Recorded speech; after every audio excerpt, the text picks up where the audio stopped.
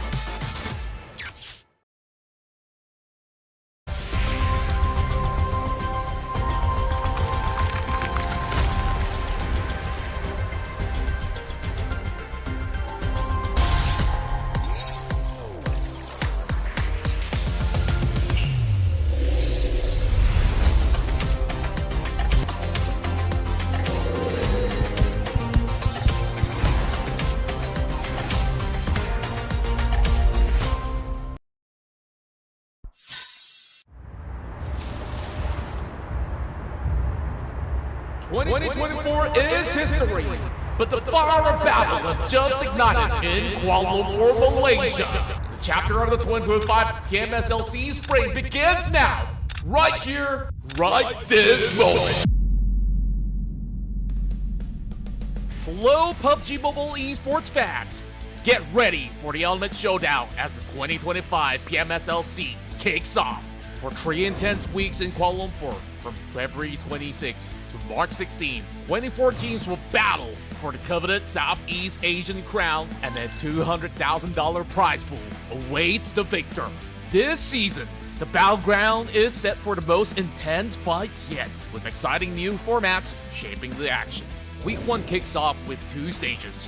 In the group stage, 24 teams are divided into 3 groups and compete over 3 days. The top 16 teams will advance to the Super Weekend. Yes, say goodbye to Super Sunday. Now, 12 matches over 2 days will decide the Week 1 standings. Week 2 raises the stakes with a game-changing twist, Smash Rule. Once again, the top 16 teams advance to the Super Weekend after 3 days group stage. Before Sunday's matches begin, the match point will be set, determined by taking Saturday's first place team score and adding 10 points as the target score. On day 2, the battle will continue until team secures a winner-winner chicken dinner after reaching the match point, or until all 8 matches are played. It's also worth noting that on day 2, under the Smash Rule, matches will rotate between Erangel and Miramar. Based on each week's Super Weekend ranking, teams will earn league rank points to secure final slots. And finally, the finals, the culmination of all the action. The top 16 teams, based on their league rank points from the league stage, will face off in 3 electrifying days to decide who will take the crown. Now, let's cheer for these 24 teams from Indonesia, Malaysia, Thailand, and Vietnam. Rivals clash, legends rise. Only one will claim the throne and take the C slot for PMGO main event. The battle for glory starts now. Let the games begin!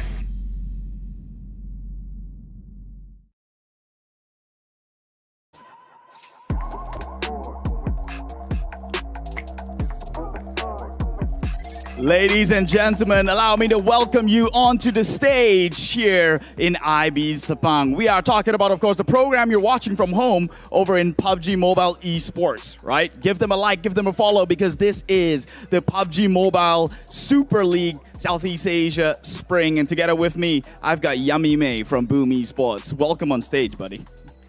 Few questions before we do kick off onto the action. I know I can see the both of you really excited to get into it, but Boom Esports is a name we all know in the PUBG Mobile scene. They've been champions more than once before, but last season, not so great. So this season, you guys started strong in the group stage, first to get 114 points. What's your motivation going in? Oke, jadi Yami, seperti yang semua orang tahu lah, Boom itu last season seperti apa. Dan nama Boom itu sebenarnya besar di PMSL SEA. Oke. Dan minggu ini kamu menunjukkan prestasi yang sangat-sangat bagus. Apakah yang memotivasikan Yami dan juga rekan-rekan tim di Boom? Yang pertama kita mau balikin performa tim, sama kita mau dominasi setiap harinya. Yeah, of course we wanna bring back our performance, our old performance, and yes, our aim is basically we want to dominate every single day. That's a very, very ambitious goal. I mean, to repeat the glory days of Boom Esports, you are missing one thing in the formula though. The roster is new. Old results comes with old players, but you're coming in fresh and new. What do you think about this new teammate though? Are they a championship winning team? Oke, jadi kalau kita lihat dari lineup ataupun roster Boom Esports sendiri itu udah berubah dengan roster-roster yang pernah menjuarai trofi PMSL sebelum ini. Menurut Yami sendiri, apa perbedaannya dan apakah roster yang sekarang itu bisa dibilang roster juara? Roster yang sekarang lebih baik daripada kemarin. Roster sekarang pasti setiap ada masalah selalu ada solusinya. Yeah, I think this current roster is very strong roster. I think this is a championship roster. It's because of, even though we have a problem inside the game, we always come up with a solution. Always thinking on their toes, coming up with a bang, or in this case, coming up with a boom. plan. And I'm excited to see that. I mean, there will be doubters out there. There will be people who might say they can't do it. But hey, first week of the PMSL and already you're coming in strong. I believe this team has got what it takes. But enough speculations, because guess what? They have got loads of game to cover today here in the PMSL SEA Spring, and I'm not going to take your time anymore as they get behind bars or get behind station to fight for that trophy. So I'm going to pass it off to the casters, our beloved at hand.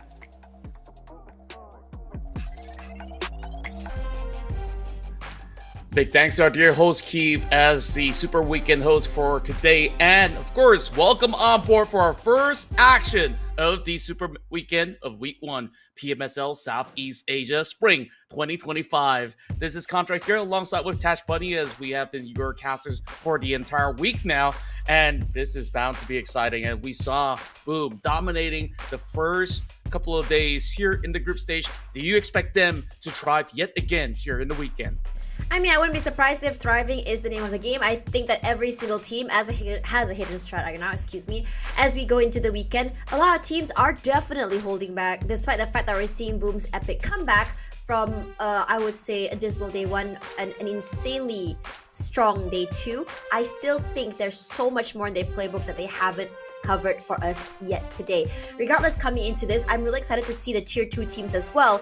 And you know, when you look at the Super Weekend this time, some of the usual suspects that we usually see playing the Super Weekend, such as Alter Ego Aries, we're not seeing them this time. Instead, we have some teams that has already been promoted from PMNC, PMCL coming up top. I'm talking about KAGENDRA. I'm talking about MEC, a brand new roster is coming here into the season, which means that this season is not only going to be the usual storylines of the veterans dominating, but also the newcomers going on top and challenging how the game has been played. But pause, because now let's have a look at the overview. For you guys who are not watching this week, we start off today strong with the usual points right now with a 10 points per chicken dinner. This tournament boasts a $200,000 prize pool. Plenty of money on the line, and of course we can hear from all the teams they want to bring the trophy home for the pride of their respective nation.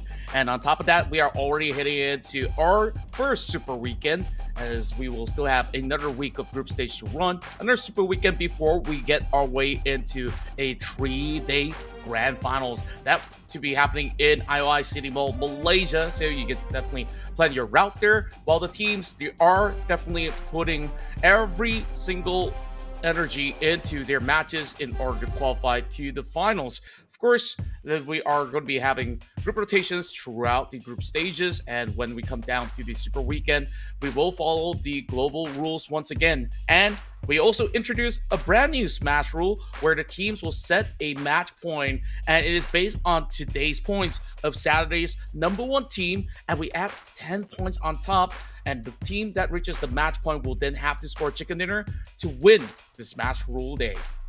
Anyways, these are the teams that have made it to this weekend. Again, reminding everyone that we're not usually seeing the usual suspects here. I'm talking about so many teams that haven't made it here, particularly Alter Ego Aries, that tend to be very, I would say, neck and neck with Boom Esports. Granted that this tournament is a lot shorter, perhaps they're not able to catch up in terms of, in terms of pacing, not able to figure out how these newer teams and players play. And on top of that, they maybe haven't really figured out, because again, it's only 2 days this week to make it to Super Weekend compared to the usual 1 week before. Coming in today as well, I think there are a lot of teams that I really want to talk about. Boom Esports with the epic comeback. We also had an insane run there from ENAM SEMBILAN, making it on top, barely making it here, thanks to the 1 to 2 point win over New Era. It's been phenomenal this week. Indeed, and overall, it's not only just ENAM SEMBILAN that got promoted here into the Super Weekend. There's also KAGENDRA and a few other notable names, but like you said, Boom, they've had such a spectacular run throughout the course of our Day 3 groups, where we see them really pushing teams, trying to cut into a lot of all these areas. And even when they are pit over onto the corner of the blue zone, they always figure a way out. And that's the strength of this roster, as said by the superstar, Yummy. And looking at the other teams on how they've been coping, I think one of the biggest performances coming from the Thai region yesterday was actually from eArena, where they finally gotten a very good groove into getting plenty of points per round, despite not really securing that many chicken dinners. I think one thing that is coming here for sure is that in that weekday situation, you don't really have to go all out. You don't really have to kind of really hold on to that chicken dinner situation. I think VPE, BTR, Boom Esports, they love being in the top 3 spots. They love being at the very top. And I understand it is for them that that dominance that they want to show where they are as a team. But at the same time, while it is that super weekend that matters the most, I am expecting upsets. I am expecting surprises, and I'm really hoping my speculations will come through. Regardless, these are the head-to-head right now between Boom Esports as well as eArena. Boom Esports thrives in terms of average eliminations, chicken dinners, average placements, as well as the top rates. But I have to say, eArena, a team that's just been, joining here into the PMSL Tier 1. I mean, the players are definitely a lot more experienced. It's not their first rodeo here on the big stage. But as a team coming through together this soon, showing us this much dominance is honestly a pleasant surprise for me. Yeah, I'm really surprised on the rate of their performance. And of course, I did mention that they do have very strong coaching staff on their back that see them thrive in the PC counterpart. But just look at how it works out so perfectly for this newly established roster. Although with those familiar names, you start to see players like NC2, which usually has been the silent killer of many of these matches in the past. Now, he seems to be a lot more active and more prevalent into taking first contacts and so much more. Sanhok is going to be our first match of the evening, followed by 3 back-to-back rounds of Erangel, and then ending the night with that double Miramar, just like how we did in the group stages. But this means that we only have a total of 12 final matches over the course of the weekend to see who will be the one to back in those max points and make it pretty much secured for them to head to the finals. Anyways, pausing on the tournament day, ladies and gentlemen, reminding you guys one more time that we have the PUBG Mobile 7th anniversary music collaboration, which will be happening on March 7th. Contrasted to us yesterday, it's going to be a DJ. I suspect I know who. I'm not too sure. Regardless, if you guys are watching, let us know in the comments who you think that is going to be part of this collaboration. Yeah, and I guess like some people can already take their guesses already, where if they've been tuning in since the get-go, then they probably know a friend that's been around for, a long while, giving us one of the best bops throughout the course of the year. And of course, the event cannot be possible without our dear sponsors, TECNO, as they proudly bring to you all these amazing stuff coming in. They are a brand that understands the needs of hardcore gamers, and with the POVA 6 Pro G, powered by a fast processor and 120Hz ultra smooth display screen, your gaming experience is now more responsive and lag-free. Get your hands on the TECNO phone by visiting their website, or if you guys are near a shopping mall, I'm pretty sure you can check that one out for yourself. So after that, let's get right into the matches. I mean, we got so many teams that have really shown us some strengths, some still needing to figure out certain weaknesses or certain mistakes that they've committed. But hey, I think the top 16 here are definitely ultra competitive. I think at any given moment, even a team like ENAM SEMBILAN that rivals yesterday could actually start taking chicken dinners today. I mean, they nearly did a few times as well, but pause, it's prediction time. Now, coming from me today, I think it's just the usual stuff, but I am putting MEC on top here. They are also currently at the lowest rankings in the top 16 right now, but they have been surprising me mildly, especially with the duo of Mikial as well as Tom as well, which has really shown us their prowess on what we can offer in terms of pro play. I love the fact that this team, despite the fact that especially Mikial and Tom has since been eliminated from SEM9, separated and then coming together once again, showing us the chemistry they had a while back. There's a reason why these two players are together, and I am expecting more from them.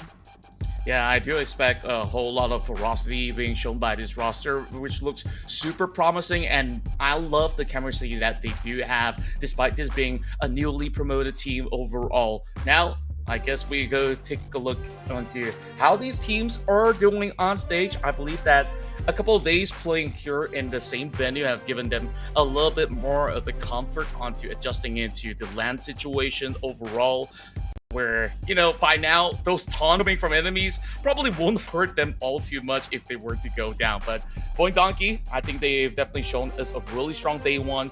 Day two, a little bit more of a stability run coming from VOIN Donkey, not really showing too much of their trump card just yet. So VOIN Donkey is one team that I do expect to be able to start things off really well in Sanhok.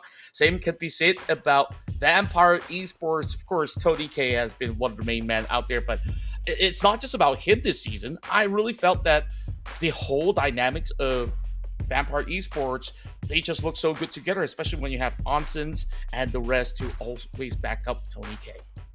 Yeah. I think talking about Onsen's backing up Tony K, I do love the chemistry between these two players. I think there's also that idea of like what to expect from a team when they are reshuffling their rosters. I think throughout this week, this is the most in a week that I have seen subs go through or rotate through a lot of teams. I think we saw it from VPE, we saw it from SEM9, and I also believe CD Alliance also had a shuffle as well in terms of their subs coming through to the game.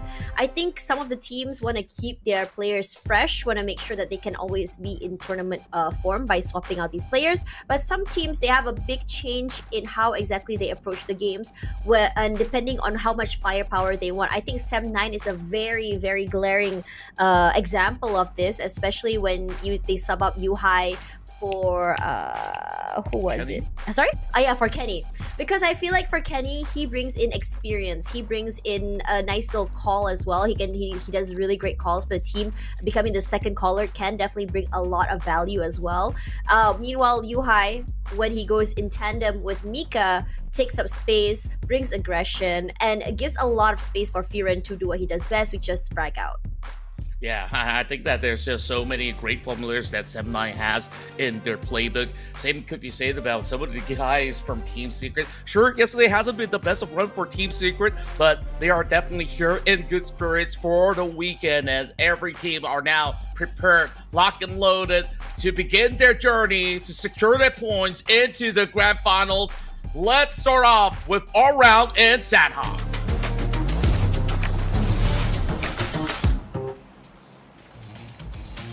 Up to say today strong, and with a very aggressive map here will be Sanhok.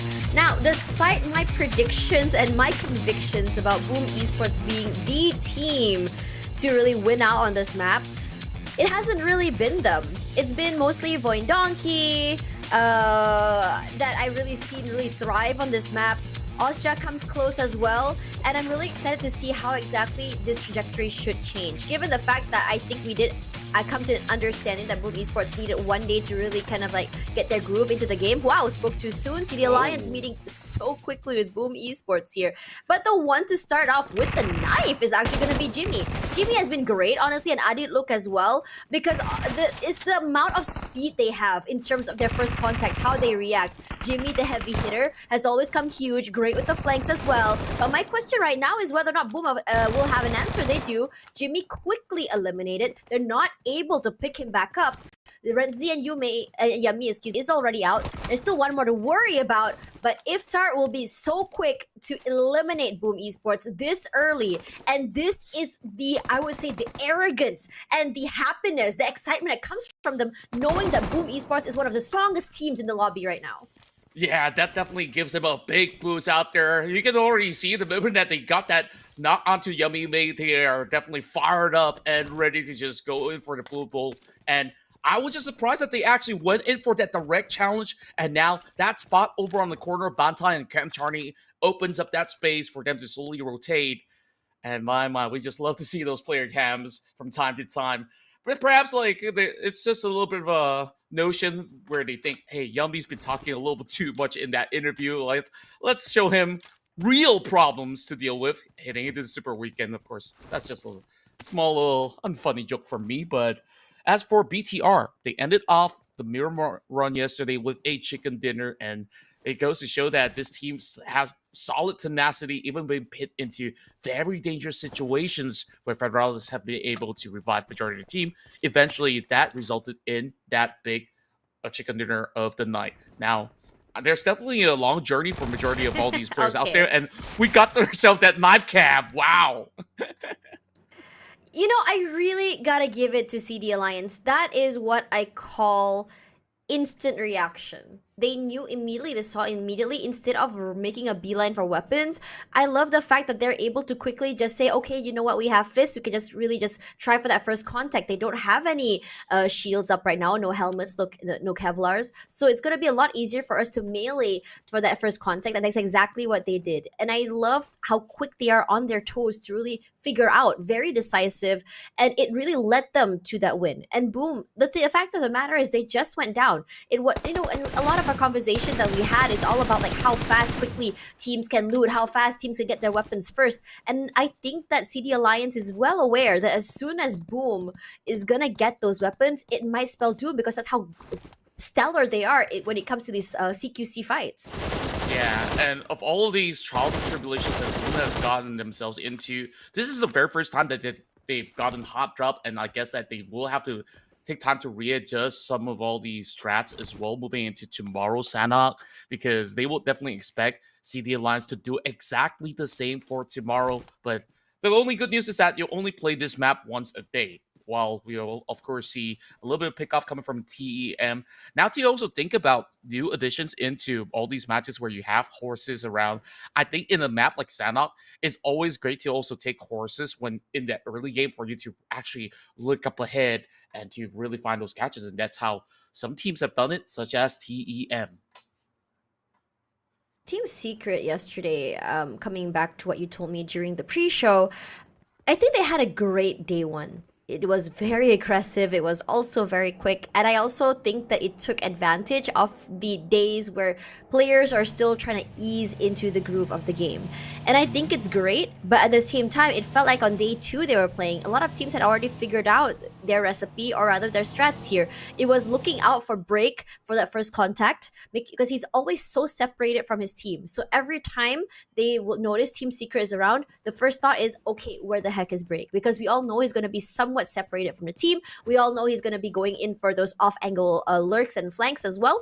And it feels like he's been shut down so many times. He tries to make magic happen, especially when it's like in a 1vx, 1v3s, 1v2s, in those like clutch moment situations. But as teams start to adapt, they're really not allowing that 1v1s or isolated fights to happen. And I really like the fact that most teams have started to understand that a lot of players are capable for these jump shots through the smokes around these rocks as well. And I think we've seen it happen from both ENAM SEMBILAN as well as KAGENDRA. Now these teams going toe to toe, excuse me, both teams suffering heavy losses already. Tensky nearly gets knocked down. One player from KAGENDRA already needs to be picked up. It's going to be Ichan there. Casper going to try and do that. And I think he's going to be able to, out in the open, and now SEMBILAN left in this situation where they are forced to move back, forced to go for this reset. But Kryptonite has been one of those players that has been really terrifying to watch. He's so quick on his toes. He likes to go aggressive. He takes up space. And I'm not sure how he does this, but despite the fact of going straight right up in your face,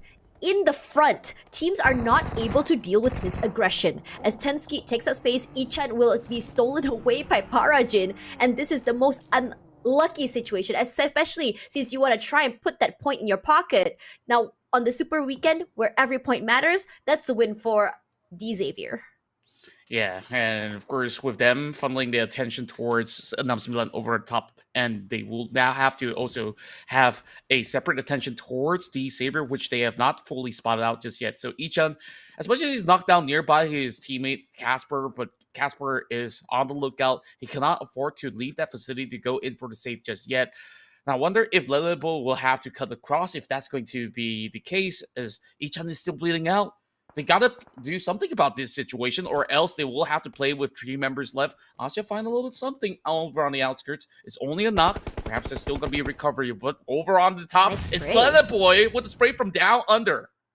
Nice nade as well to answer back. So each team getting heavy losses already. Ichan's out, Achul as well, the heavy hitter for KAGENDRA, but Casper trying to just lurk his way up here, proning as silent as a ghost. So he is so aware that ENAM SEMBILAN is trying to go for a reset. No clue where Kryptonite is, but he has to make it quick if he wants to actually secure that kill. Okay, not happening already. Time not on his side. Timing is just so off right now. Kryptonite waiting, and so close around is already VPE. And you can tell they've been lurking there for quite some time, waiting for the right opportune moment to strike. VPE is a team that's been going huge and going quiet at the same time. And I think today their mindset has changed here. They do not, or at least they want to minimize the amount of mistakes or the amount of situations that they put themselves out in the open or vulnerable to other teams.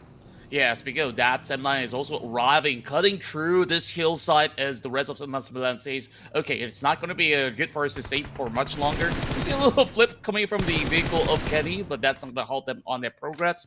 Little boy can only try to take that opportunity to go in for a spray down. It's only 2 members left from KAGENDRA, which is why we understand that they will take it a little bit slower now that the other teams over the top end of the hill have dispersed. So they will have ample of that space to work with at the very least. But we're looking at Krypton just hooking up a couple of these garages for themselves as the rest of SEMBILAN is also giving chase.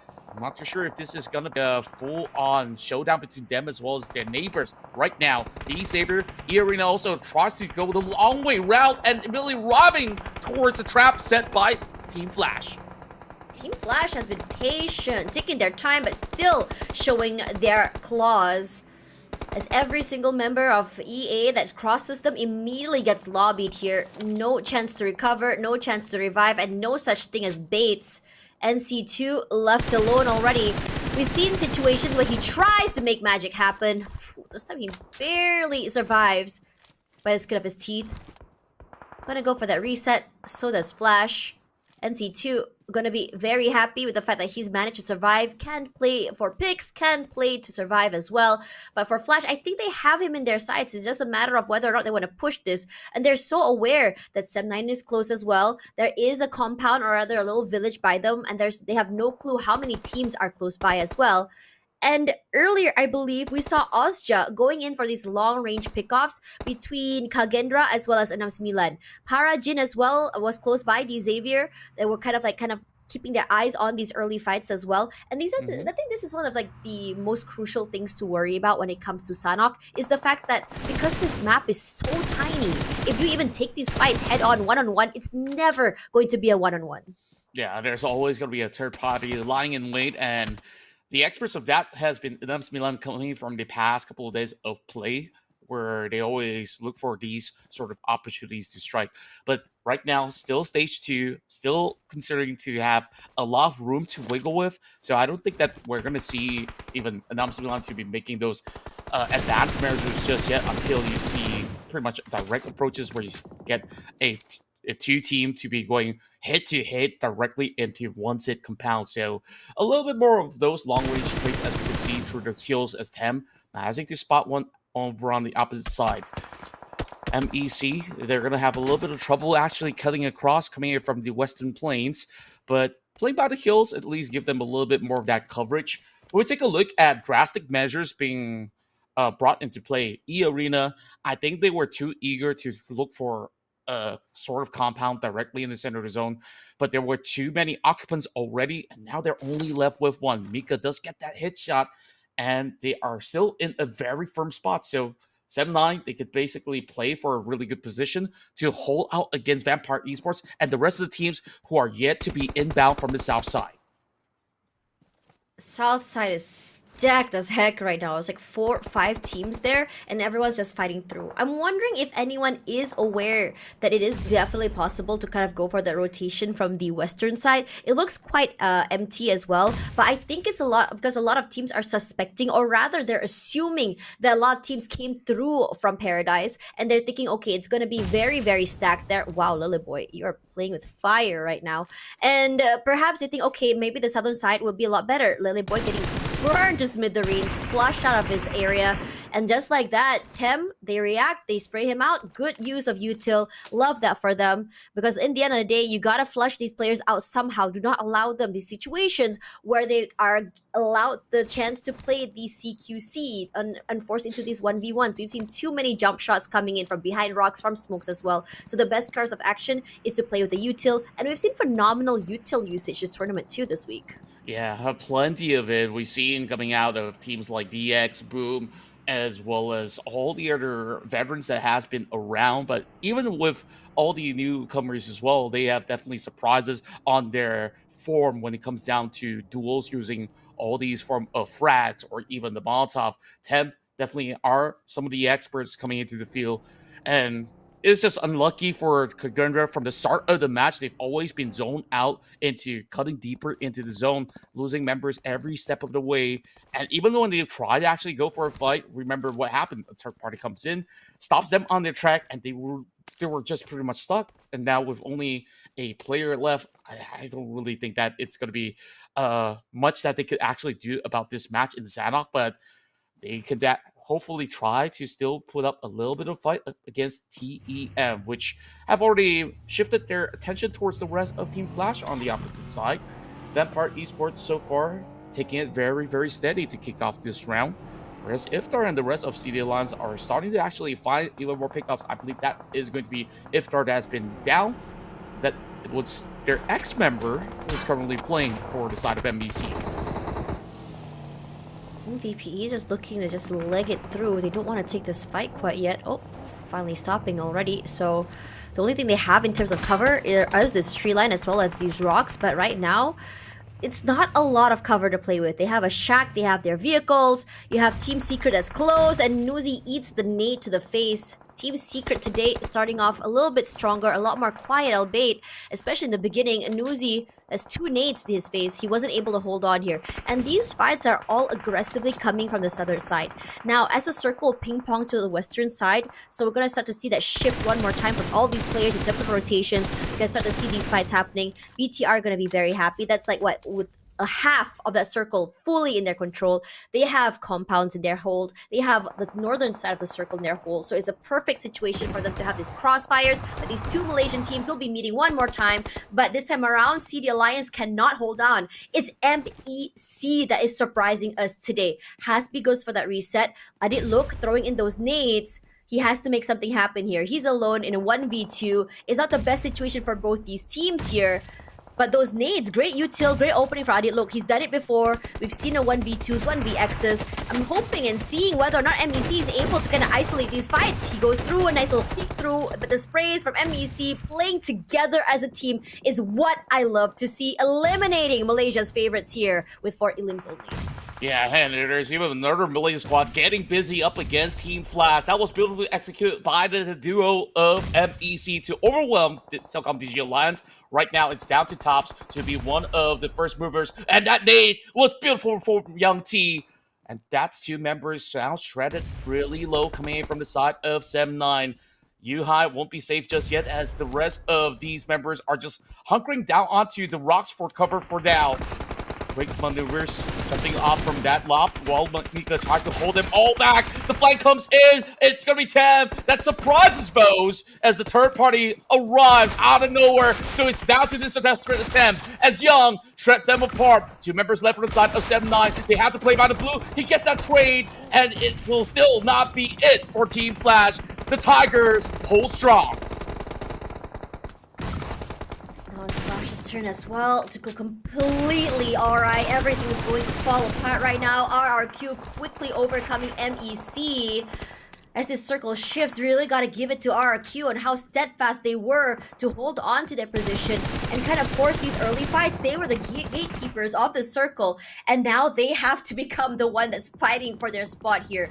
It's a good hold right now. They have the compounds to work with, but these compounds mean nothing as the blue zones chunk forward. VPE, this is why they rushed into the circle. This is why they completely disregarded RRQ just now as they were trying to rotating in. Yes, they have suffered a loss. Yes, they lost Nuzi early, but now because they have their zone, they have their situation, they have their areas right now, all they have to do are just spray these smokes, let the blue zone put in the damage, and all they have to do is just pick up the pieces. The whole team of RRQ falls, but it's not VPE that comes up on top. It's VOIN Donkey. They've been watching them for quite some time, and it's only down to Onses and Sweps in the corner there. They're alone. They have a shack to work with, a nice little hut to work with, excuse me.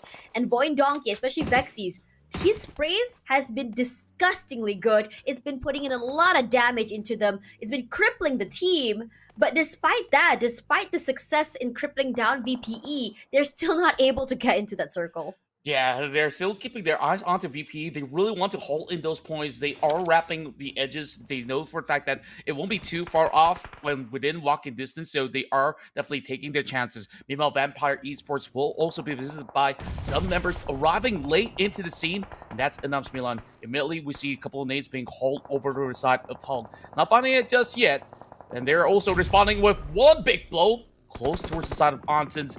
And Onsens as well as Shrebs, they're in trouble right now. More attention being paid over onto this corner of the shack while they are trying to push through. It's down to Krypton to seek out the final member remaining from the side of Vampire Esports. While Hulk deals with the rest from VOIN Donkey. They find a good catch. Great damage being done. Onsens still holds true. And now it's down to 1v1.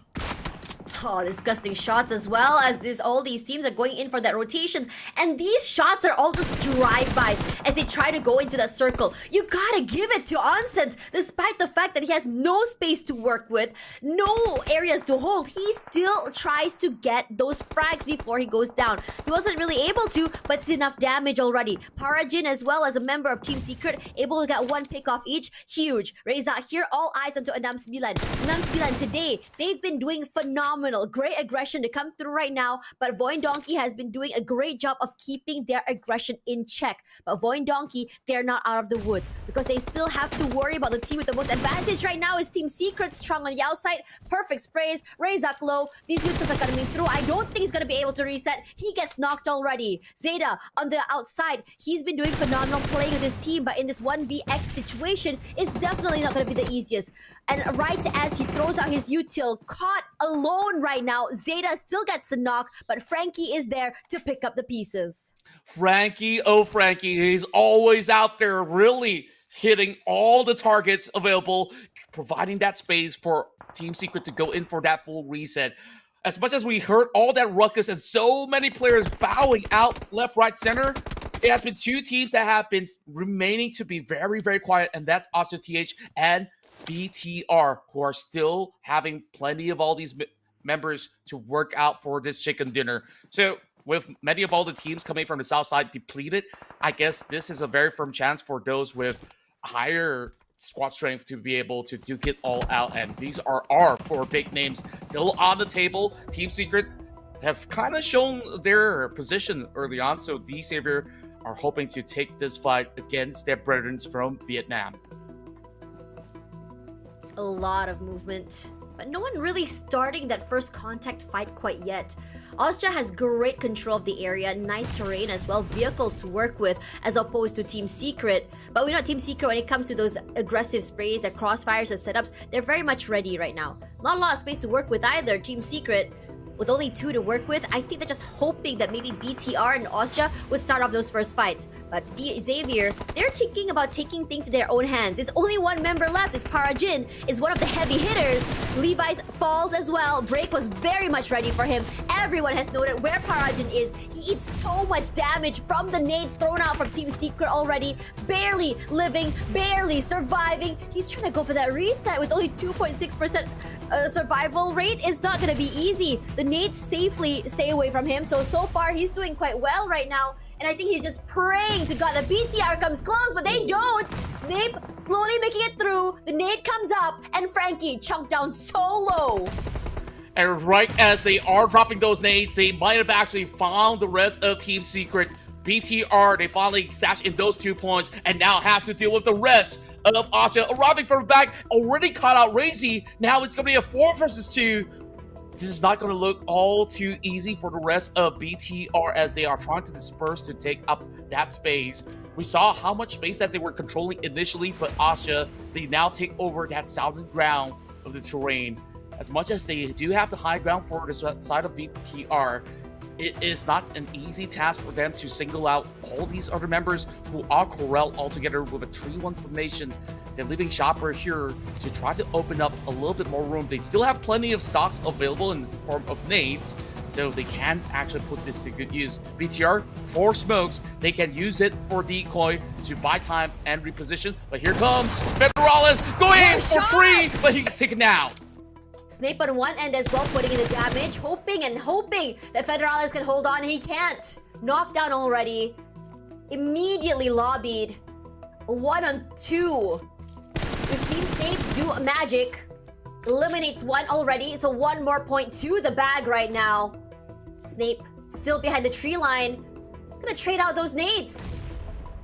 Both nades not landing quite yet. Snape does eat a lot of damage, sprays out one, knocks one the other, but he's not able to fully hold on longer to just fully secure that kill. And OSJA, the quiet team today, starts off the day strong on Sanhok. It's a winner chicken dinner.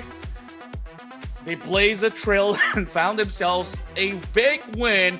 As much as they weren't all too flashy in this matchup, you saw how composed they were throughout the rest of the span round. And that goes to show that they have their objectives absolutely set for this weekend. OSJA TH once again showing us their strength in Sanhok as one of their best maps throughout the week.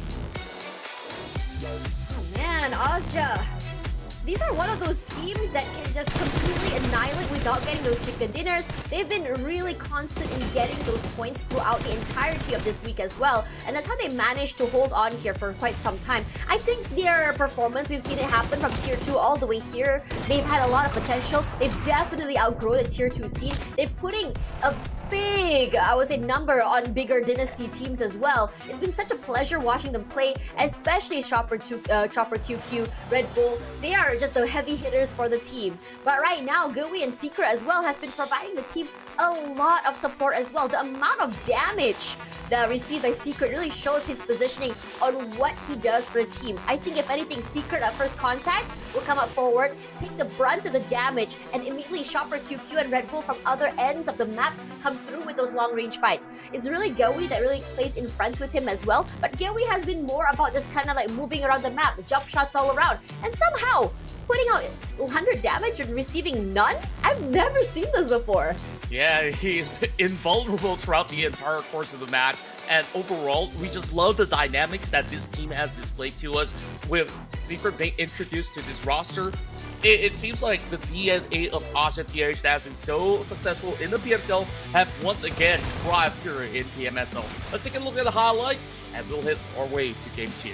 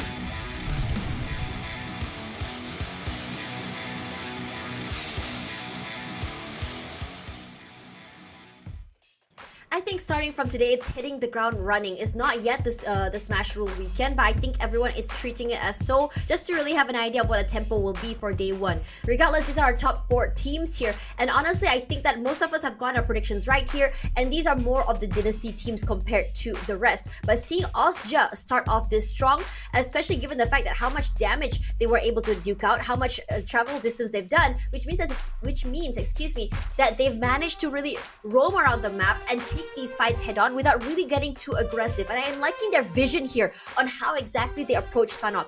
And I think you and I both see, right, Contra, how this map is, because usually for Sanhok, it's hitting the ground running, aggression from all sides, and it's going to be long range fights. Because I mean, to be fair, it's a tiny little map. You can't third party anytime, but every single team made sure to play it a little bit more passive toward the end. And I'm seeing this pattern happen throughout the entirety of this week. Yeah, I could say so myself too. When we take a look at the teams that were in that finale of Sanhok, BTR, OSJA, TH, they weren't exactly the most involved in majority of these fights. As a matter of fact, the ones that have been the most aggressive here has been names like Team Flash, Team Secret, and also VOIN Donkey that has plenty of pickoffs throughout the course of that field. And each has been handsomely rewarded with very decent points, so you can still see that by the end of this round, the points that these teams have accumulated are still fairly competitive to match up against OSJA, as much as OSJA has got that 10 extra supplementary points with the chicken dinner. And even down to all the way to 15, everybody at least received a chunk of the pie. The only outlier here is eArena, where we saw them go in for a grand hustle just to drive right through plenty of all these teams to book a spot. That didn't exactly work out. We hope that at least the bigger maps, eArena can do better. Gunslingers right now, and I think for D Xavier, I think today and yesterday has been quite a rough day for them. If I'm being honest, they've been really quiet. It's very different than their debut day as well, where they came through, played on day one, went aggressive as heck, went around the entire map, went hunting. And I think that this is what I talked about in terms of adjustments. I think it's really hard to see at first when it comes to these things. And I know that a lot of teams, especially viewers, would be like, okay, this team is playing terribly today. We don't understand why they're a team that goes aggressive one day and just completely gone the other. And I think that players and viewers are disregarding the fact that players, every time the day ends, has an idea on how exactly they want to approach certain teams. If one team is going too aggressive or going too strong, there's a target on their back on how exactly they want to deal with these certain teams. Regardless, as we move on from this, don't forget that the grand finals of the PMSL SEA Spring once again will be happening in Kuala Lumpur, Malaysia, and this time it will be in IOI City Mall, the Grand Exhibition and Convention Center Level 3 in Puchong.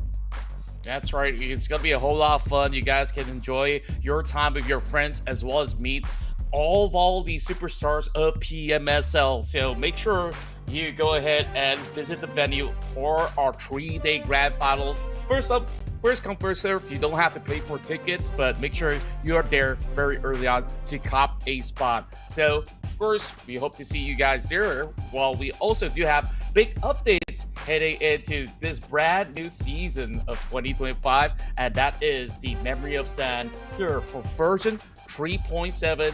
And within a few days, you will be able to explore the mysterious deserts and have a whole lot of excitement there as you guys can check out the golden moon that is about to rise, and the memories of flowing sand will once again begin to drift. And if you guys haven't downloaded, what are you guys doing? Go download the game right now. Very exciting moments, but coming into the next map here, I think we mentioned about the bigger maps and what exactly it means for these teams to prepare for those maps as well. I think a while back we always had, like, I think king for certain maps, teams that we can already figure out to go a little bit more insane, a little bit more crazy for this map. But I think that era has now passed, because every single team kind of like joins these fights, joins these matches with fresh new eyes and a fresh new outlook on how exactly they want to do these rotations. If anything, they do have certain checkpoints. I think, you know, after talking to some teams and understanding how exactly they play and go, they do understand how each team rotates, how each team navigates through the map.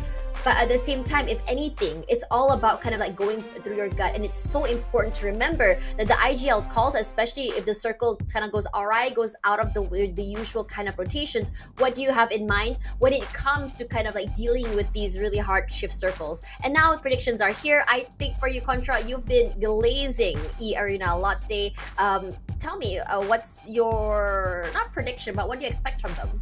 Yeah, I think like Sanhok, they just made a very hasty move, and that they didn't really benefit from that. But when we take a look at the data that we have from yesterday's run, they had some really high average points when they do end the round from Erangel particularly. So I do expect that we see a lot more stability. This is not a team that loves to go out hunting early on, but play that stable run, and stage 5 onwards, that's where they start to open up the party, look for pickoffs, and then close in the distance. Same could be said about Dingo's Savior, when we have seen, sure, they didn't really have the most spectacular day 2 of their respective groups, but day 1 they have definitely shown up really huge. So what Dingo's Savior probably will have to adjust to is maybe to certain play teams' tempo, where when they were dealing with a super high tempo matchup, they tend to have fallen back to a little bit more of a turtle stand. But when they are faring with equal terms of speed, they seem to be able to do wonders, especially when you saw that fight that they had in South Pachiki against BTR, which see them come up on top, but it definitely came with a whole lot of casualties as well. So I'm hoping to see a steady run from these two noble names as well as the rest of the pack. Okay, so we talked a lot about throwables as well in terms of how these teams play. I mean, yeah, we have Parajin, Break Mika, and Young with those openings. That's great with the grenades, great with the throws as well. But at the same time, I think that a lot of these teams are starting to understand why these are so important. Rather than rushing forward and taking these fights head on, I think the idea of knowing that the DBS, despite the fact of it being nerfed already, is still definitely a looming threat. We've seen so many 2v1s that teams have lost. We've seen 3v1s even. We've seen quick, just one taps that somehow manages to get these call-out kills as well.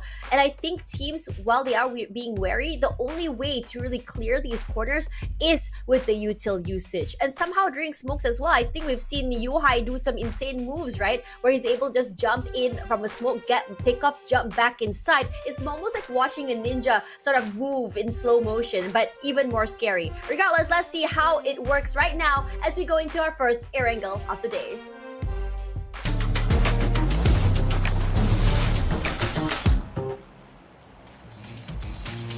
The teams have definitely sharpened their fangs throughout the weekday one, and here in this Super Weekend, we have definitely seen some of the finest moves coming in from even the likes of OSJA TH that have managed to take home that chicken dinner for our first round. But the tempo will change as we hit back into our classic map, and we are looking at the flight path to begin from Georgia Pole to hit into the corners of ENAM Pollyanna.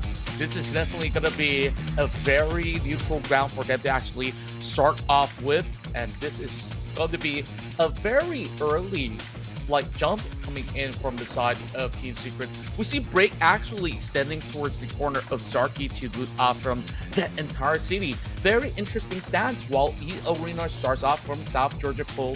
Since we don't have FaZe Clan this weekend, eArena has made certain adaptations to take over the hospital grounds, as well as some of all these living points coming from the apartments of George, whereas Vampire Esports have always moved into the PMSL sector.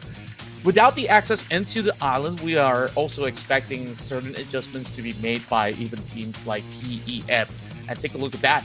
TEM Entertainment, they opt to go in for a very late drop into Lipovka. This might actually surprise some visits coming in from the side of VOIN, but VOIN says, nope, we're going to take the north side. There is Salberg, Kameshki out in the open, but this is going to be such a long journey up ahead as the circle will still remain to be over onto the western plain, covering the areas of Gatka, Ruins. We got so much room for them to actually play around with. Good start for Town. He went on to actually secure that garage alongside with the rest of MEC, who are pulling around the region of the south side. So definitely interesting as we will see how far can MEC take it, as they have definitely wowed us during the weekday run.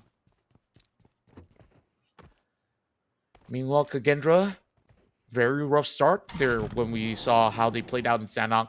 Always getting gated by teams from across these corners, while we are already seeing MEC driving through. They have to be thankful that Bright wasn't exactly too ready to actually take them on, or else that could easily be some big casualties right there. TEM Entertainment still looking to find their footing. They managed to still get some decent trades back in the past round, where they've got themselves those 3 corners to actually kick off in Sanhok. I'm wondering on how exactly these teams have changed up the way they play ever since yesterday. I think throughout the entirety of this week, there's not a lot of adjustments if I think about it. It's mostly just more of adaptation, if anything. Now, coming into today, when we talk about adjustments here, I'm talking about any changes in drop spots, any protocols on how they want to take these rotates, any idea on how exactly to play, not role swaps per se, but how exactly do you define these roles and your reaction when it comes to these fights? Because we do have protocols, right? Like you say, if it's SEM9, but is Yuhai Mika playing? How much further are they playing ahead of the team compared to the other two players? Yesterday, I think for Vampire Esports, it's all about that idea that Tony K takes first contact, and then after the rest of the team kind of like follow through. But that didn't work out because suddenly there's a lot of, I would say, a disconnection between him and his teammates. Tony K goes in first, his teammates cannot follow up, especially because some teams kind of react with util in the initial hit, and then they brought in Nuzi to change up the way they play, maybe having a little bit more aggression alongside Tony K, but it felt like individual brilliance still. The same problems that we saw from Vampire Esports last year. Perhaps this is something that they intended to do, have Nuzi work on his own, play his own game as the rest of the team kind of reacts off of him. But like it or not, I think a lot of teams have started to identify this. So what other changes are being implemented on this Super Weekend? Yeah, speaking of changes, right? There's definitely plenty, especially when you consider Super Weekend to be an alternative grouping when it comes down to the top 16 that have qualified to this weekend. And judging from certain situations as well, when I take a look at the flight path and how TEM has also adapted, understanding that, okay, this flight, we're not going to get that access into the island that we usually would drop at.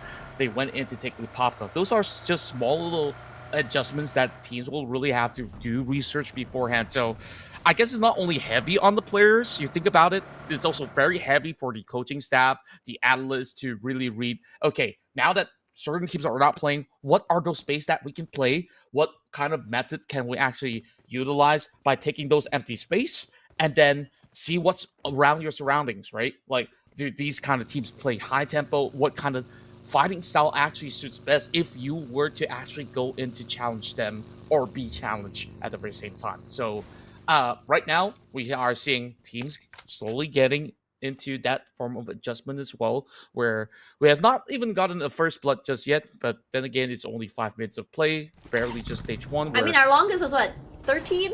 10 minutes, 13 minutes? 13, So yeah. it hasn't break the record yet. No, not yet. You know, maybe we'll have a record where we have like the first pickoff at I don't know, 20 minutes. It's almost toward the end of the map, no? I hope not, if that's gonna be the case. You know, just keep quiet. Everyone in the Mexican standoff, a stalemate, and then suddenly the tiny little circle filled with what, 16 teams, and everyone just goes completely haywire. Give me that chaos. I remembered seeing a game, I believe it was from the South Asia region a few years back, where all the teams were playing so passive, and guess what? The ending was at the corners of Georgia Pole up north. So everybody was just hugging in compounds. You have literally about at least 50 over players and still about 60 teams intact, and it was just chaos, absolute chaos. And I remember back then it was won by one of the biggest names out there, Team Seoul. You know, that's such a big throwback now that it's been many years, but of course we have a lot of all these new rosters as well as new young guns coming in from that specific region. But in Southeast Asia, I think it's very unlikely we'll actually get to see a very, very kind of passive play, because this region is absolutely known for taking fights after fights after fights whenever they can, right? Sure, you have names like VOIN Donkey a little bit more calculated, and you have even teams like OSJA, which we saw winning that chicken dinner by showing up late into the scene and then eventually pick on those that have been weakened up already.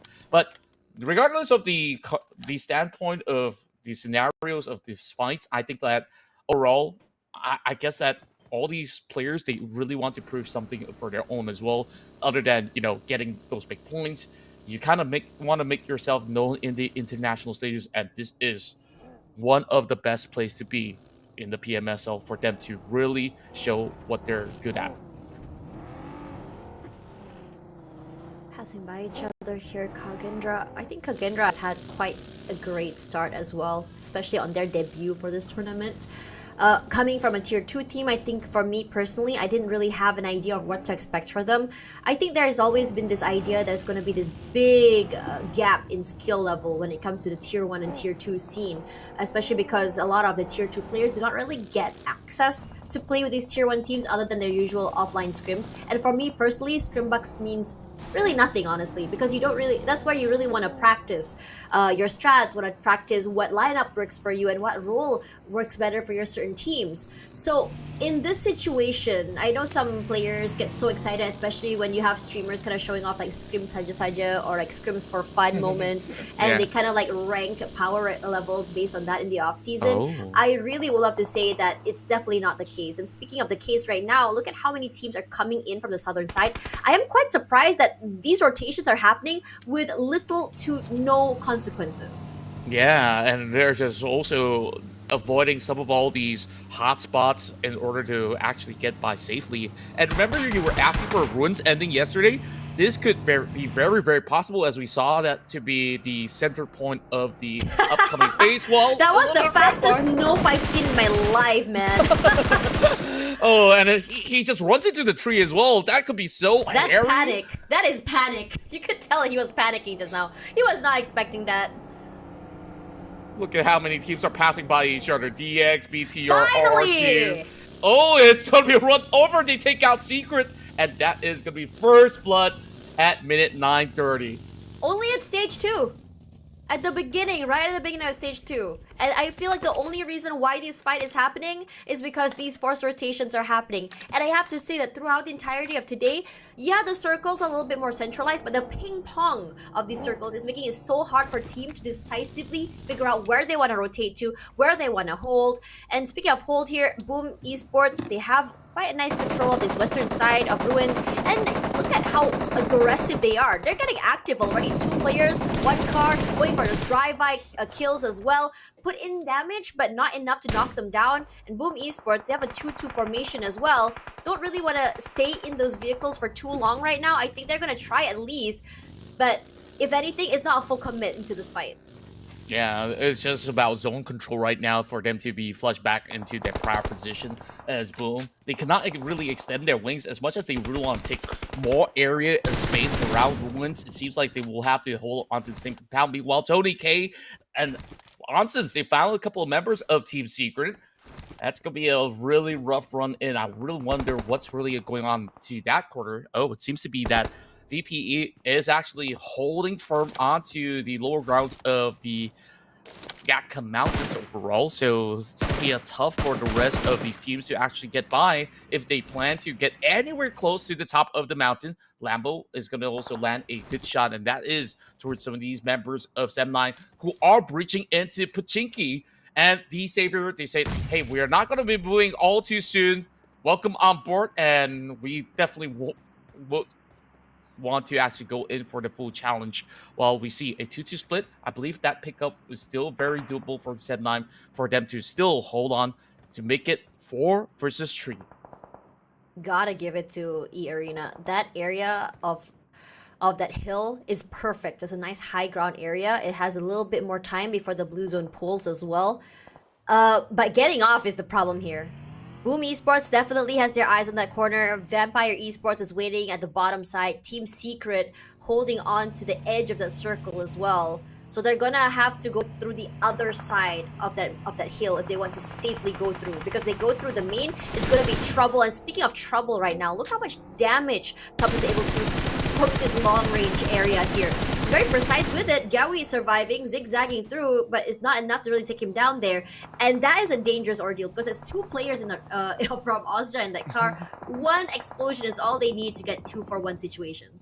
Yeah, they only found cover in the form of trenches as well. They really had to take this pit stop, considering how low they were taken while they were rotating towards these corners. But here we go. It's Team Secret versus eArena. Nades have been lobbed as if both tried to seek out Jinky inside of the HUD.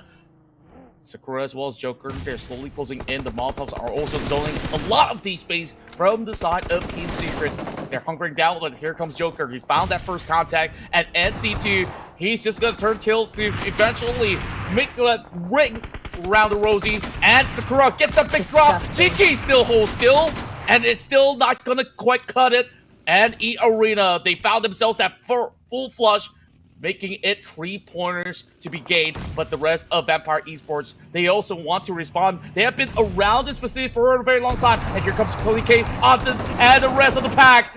NCT tries to take on the fight. They managed to knock 2 members from the side of eArena, leaving only 1. He's trying to hide over on the corner of the basement, and here comes the entry. Can he hide for all too long? Newsy coming in for the last contact, while the rest of Vampire Esports swarms right in. Down to Sakura. Can he find more? He gets that 1 knock. It's going to be a tough ordeal for VPE, as there is other teams slowly vying for his spot. Sakura still holds firm. He finds 2. What he's been playing is so terrifying. What a great whole of this area. Understanding how to play these CQCs is massive. Vampire, they thought they could completely overwhelm before EA was able to completely reset. And they did that. But you really gotta give it to them. Taking advantage of the disconnection between VPE, they were able to at least find Tony K. But at the same time, 4 eliminations is enough for eArena. It's a great start, a great hold. We did talk about how hard it was gonna be for them to get off that hill and into the circle. They've done their job. They've made it hard. At least they took 1 team out with them and 1 member of VPE. And I think they don't have to do more than that already. And Boom Esports was holding on the corner. I think they thought 3 times about wanting to kind of like go in for that third party. But I think they backed off as soon as they saw Vampire Esports. And respectably so, because their eyes are on the prize here. Objective is so easy to see, is that top 3 spot. Yeah, and like you said, it was a very good call coming from eArena. They were forced to make these kind of advancements to really take over the compound, but they weren't exactly given the right amount of time to reset.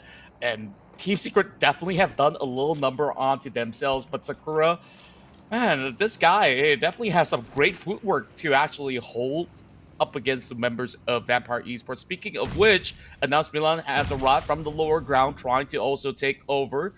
Is it going to be a full attempt as we see them on wheels? It seems like Sondara is going to charge up towards the side of Newsy. Is he going to find anything at all? As Newsy gets exposed, he's dropped down low, but the rest of Vampire strike tag.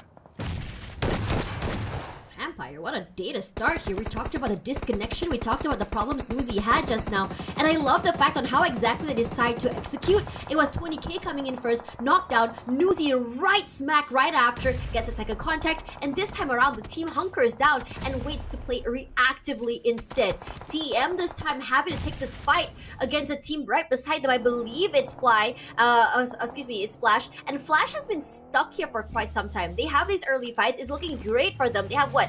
2 elims already, 7 points total in the last 2 maps. But for them right now, this is one of the hardest rotations they have to do with only 3 members left. I don't think they can recover that final members, number 1. And number 2, they're doing such a great job of holding down TEM. But SEMBILAN will fall. Levi's right smack beside as well. But Lamborghini and Nate T, they want to make this aggressive. They want to make sure they can recover their teammate as well. But Tensky can kind of change the trajectory around. He can maybe call up his teammates, give the information if possible. But no, that's not happening. They're going to go aggressive and they're going to try and secure that kill onto Tensky TK. Yeah, they're also trying to respond in kind as well. The rest of Milan, they had to actually call off that plan that they were fighting up against VPE. They found themselves on the south side, absolutely vulnerable to the 2-prong attack coming from DX as well as BTR. They crash out rather early, and now CD Alliance following a couple of members from Vampire Esports, and they trade right back. Newsy so far getting activated in this match, and I really wonder what is the verdict of that outcome. And there's only 1 member left. I believe the last member standing right now is only Newsy. Snape getting aggressive here. Trying to see if anyone he can pick off with him.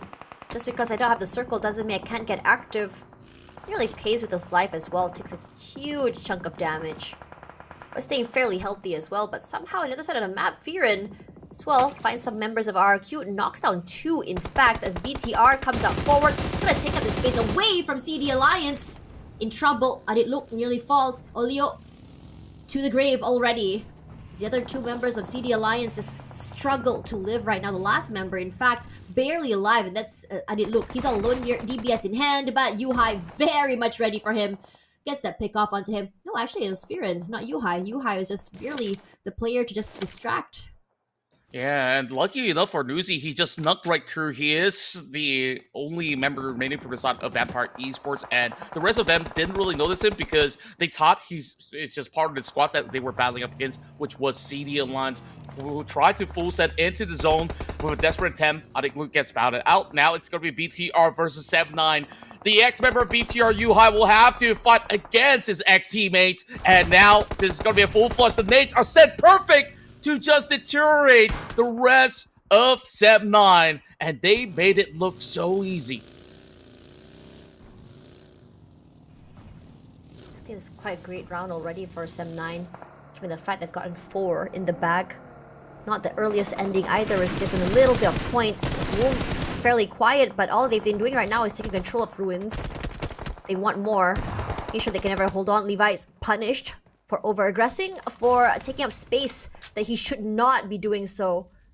Boom Esports, look at how much control of this area they have. They do have one team outside keeping an eye on them, and it's KAGENDRA. KAGENDRA and Boom Esports have been neck to neck here recently, just kind of going back and forth. But the same could be said right now about OSJA as they completely annihilate the last few members of Temp, Bright to fall.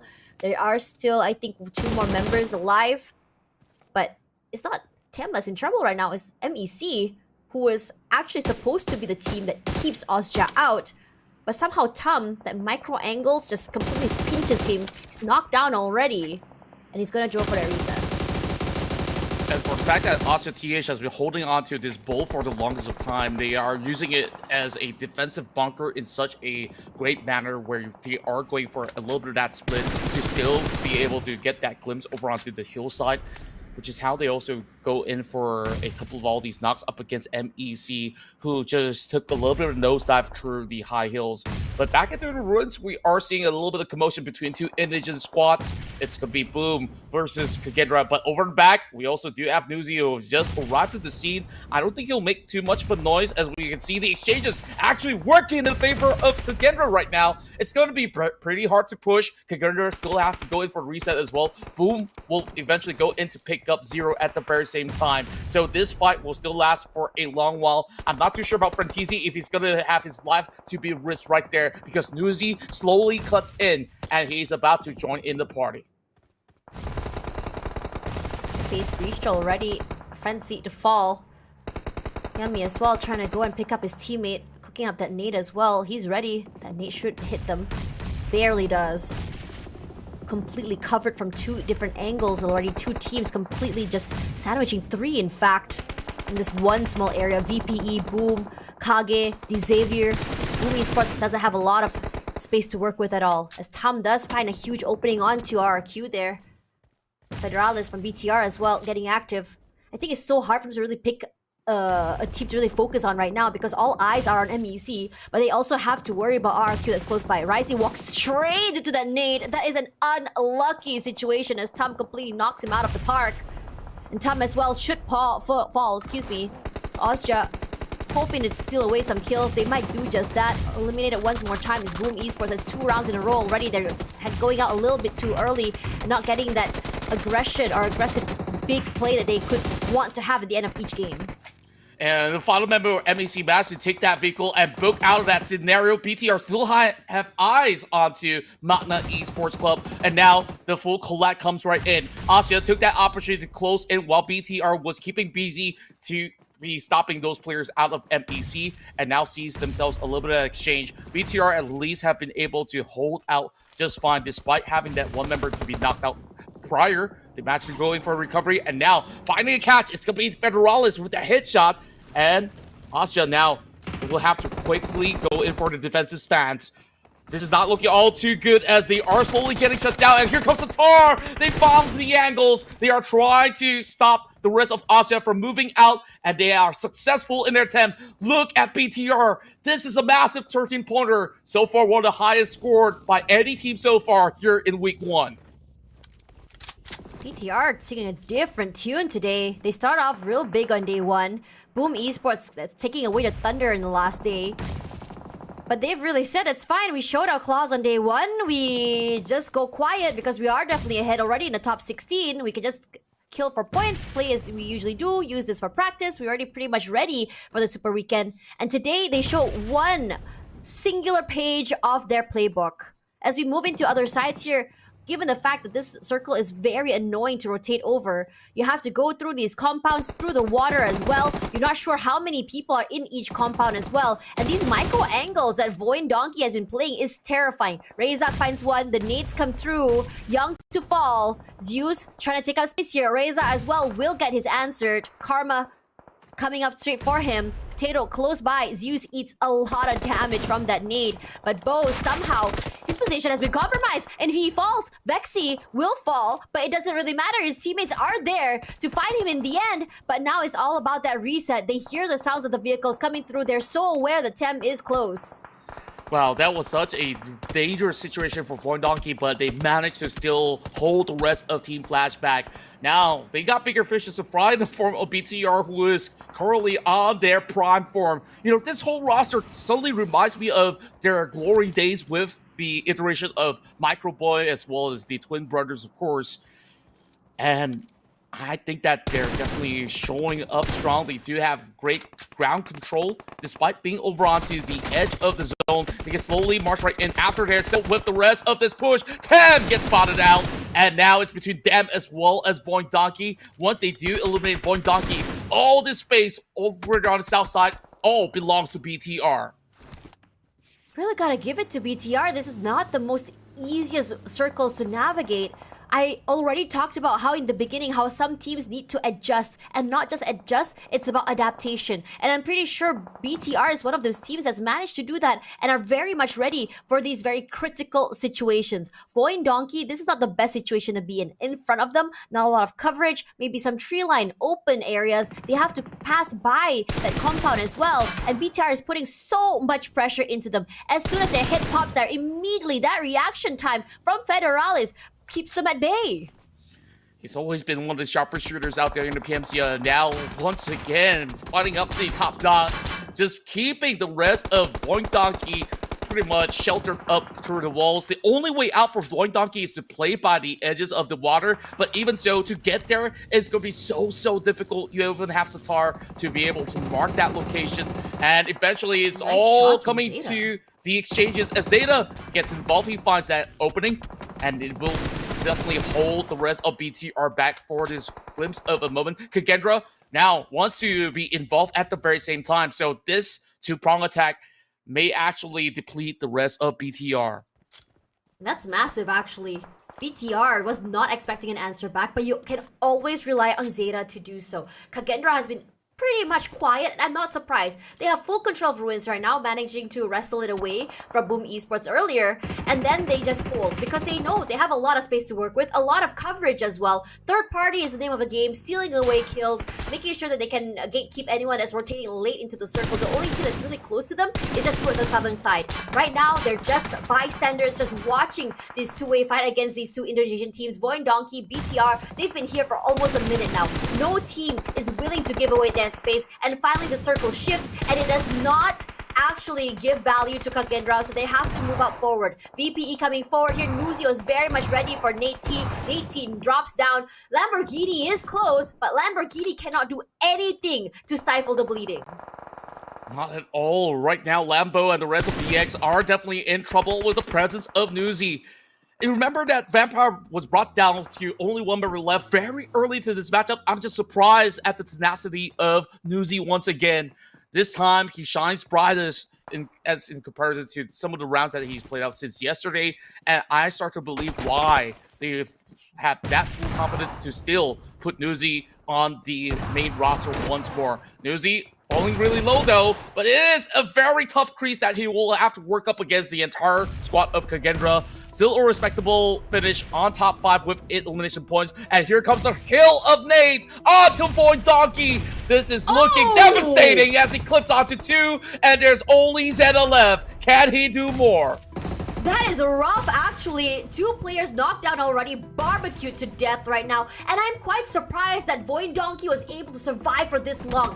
15 eliminations, rampaging right now. BTR goes huge, but they don't have the man advantage. They have to go for resets. They have Satar to pick up. They have Federalis to pick up. I wouldn't be surprised if they're able to do so, but Kage looking to deny. Ichan comes up huge here, taking up that space, rushing up forward.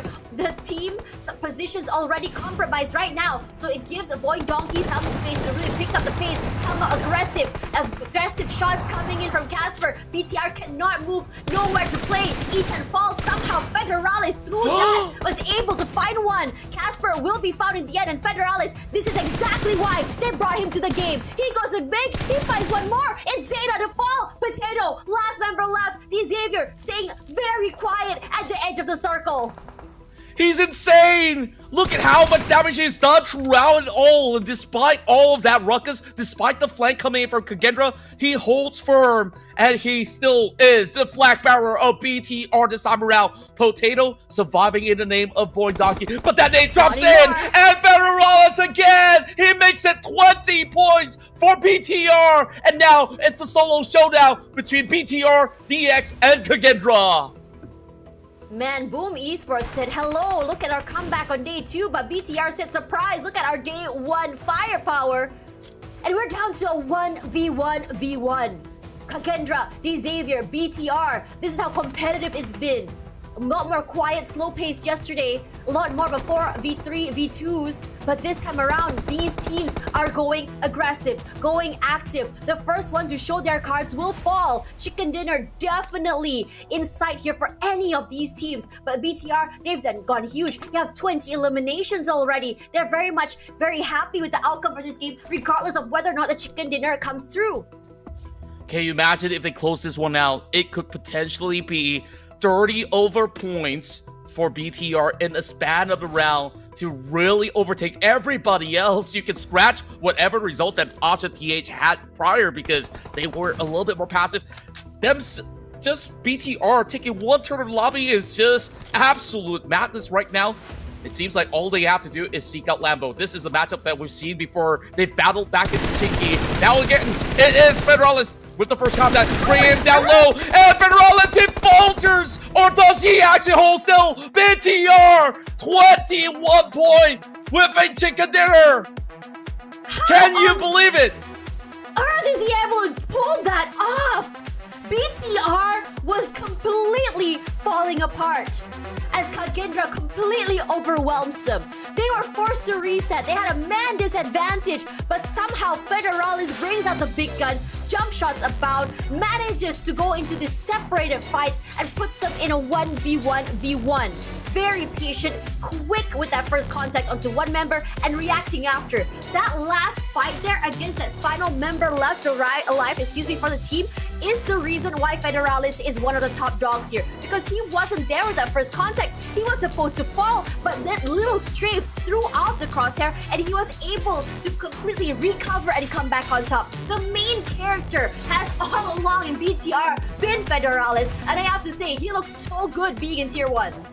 Oh, yeah, this is the arrival of the Filipino assassin. And one turn of the lobby, depleted by just BTR. I'm still trying to digest this information, and you just saw Coach Ken went on to give everybody a big hug and a high five. Down to that 1v1, you saw Lambo was also giving a very decent exchange, and it came to a close. For a moment, I thought they finally had Federalis, but no, nothing can stop this man on a mission. Exciting times, because you see how much damage he put there. It's actually more than the amount of damage both Snape and Satarles can bring to the team. Ryzy is Ryzy, honestly. He will put in the numbers. He's always the type of player to come out on the side and just immediately go tag team with the rest of his team. But honestly, I think that what's really important to note right now is the fact that BTR knows what role they have to play, knows what they're capable of. It's a team that has great chemistry, but at the same time, individual-wise, they can shine, especially from the likes of Federalis as well as Ryzy. Yeah, everybody with the immaculate utility usage throughout the round. You saw how technical that fight was between them as well as VOIN Donkey. And also, just looking at the damage numbers again, Federalis is dealing damages as per other teams would in one full match. Let's take a look at the highlights, and we'll shall suggest more of these information later on.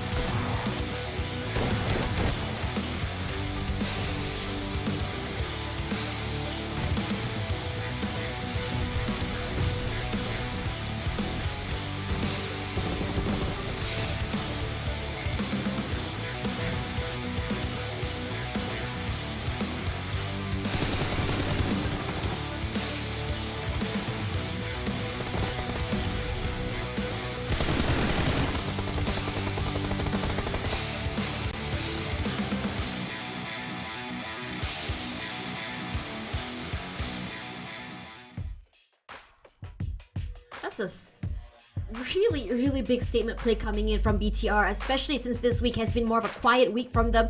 And with Boom Esports coming up forward, I wouldn't be surprised if Boom Esports actually felt challenged from this and wants to show a Boom back, because I have to say, when it comes to these Indonesian teams, you cannot really tell what kind of aggression they're gonna bring to the table. And BTR bought a different one. It was a little bit more quiet early, but very, very aggressive toward the end. Took full advantage of the fact that they're able to hold on to their compound for so long and just punishing anyone late rotating into that circle.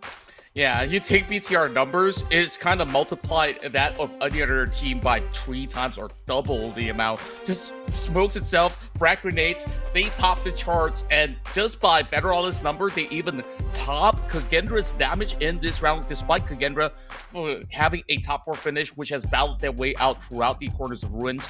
And it's just something about these Indonesian teams, right? Yesterday, we saw Boom coming in second for a round, and then the next round, they got absolutely activated. Last game, it was BTR getting second, and this time, they show up with the biggest statement that there ever is, with 32 points to close off this match. And who else could it be than Federalist to be the main man on that match? Not surprising. I mean, the impact he had on tier 2 all the way till here is still definitely there. Again, I really just want to say he has definitely outgrown tier 2. And I'm loving the fact that we're seeing these star players come from tier 2. I think this is a huge statement coming up forward as well, because reminding everyone once again that tier 2 is definitely worth checking out, definitely worth watching, because you do find these hidden gems in there, this raw talent that's just waiting to be picked up. The new coach for BTR, I think, had an idea on what exactly he wanted to do when he brought in Federalist, and that's exactly what he executed. So big props to them on what exactly they wanted to do here. It's mostly body shots, but then again, it's always been that DBS play and isolated fights that allow him for these big situations. 32 points from BTR, which is the highest we've seen this entire tournament, because if anything, we saw maybe a maximum of, like, I think 19, 18 points, maybe even a 20. I'm not sure, gotta remember that, but BTR, this is a whole new record, and I'm wondering to see if anyone will be able to break this. Yeah, I definitely do look forward to whoever tries to beat these numbers coming in from the side of BTR. And you also gotta keep in mind that Federalist, he has been receiving so much attention when it comes down to all these battles. Even KAGENDRA did try to push them on that 2 versus 1 scenario where they had a vehicle being sent his way. He still managed that situation cool as a cucumber. And with BTR taking so much points, it's only understandable that the rest of the pack, they only receive, I mean, an average of 1 to 3 points to actually be in the middle of the pack. RQ, unfortunate for them, they were having a little bit of a tough start playing around that Gakka region, but eventually we'll definitely know that RQ can actually bounce back from this. And 2 great rounds, second place as well as the first place finish with that massive record. They are now thriving ahead of everybody else. It's already 41 points in for BTR, and oh my, Tash, you gotta remember, Saturday's numbers stacked up is going to be the smash rule numbers to be the record for the other teams to catch up against, and BTR is going to make it super hard for everybody else. But granted, Smash Rule is only for week 2. Week 1 still is the standard points, if I'm not mistaken, coming into today. So, you know, surprisingly, coming in, looking at RQ and Boom Esports at the very bottom of the charts here is surprising to me. But I think it's also really important to note the fact that these teams who try to go aggressive early, to try to kind of like really hope that you can get that first pickoffs early and kind of like steamroll off that, doesn't necessarily can translate to success. It's very high risk, high reward. And I think that teams who kind of play passive early and kind of take their time with how exactly they want to play will be the one to come up on top. Granted, the fact that Boom Esports just now, they were the team to have, to me, the best place to be in that circle. Ruins, they had full control of that area. The circle pushed a pull away from them, fine, they still had a place place to work with, but what they were not expecting was the push out from both VPE and KAGENDRA toward them, and they were completely overwhelmed. They were sandwiched between 3 different teams, if I'm mistaken, as well, and they could not do anything about it. Yeah, overall, when we saw what happened to Vampire Esports, they took those very, very early fights, and majority of the members of Vampire Esports were depleted, and it was all down to Newsy. Newsy had to navigate Ruins all by himself. He still managed to do a couple of pickoffs, whether it's against KAGENDRA or even the Saver onto the western end of the plane. They still walk away with those 9 points, and of course, it has to be another grand run for the side of BTR to end it all. We still have 2 more maps of Erangel to go, and then we will have the change of pace when we do move into Miramar. But I think Tash, we just need a moment to just take a deep breath, because if this round is this huge for BTR, I think it could be even more of a bigger blow to be sent by either teams moving into the next match to play catch up to BTR. Yeah, I mean, it's a huge... It's huge to catch up. It's not going to be the easiest, but we're going to pause on that because right now, have a look at the screen, because we have our music collaboration happening right now. It's the 7th time this happened, 7th anniversary. In fact, it's going to be a DJ, so that's one hint we have to work with. I'm not sure, I'm not looking at the comments, but I hope you guys are, because let us know in the comments who you think it might be, because honestly, if you guys know, it's safer for you guys to leak than me, let's be honest here. And overall, of course, also make sure you guys lock in and have a whole lot of fun with your friends. And once again, reminder, we are going to be having our grand finals in about 2 weeks time, so you got plenty of time to, you know, call your friends and get everybody to join in the fun for the 3-day grand finals happening soon in IOI City Mall. So that was a crazy run from the side of BTR. I think, like, as much as teams can try to reenact that scene, it's not going to be easy, because you need every one of your teammates to be operating at that high octane level. And I just felt like BTR got fired up after really coming close to a chicken dinner back in Sanhok. And then on game 2, I think like they know the drill already. They feel very pumped up, and they just basically go in for that full execution. And you also remember there was that one scene. It was them, MEC as well as OSJA TH. That fight was so rowdy. BTR could have actually crumbled there, but they didn't. So I just got high praises for all of them. But I guess we put a stop to game 2 because we got to move on to game 3, and here are our predictions. Yeah, so far my predictions today have not been on point except for BTR, and honestly BTR does what BTR does best. But it's also really exciting as well, because for me personally, I'm rallying a little bit more for the Malaysian teams, because I think for quite some time now, CD Alliance has been the favorites for Malaysia in every single tournament, and no team comes close. But for the first time in a long time, we have one Malaysian team that's really giving them a run for their money, and it's SEM9. And honestly, I'm loving the fact that SEM9 is actually changing up the way they play. Some of these Malaysian teams have gone for these mixed rosters. I think Toda as well has gone for that, right? Understanding that the firepower from your country is not enough, what do you do to kind of combat that? Bring in an import. An import is great because it gives a different style of plays, number one, a different execution, and a different idea on how exactly to approach the game, since every region plays very, very differently. Yeah, and it's pretty interesting, right, on how this kind of diversity kind of melds into this kind of meta of how these PMSL teams play overall, where it is a mixed bag of both controlled aggression as well as using defense as offense from time to time. So definitely has been diversifying the entire global scene, where some people from across the globe also takes a playbook out of some of the teams that are playing on board here. Now, I love that you also brought up about, you know, the differences between SEM9 as well as CELCOMDIGI Alliance. It's interesting that many of these players have swapped around these rosters from left to right, and with the sponsors being CELCOMDIGI. Back then, it was known as UDO, which is one of the subsidiaries coming from CELCOMDIGI. Wow, fun fact right now, BTR now has 22 eliminations, the highest team eliminations in the 2025 PMSL SEA Spring, which I guess we highlighted early on. We'll have to see who else can actually top this. Yeah, okay, now coming into this, I think that it's really important to remember that VPE had a very similar start as well on day 1 of they played this week.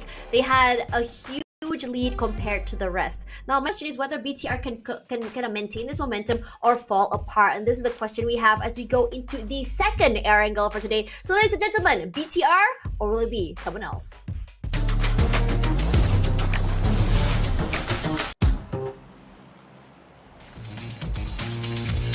Another fresh start right here, but nobody is getting over the fact that BTR have just got activated in the best time possible through the Super Weekend here, and they start off really early.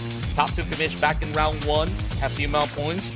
In that round 2 itself, they got 32 points and currently remains to be on top of the throne. It won't change for all too soon unless somebody else comes up with, what, 33 elimination points.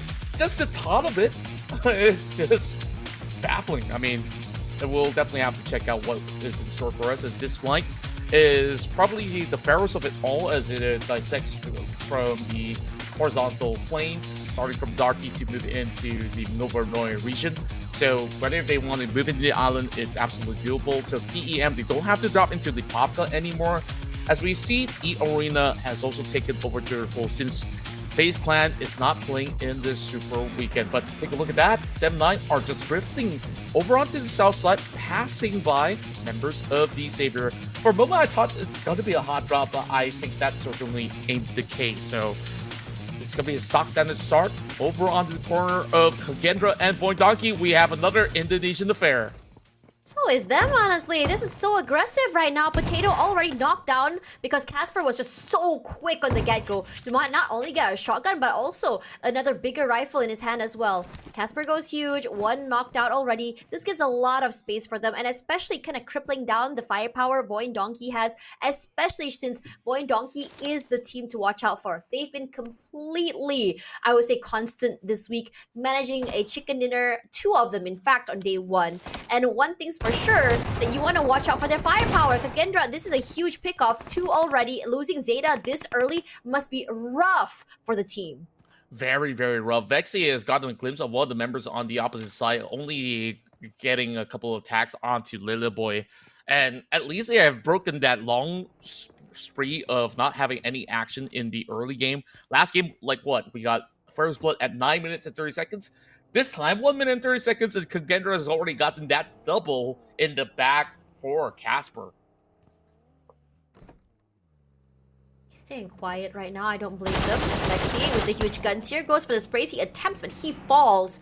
That was super high risk, honestly, knowing that you're all alone, knowing that you have no backup, knowing that you don't even have shields. One shot is all it needs to take you down. And look how careful, how much respect KAGENDRA has to him, because 3 of them went up to take him down because they have no clue where Razak is. So Razak's still very much alive, but this is not the beginning they wanted.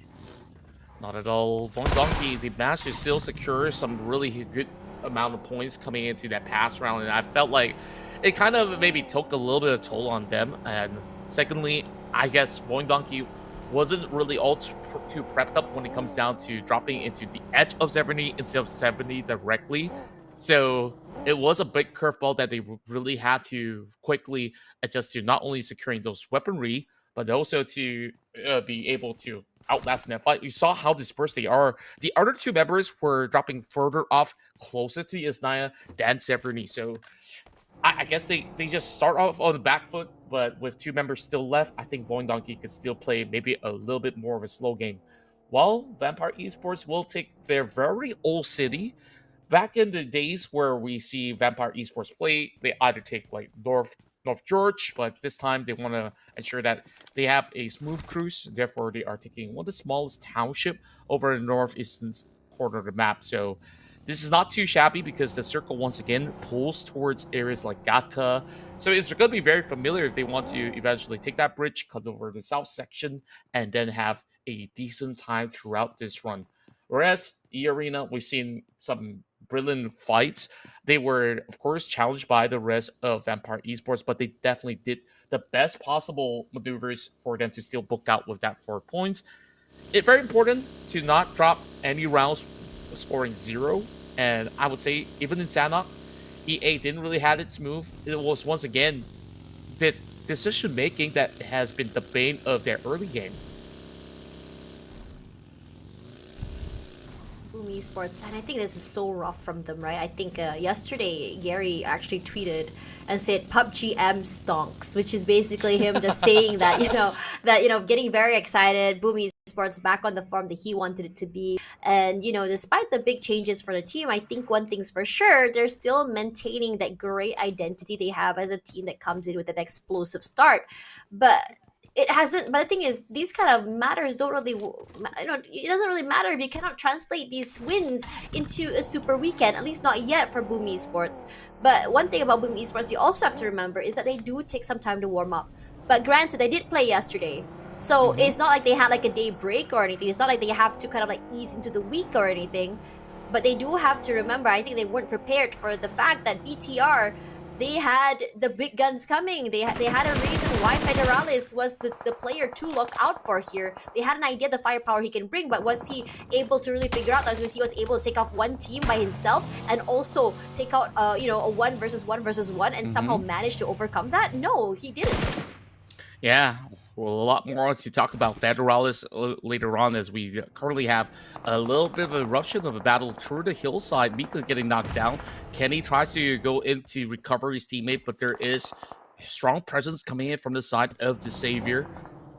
Not really budging from that standpoint. The rest of SEM9 wants to charge up against them, but finding it tough to even find the angles right. They should be able to save Mika, and that's pretty much about it. And the Savior, they heard the engines kind of stop, and he's trying to go for the pickup. Not quite enough time for them to do so, but he eventually puts Mika into the seat and into safety. Here comes Kenny trying to hold down the line. Lambo did manage to spy him up. Kenny does get that knock.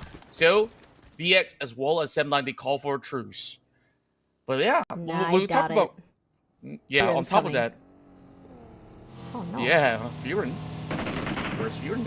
Exactly. No, I But think he's just trying to scout it out. I think for right now, I think the most important part is that DX wants to just go back here and they're going to go for a reset. I'm surprised that there's not really a chase for Sub9, honestly. I thought they were a little bit more aggressive. I thought so too, I think their priorities were to save their own teammates. So you saw Mika was limping for quite some time, right? And then once that knock has fallen through, where Kenny managed to trade right back, they just said, okay, let's just pull back, get ourselves recovered, and go for another 4v4. While Newsy has to deal with a singled out situation up against NC2 as well as Joker. This is going to be a tough task, but we've seen him try it before. Can he do it again? Now he's going to be held back as Sakura comes in for the flank. eArena hasn't had the greatest starts of the day, so this fight must be very important to them, knocking down Newsy this early as well. So, big firepower taken out away from Vampire Esports. Only one member of Vampire Esports alive, and that's Schweppes. And the thing is, when you look at Vampire Esports, you expect them to be the middle of the rung, get a little bit more active, more aggressive. But sometimes there is still that problem where it's just that they're completely overcome when it comes to their initial takes. They go aggressive, yeah, you expect them to just completely overwhelm, but their timings in terms of their takes, just now the way they've been hitting compounds has been one by one by one instead of a more complete kind of flood when it comes to jumping into the area. So I'm not sure whether it's the panic coming through or whether it's the aggression of too many things happening or whether it's the blue zone pushing in and they're not able to think about anything else. But teams have been really great at being very much prepared for these kind of like aggressive situations that Vampire Esports bring to the table. Absolutely agree with you, and I would also say that eArena have done very good prep to be able to stop Vampire Esports on their track. Now we do get a little bit more confirmation of where that circle will end up, as this will be the second time he closes into the fields of Gatka, and the last time that we saw that, it was definitely a feast of plenty of eruption of battles taking place from all corners of the map. So right now, it's just a calm before the storm. Teams are convoying into the territory. With only solo players left for the side of Vampire Esports, we expect them to be a little bit slower than the rest of the pack. If they really have to tank out some zones, they will do so, while eArena is still taking that space over onto South George. BTR, all eyes on them now, as they have an approaching attack coming in from the rest of the Savior. Just waiting right now, BTR. I think BTR has been one of those teams to just somehow whatever compound they hold, they tend to have a neighbor. Is not like the most, I would say, quiet of neighbor, but somehow these teams have always been in a more of a stalemate, right? They don't really want to go for these aggressive, too more aggressive at least. They try their shots though. They do try and aggress, but they're not the type to fully commit. And I think it's understanding as well that we don't want to lose our players this early. We want to make sure we have our full force of firepower going toward the end of the game. And I think they are also understanding the fact that that 10 points you get from a chicken dinner can be massive. It definitely could be, and I think by now a lot of players will also respect, if they're going to be sharing space with BTR, that if it's going to be them, you will expect if your work to go on the exchange, it will be bloody. While in the middle of Gatka though, it's going to be OSJA TH that will be able to actually hold multiple compound territories for their own, but they will be definitely in the center of attention later on, so they kind of want to spread out a little bit, send Red Bull to just scour around and they decided, hey, perhaps that's not the best place to be, but they are charging up to BTR. So I guess they will get into a fight regardless. Aggressive already, rushing through a compound already. BTR very much ready for them. Snape rendered so low. OSJA on the outside will fall. Secret down. Shopper QQ also down. And OSJA 0 elims already at 16th place. That's a heartbreaker for them, given the fact that they lasted a lot longer last time. But D Xavier, they got a bit more active as well. You see Parajin managing to get someone on the outside. I think there's just so many eyes on this compound right now, especially in ENAM Sembilan. I think ENAM Sembilan, they've been a team that's been very aggressive, very aware, and they're always so opportunistic. Third party is definitely a strat, and they are embracing that fact. Yeah, I just kind of wish that OSJA didn't actually call for that move so early on. They could still stay put. They were absolutely fine where they were holding out, and they decided, hey, let's move further down south. Sure, that is a really good spot that BTR is holding, but I think that they were a little too late to the party. You take a look at the flock of crowd. It is just so crowded up over the south side, which will definitely get a lot more fights to take place later on. Even VOIN Donkey has gotten clipped off from the midst of their rotation. So I would say their luck is pretty much resembling OSJA. But the only good fact to note is that Razak is still on board. So it's really down to him. How long can he actually hold up as he tries to also spray towards the members of KAGENDRA to keep them a little bit further in the form of distance. No direct challenges other than some of all these pickoffs from rotation so far. But right now, I'm just hoping that we will actually get to see maybe a little bit more of a direct 4v4 challenge if they were to eventually have their rotations all settled up. eArena is finally making a move, and Topsy was hoping to also take the kill for the rest of Team Flash. As he scouts up ahead, he has gotten tagged very low. The nades are now primed right in, Nice. and that was perfect from NC2. Nice lob. Very good as well. eArena getting active here, knowing that one member has been knocked down already. They take up that space. NC2 at the front line here, the tip of the spear, and it just pierces the member of Flash. 2 knocked down already. 2 to NC2's name. The 2 for his name is actually mean 2 kills. Can go for 2 more actually. Tiger as well will try to at least equalize here, but Bose at least finds 1. So it's looking huge right now as Tops will try to stay alive. Cannot hold. NC2 secures it, and right now with EA winning an overwhelming Flash, this is a big win for them. Tiger takes the initial hit here. Joker runs out forward, avoiding the big brunt of damage coming in from Young and making sure to not allow him for these 1v1s. My, well, it's such a technical battle through this hillside here. While eArena still managing to at least stay pretty much in a very firm spot. Team Flash have already lost a couple of all these members and will have to keep themselves safe for now. Only down to Bose, who was the initial one to try to actually claim this spot, and now finds himself in a predicament as the rest of the area wants to continue on with the onslaught. Just trying to see if there's anything in the smoke. It's going to be pretty much emptied out. So eArena, I think they can consider this sorted out, as Bose is traveling on foot. He ditches that vehicle, so he won't be too far off. It's just going to be a little bit more of a scavenge hunt. Well, Sweps, he just arrived. He spots out Razak. That's the end for VOIN Donkey.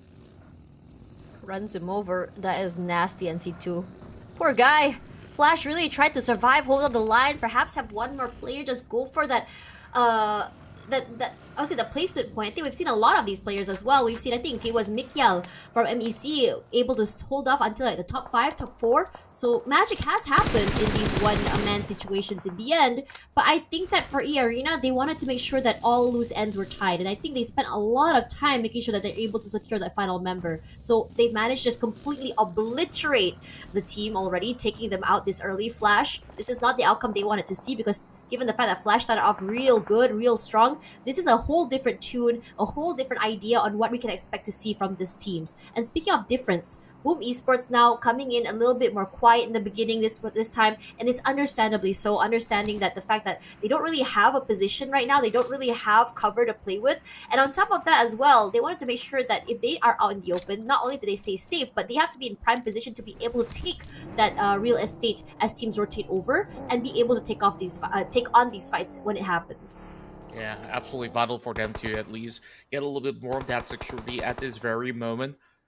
The Savior so far respecting BTR around that territory. They will not go in for any form of pushes, especially when we last saw how OSJA just got deteriorated by Federalis as well as Satar upon arrival. So let's not challenge that for now. Team Secret arriving very far over the south side, only having Trank to be here on the lookout. There is going to be members of Tem Entertainment just right across. So far, I don't think that Tem has gotten too much of a firm idea just yet, unless if they heard a little bit of that engine sound cue to note for the fact that there are apparently some players coming from that far end of the south. Speaking of which, position now revealed. Trank almost gotten that pick off as Golf did not manage to reposition. He instead gets taken up by the zone. Very, very unfortunate. And Trang, I think he might have actually seen certain opportunities to eventually secure it, but he understands that there is 2 more members that he will have to deal with if he were to go in for the elimination point. There's that urgency, right? Especially when you're at this side of the map. I mean, you get knocked, but my question is whether or not you want to really collapse into this fight as well, because you have no clue where the other members of TEM are, is number 1. Number 2, you don't have a good place to hold. If you don't manage to wrestle that area away from TEM, you're done, you're out. And the same could be said about CD Alliance right now, coming in from Gatka, going for this aggressive push through the fields and getting into that circle. I'm just curious to see how many teams are actually shooting at them right now. You can see on the tail here, on the hillsides, you have 1, 2, 3, 4 teams they have passed by, and somehow they've managed to cross by pretty much unscathed. But Vampire's close. Here's Schweppes. It's relatively quiet already. He's alone, so I think he is very aware that he doesn't want to take this fight, but Olio says hello and goodbye. No more Vampire Esports. Sit in the lobby and think about how you want to approach next game. Oh boy. And for a moment I thought that he's gonna be actually lurking scot-free, right? And Olio, he's just so sharp. He says, I think I see a bump in the middle of nowhere. Let me just try to run over that bump. It's like, okay, thank you for that 1 point, Vampire Esports. NEC though now find themselves bunched underneath the foothill, trying to pick up a challenge up against KAGENDRA as they're on the midst of that rotation. This is going to be a very sticky place for them to be. Take a look at that. CD Alliance right above them. Not too far off, SEMBILAN as well. So this could be a very well a 3-way battle. But here comes the chase. KAGENDRA arrives, crashing through the gates of members of eArena. It's only going to be 1 player over on top of the planetarium, but I think he can still hold out for now. Achil now finds the angles. He's trying to look for that window pane. Nothing to be found just yet, so eArena can still hold still, but there are noises to be made on across the region. Boom! BTR, they go in for the full collapse. Satar stuck in the middle open, and it's gonna be popping. That finds the targets. Satar goes down, and it's all down to Federalis, the last member, all shredded apart. It's Boom Esports taking over. Boom Esports has been waiting for this big opportune moment to happen. They have been hunkered down in the middle of that road for half the game already. Very quietly waiting for anyone in the midst of that rotations. And speaking of these rotations right now, given the fact that so many teams are coming in from the top side, CD Alliance has done phenomenal at being able to hunker down on top of this terrain. It's great. They do have some cover in the form of the rock, but they're so exposed right now. Coming in from the northern, southern, western, eastern is not going to be the easiest to play around this area. Regardless, they do challenge. MEC tried to take this corner, not able to, and now MEC is stuck between 2 different teams. They're gonna get sandwiched between CD Alliance and the rest. And speaking of sandwiches, we have never seen a fight this long right now. It's Team Secret and TEM finally finding Trang in the end. He falls, it's the end. TEM survives a little bit more, but Frankie will at least trade and he shoots back. Yeah, just take a look at how difficult this map has been. Tiger, he is just hugging by the edge of the zone and he's already being clipped out. He is being forced to just play the healing game for now because he can't afford to step out. The rest of RQ lying in wait, hoping to secure that point. It's going to be the rest of MEC that's still being under pressure as they are being hunkered over on the low ground, being absolutely exposed to all these bullets from CD Alliance and KAGENDRA. Silence right now. Mikiel, the last member left alive, and the last time this happened, Mikiel took the team all the way up to 5th place. The nade does chunk a bit of damage onto Ichat. KAGENDRA relatively healthy right now, despite the fact that they're in such a vulnerable position. A low ground terrain not to work with. Hazel, I think, is going for a very long rotation. This angle on the side of the terrain could give him a lot of value if timing is right. Yeah, he could definitely still hold out for the meantime while other teams are getting themselves busier, trying to take up that space up the hillside. RRQ now approaches forward closer towards the direction of CD Alliance. KAGENDRA lobbing a nade towards them as well. Oh, that's some big shots over on the Lily Boy, getting him caught out. While Tiger X, the moment he shot, he reveals himself. KAGENDRA will shut out eArena, but they did walk out with a total of 7 points as they took down players coming from Vampire Esports and so on. Boom Esports now still getting themselves pretty active. Break's been very sneaky. All alone here, that nade. Challenged it, moved it forward, and Boom Esports overstayed their welcome. It's ENAM's Milan that's really opportunistic here. I think they've been hearing the fights for quite some time. Ponbit knocked out, stolen away as well, as ENAM's Milan also finds himself in trouble as D Xavier is somewhere close by them as well. Frenzy all alone here, and for some reason KAGENDRA and RRQ in such a long, prolonged fight here, almost like a Mexican standoff. And eventually, it won't be too quiet for far too long. ENAM's Milan.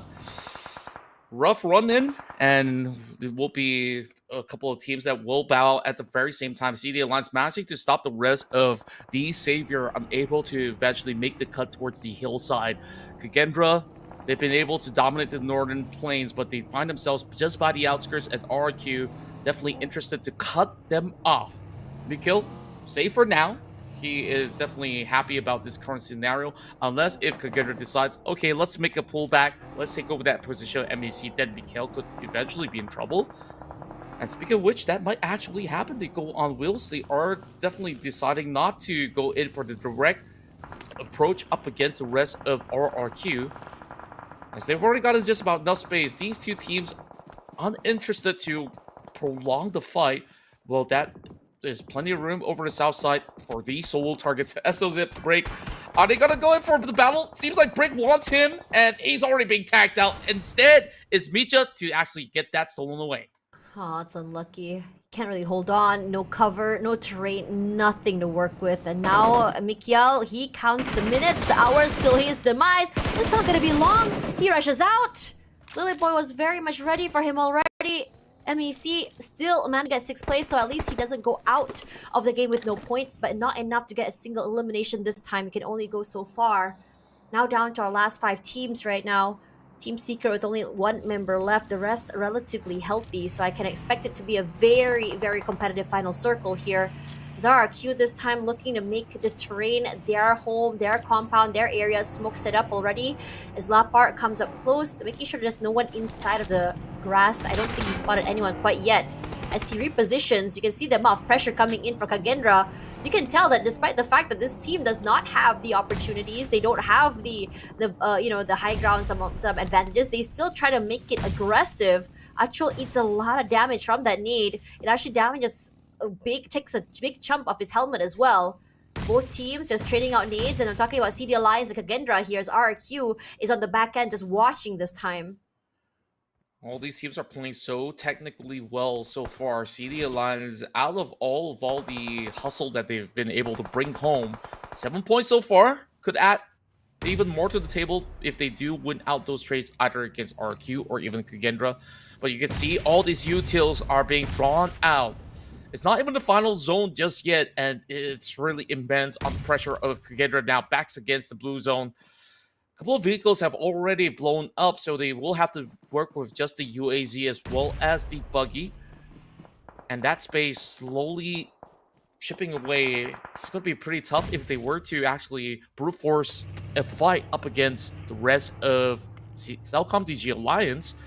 RRQ, they're happy enough that they have gotten that room over the top end of the hill, but eventually they will also have to make advancements because they are no longer part of the circle. This is a rough circle, honestly. You'd think that you have the high ground advantage, nope, we pull downwards. So the teams at the bottom, they're vulnerable position, but teams at the top getting off the terrain is going to be a problem right now. So KAGENDRA this time relatively okay with the situation. They can move downwards if they want to. Sem9 still hunkering down inside of this compound as well. They haven't really moved. They have a 2-1-1 formation. Yuhai taking the front line here, hoping that for that first contact play, they, as much as I want to say they have control of the circle, they really don't right now because the amount of crossfires that other teams have as well. So no one's really brave enough to really go in for this full commit, and that's the problem when you have so many teams alive this late into the game. Yeah, CD Alliance is unwilling to give over their position. They're just gating off the rest of Kagendra. Those nades have been super effective to actually hold them out. And now, tough decisions to make. Kagendra, what's going to be the next plan here? Because the longer they turtle in, they will crumble and fall to the hands of Jimmy. As the fight erupts, it's going to be 2 members down from the side of Kagendra over and back. They are trying to hold firm. Little Boy is going to be the last man standing in the way, and here comes RQ running them over, stealing the points away from CELCOMDIGI Alliance. Oh man, you gotta really give it to him. That's ballsy, taking up a space like that with barely enough information on how many people are there. But he knew what he wanted. He saw that player and he was opportunistic about it. Leon's gonna be the one to cook this nade here. He has control of this mushroom house at the very least, so he can take advantage of that situation. Jimmy throws at that nade, not enough to really get everyone out, but it forces RQ away from the smoke for the very least. Lily Boy, relatively quiet. He might be able to steal away a kill or 2 here, as Break will be the next one to fall. Firen has been watching him for quite some time. Our top 4 is here. 3 relatively healthy teams, alongside 1 singular Kage member.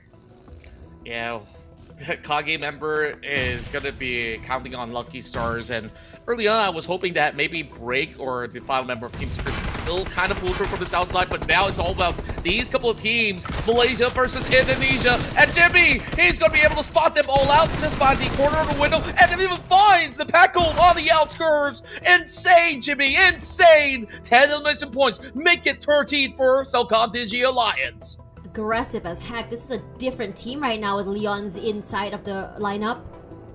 Kagendra still hasn't been noted quite yet.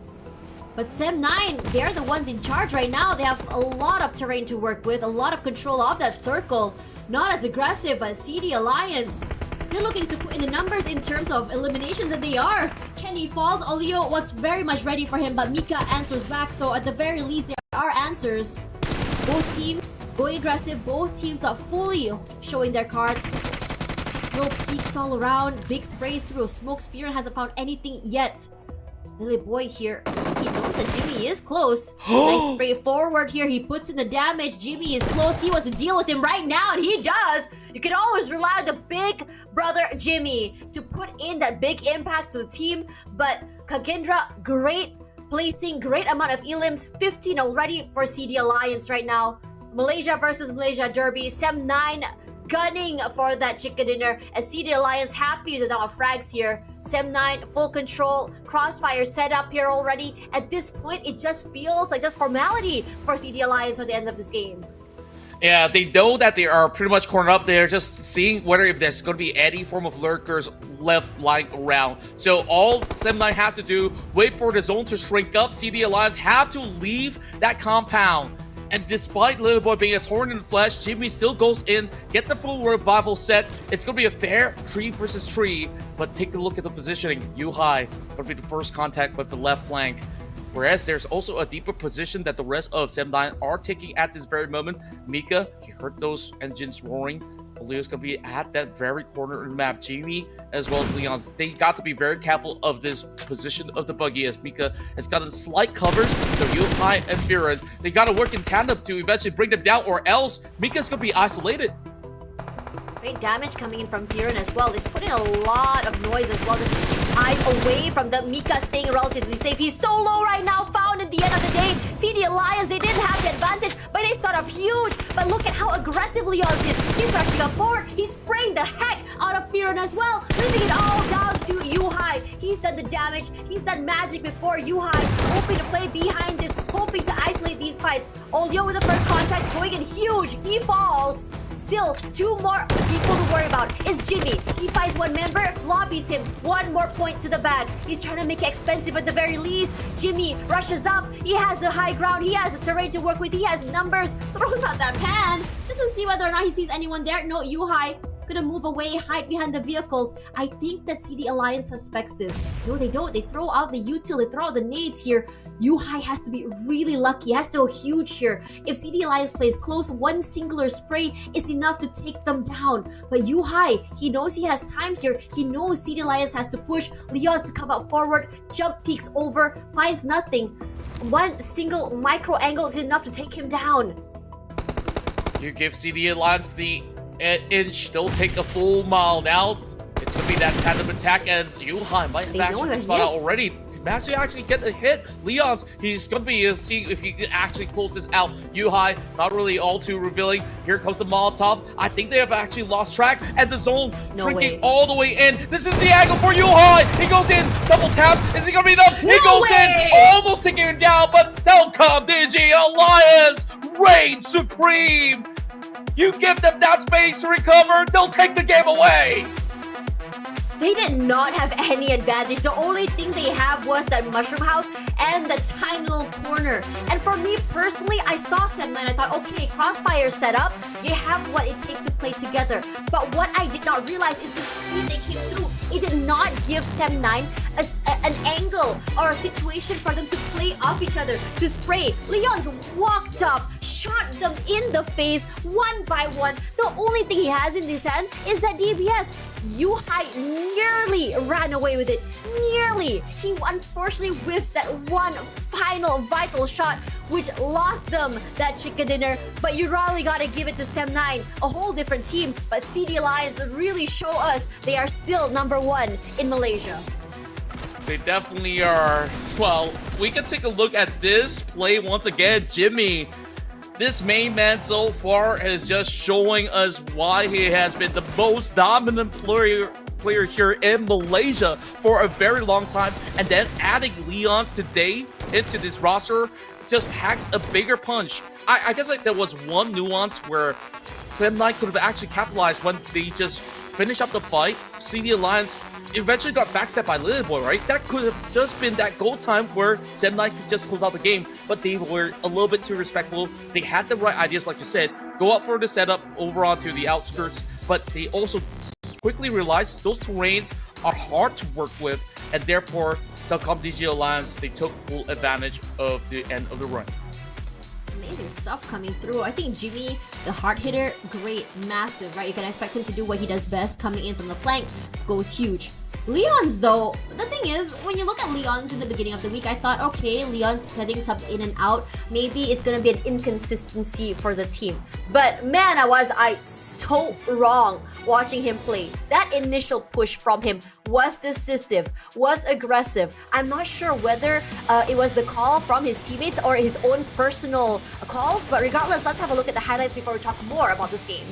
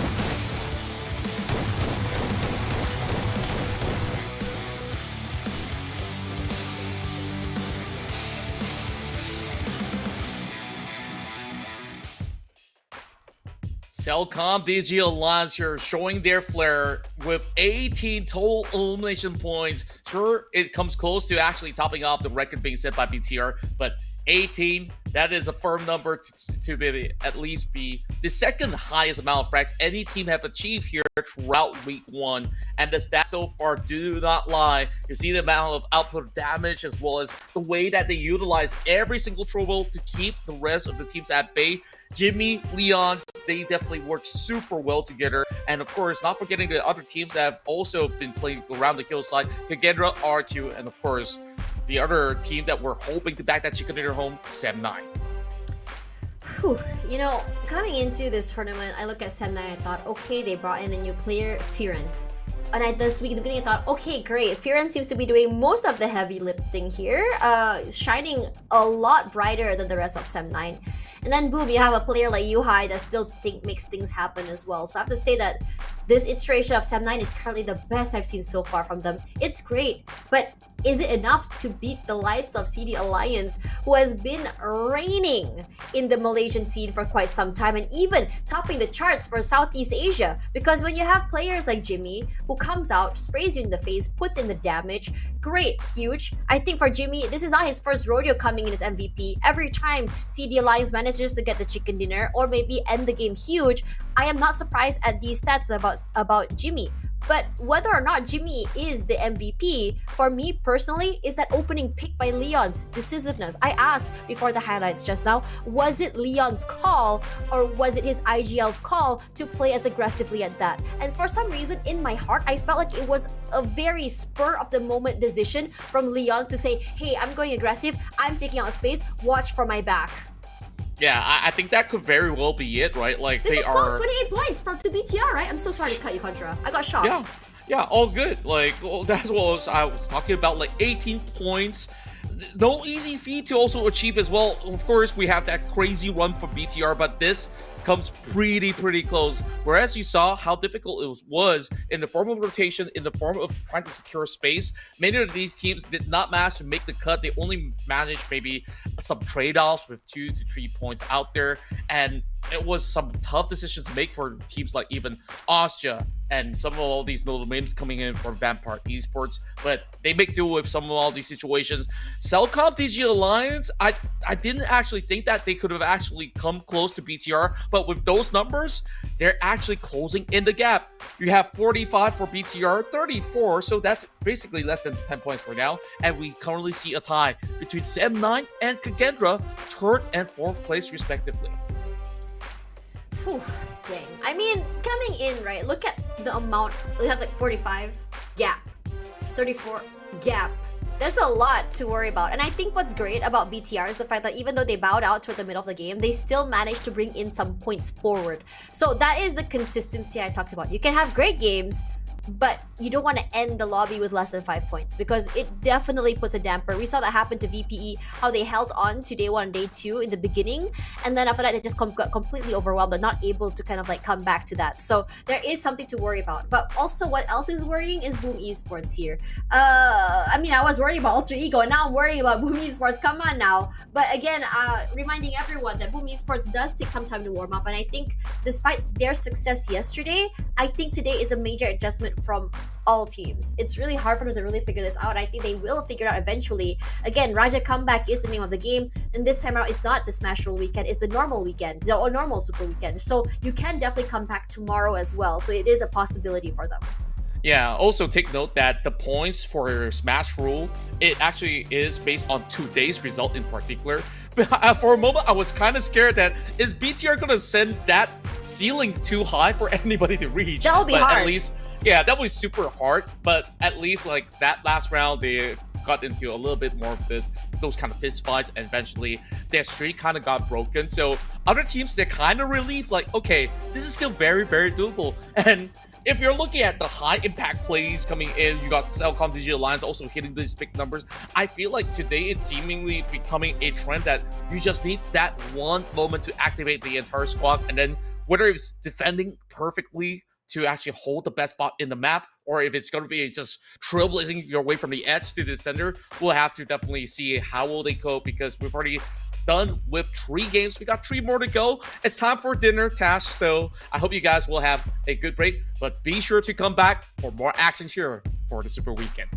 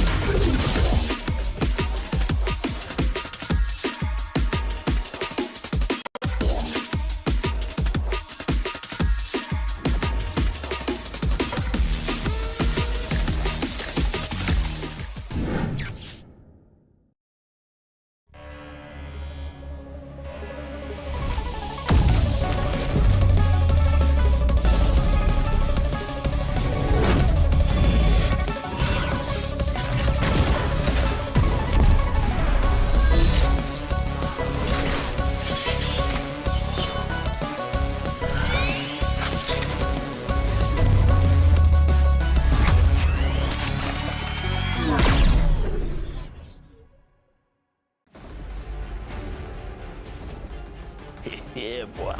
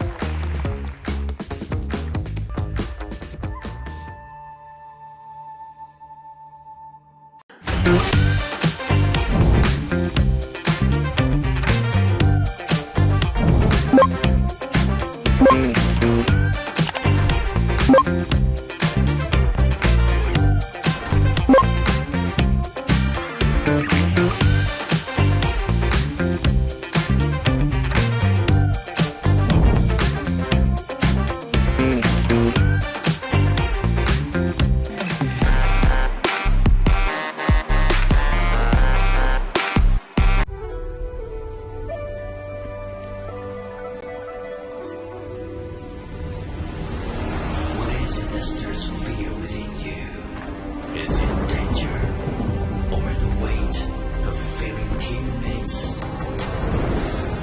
Maybe it's the feeling of being trapped.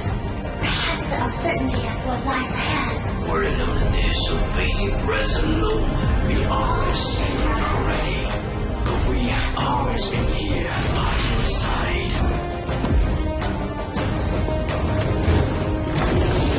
Now, rise, embrace our strength, And let your courage, lead the way.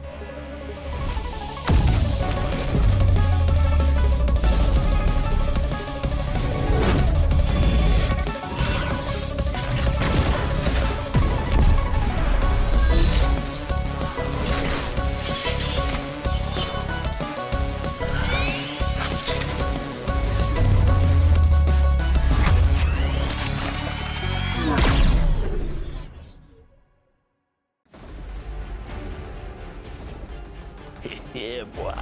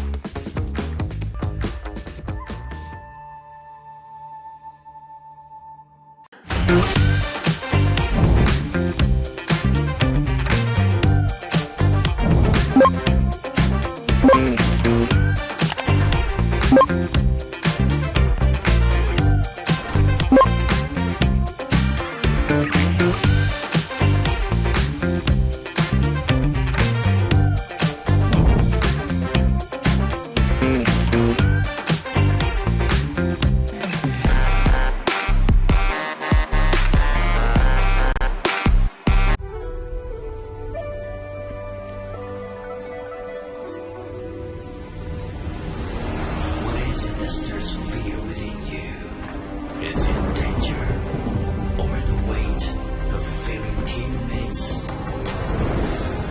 Maybe it's the feeling of being trapped. Perhaps the uncertainty of what lies ahead. We're in the initial facing threats alone. We always say we're not ready. But we have always been here by your side.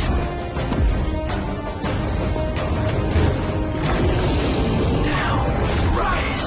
Embrace our strength And let your courage. Lead the way.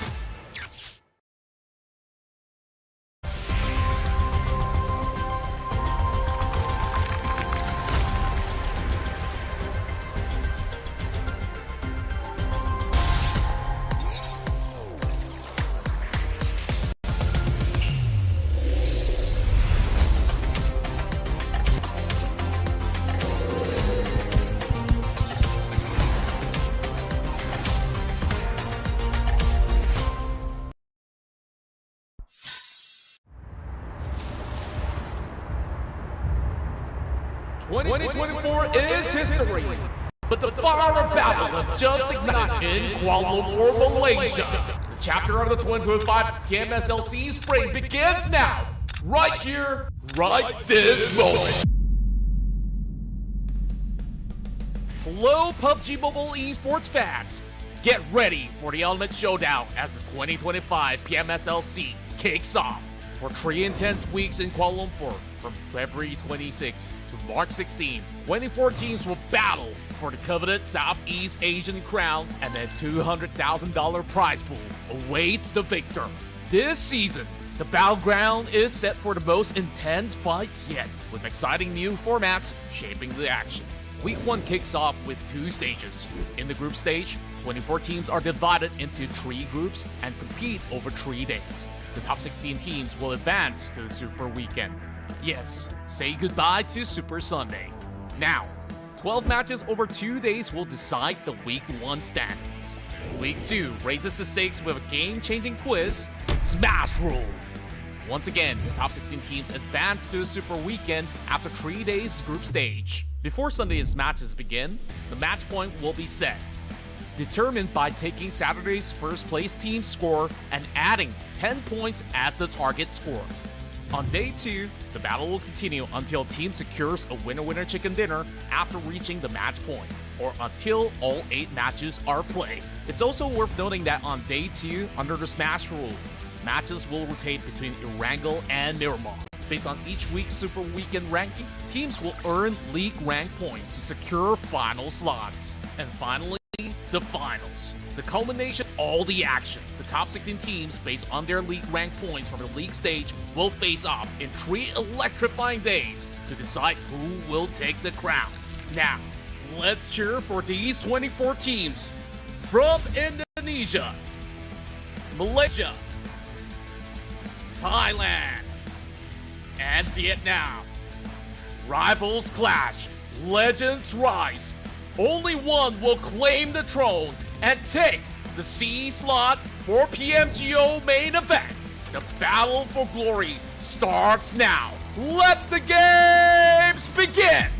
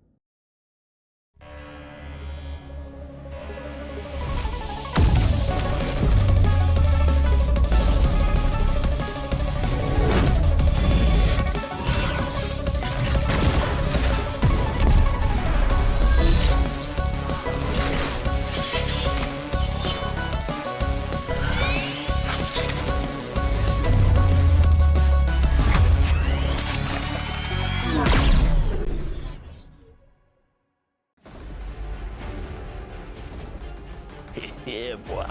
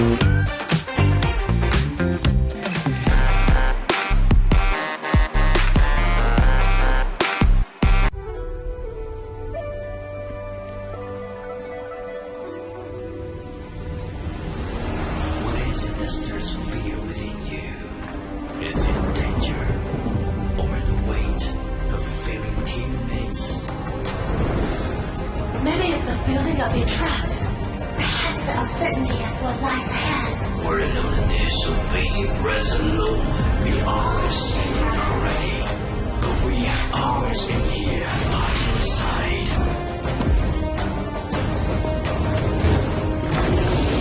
Now, rise, embrace our strength, And let your courage, lead the way.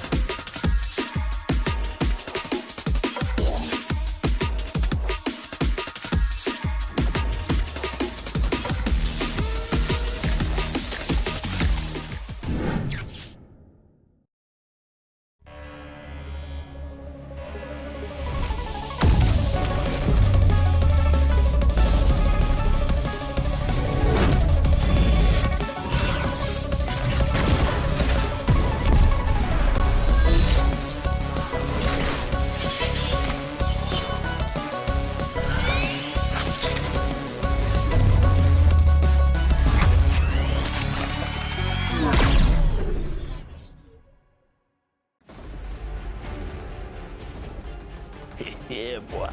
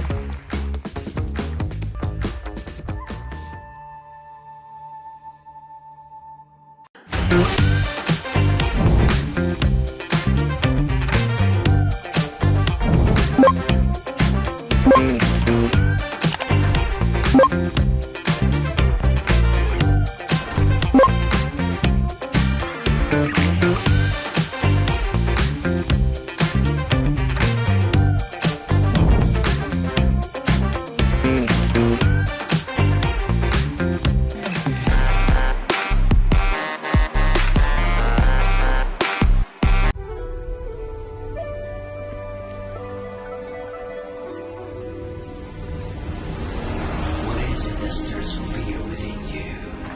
Is it danger? Or the weight of failing teammates? Maybe it's the feeling of being trapped. Perhaps the uncertainty of what lies ahead. We're in an initial facing threats alone. We always standing not ready. But we have always been here by your side.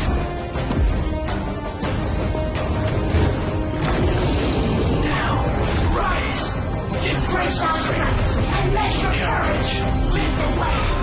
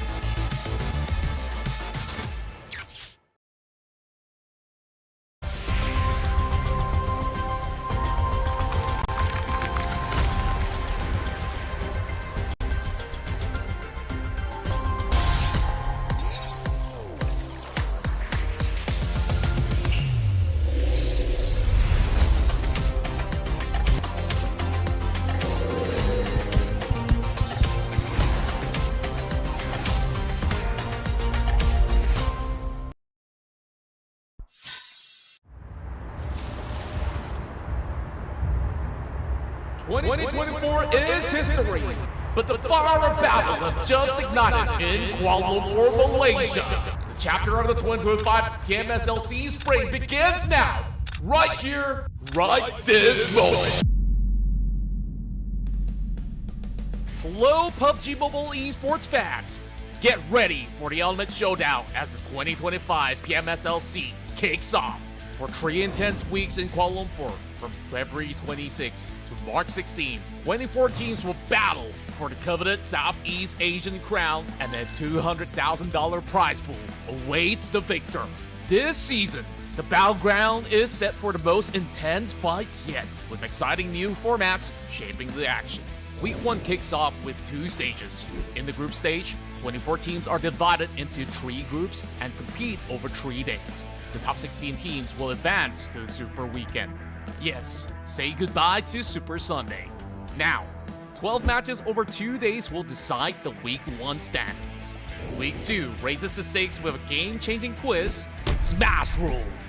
Once again, the top 16 teams advance to the Super Weekend after 3 days group stage. Before Sunday's matches begin, the match point will be set, determined by taking Saturday's first place team score and adding 10 points as the target score. On day 2, the battle will continue until team secures a winner-winner chicken dinner after reaching the match point, or until all 8 matches are played. It's also worth noting that on day 2, under the Smash Rule, matches will rotate between Erangel and Miramar. Based on each week's Super Weekend ranking, teams will earn league rank points to secure final slots. And finally, the finals. The culmination of all the action. The top 16 teams, based on their league rank points from the league stage, will face off in 3 electrifying days to decide who will take the crown. Now, let's cheer for these 24 teams from Indonesia, Malaysia, Thailand, and Vietnam. Rivals clash, legends rise. Only one will claim the throne and take the C slot for PMGO main event. The battle for glory starts now. Let the games begin!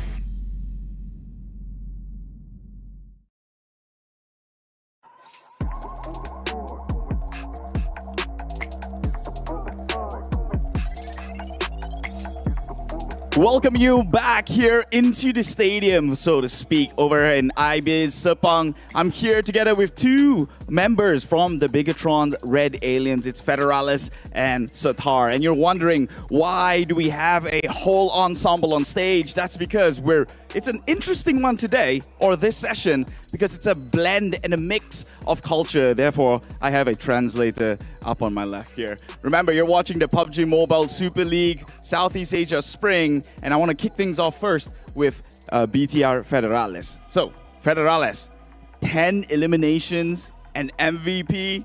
Come on. I know you're the import here. In case you guys didn't know, he's from the Philippines. So he's the import player going down to the land of Indonesia. Clearly, you're doing well as a solo. But what about your experience trying to adapt in the team play style? It's like it's hard to adapt, because of the different language, and it's like, and different league, it's much more harder. But they're trying to help me every day to improve, like my bahasa and my gameplay, and yeah, I think that's it. Ya sebenarnya agak sedikit susah lah buat nyambungin chemistry-nya karena permasalahan dari segi bahasa juga. Tapi ya aku punya seorang coach yang bagus, yaitu Ken. Dia sedikit sebanyak membantu daripada segi bahasanya, dari segi gameplay-nya. Jadi ya bisa aja. Yeah, talking about your bahasa though. Surely after moving on to Indonesia, training with the entire Red Aliens in the gaming house, you're gonna pick a few words here and there. And how's that going for you with the language? Did what you learn in Bahasa Indonesia help with your in-game communications, or it was just casual talk? Yeah, of course. It's like, when we're having a fight, I can communicate like a little. And yeah, I think I can communicate a little. Ya sebenarnya iya sih, ketika kita ada di satu momen ketika kita harus fight, emang terkadang aku menggunakan bahasa Indonesia juga. Tetapi ya terkadang pasti bakal ada masalah sedikit yang susah difahami, itu aja.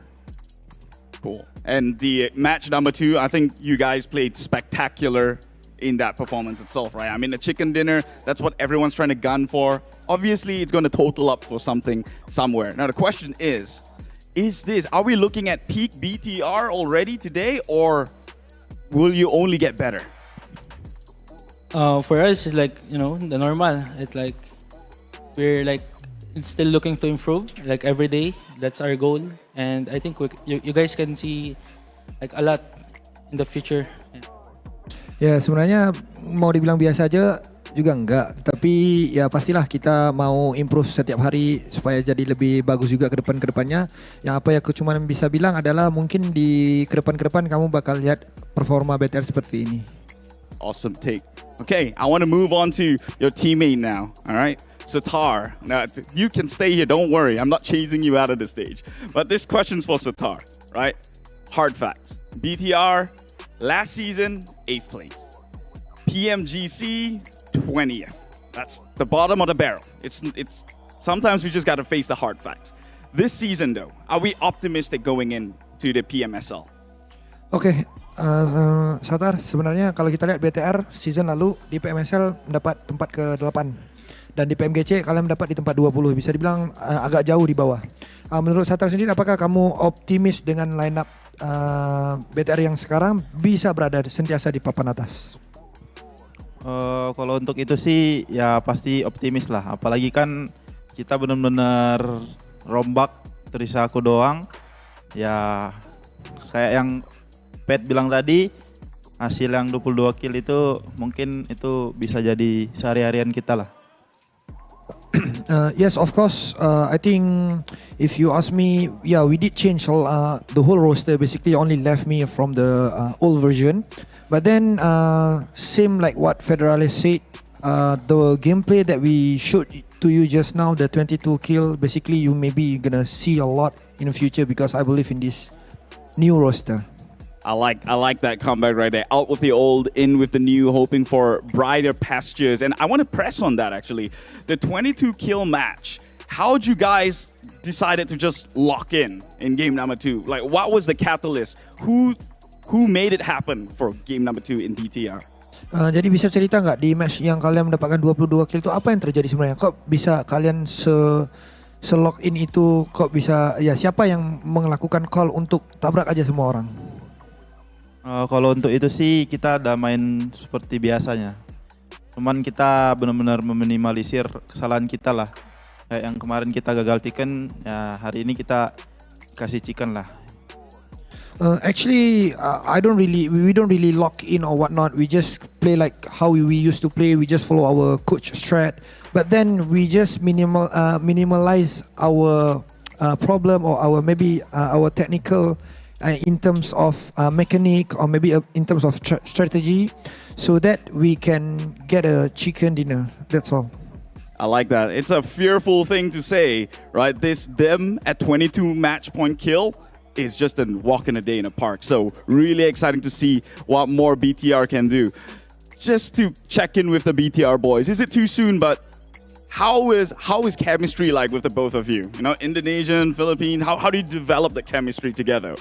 Ya, jadi gimana kamu sama, ya bisa dibilang anak-anak lain juga lah, gimana chemistry sama Federalis? Karena ya bisa dibilang ada permasalahan bahasa juga kan, gimana nyambungnya? Ya mungkin karena gara-gara bahasanya beda jadi lebih cepat ininya sih, chemistry-nya kebentuk. Soalnya jadi tiap hari lucu gitu lah kalau ngobrolnya. I think because of the language barrier itself, it's already make us easier for us to have a chemistry or bond with Federalis. It's because sometimes when we talk about something, right, it's kind of funny because we both of us don't understand each other. So it's just like we very very easy for us to get the chemistry. I like that. Like two headless chickens talking to each other. That's one way to go about it. In the end of the day, it's all about having fun and getting that chicken dinner at the end. So, I do believe there are still 3 more games to play today. More chicken dinner awaits for BIGETRON. But first, I'm going to pass it over to the casters to take this one away.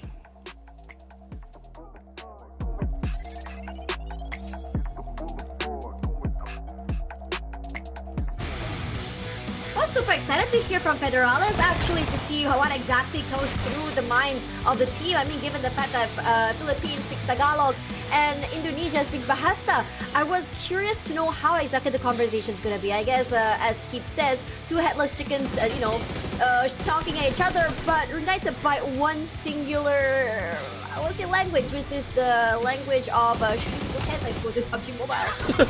I guess that's fair enough, right? Like, that's the best way to communicate. All you really have to do is hit every single shot that you are taking, and you are absolutely Gucci. This was that kind of like round where we saw BTR with that staggering 22-pointer round to secure the highest points of 32 by the end of it all, where we saw Federalis absolutely champions every single fight and took home the glory for BTR. And still, they remain at the top after 3 rounds of play. But we still got 3 more to go, Tash. So here we are once again back at the hot seat. Will there be any form of challengers coming in? As CD Alliance, they also came in very closely with their round in match 3, where they managed to also stash in 28 points, drawing it to a close. Though despite that, there are still some slight gaps before CD Alliance can eventually get to that #1 spot. It's really exciting when you think about these fights today. I think not only is it competitive, but it's also been one of the most different kind of fights I've seen as well. I mean, coming into today, the interview, especially from Federalis, was interesting because he said, we did everything the same way we always do. It's just about minimalizing mistakes. And this comes back to what I was talking about in the beginning of the game, right? About that readaptation and what you can take from every single fight. And you all know when we talk about, BTR, the word rombakan means a total change in their roster. Only one player is still left behind. I believe it was Satar. And when the whole team changes, the coach changes, clearly the dynamic of the team changes, and that's exactly what we've seen. I think this might just be, I wouldn't say the peak per se, but this could be the start of it, given the fact that Federalis is still trying to ease his way into the team, trying to learn Bahasa, trying to understand each other. The chemistry can only go up from here. Yeah, a little bit of a takeaway coming in from some of all these matches. As we make comparison between Jimmy as well as Federalis, they are absolutely on point today. Federalis perhaps a little bit sharper, a little bit more feisty. So it'll be definitely interesting to actually see these two actually compete. And just looking at all these new prospects being brought right in, whether it's Federalis, Boxy, or even all the other names coming from BTR, I think Coach Kent definitely knew that they need to do something drastic in order to change the fate of BTR in the international stages, which, we had a little bit of a talk coming in from that interview, and I think that they definitely have gained renewed confidence heading into this 2025 circuit. So one map of Erangel left, 2 more to go for Miramar later on, and we will be getting closer and closer to our grand finals, and you don't want to miss out all the action, especially being live from II City Mall Putrajaya in Malaysia. So if you guys are planning to take a flight here, don't worry, this is going to be a very beautiful place where you can check out all this latest stuff in the shopping mall, hang around with your friends, and also ice skate, if you will. There is an ice skating ring as well, but you definitely want to be there for the grand finals, with the community, and meet some of the top players to be playing in the grand finals.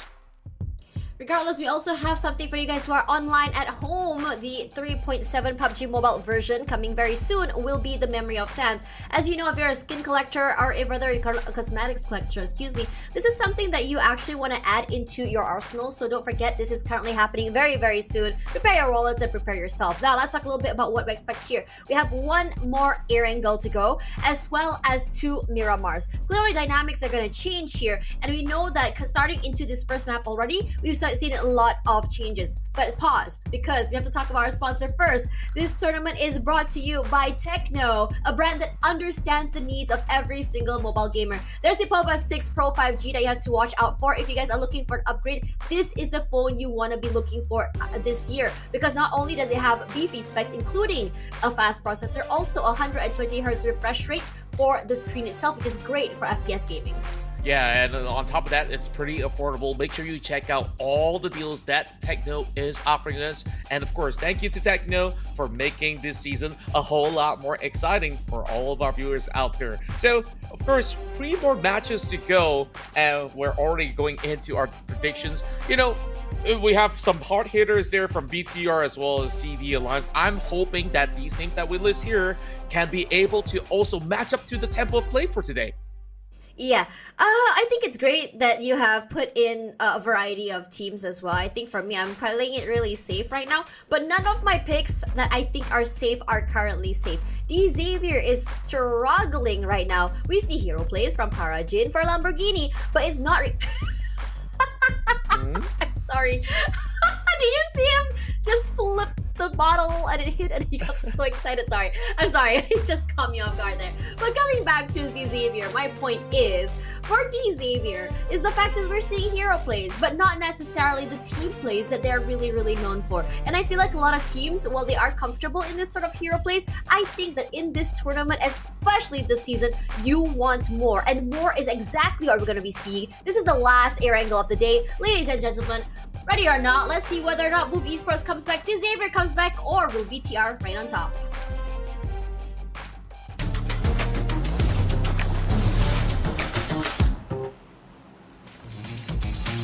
The Super Weekend definitely sees a whole lot of super heroic plays coming in with all these players really showing up their prowess, and on top of it all, some teams are still trying to actually navigate their way through this being the very final match of Erangel, I think that they have already gotten the gist of how these teams have been faring in this brand new group over the course of the weekend. But the course just get even tougher, especially with this flight path that does not allow a smooth access into Pachinki. We might actually see DX to be moving closer to Rozok if that's going to be the case. And for the Islanders, oh boy, it seems like Hem probably will have to switch things up yet again. So a lot of different alternative plans to be coming into fruition. So it definitely draws a big question mark onto how this match actually plays out. Vampire Esports, last round, they started off in Zarki, which I always thought to be the safest city of it all. They got clipped by eArena. They're going to go back there, and I hope that this time they can make an alternative route to ensure that they keep scoring.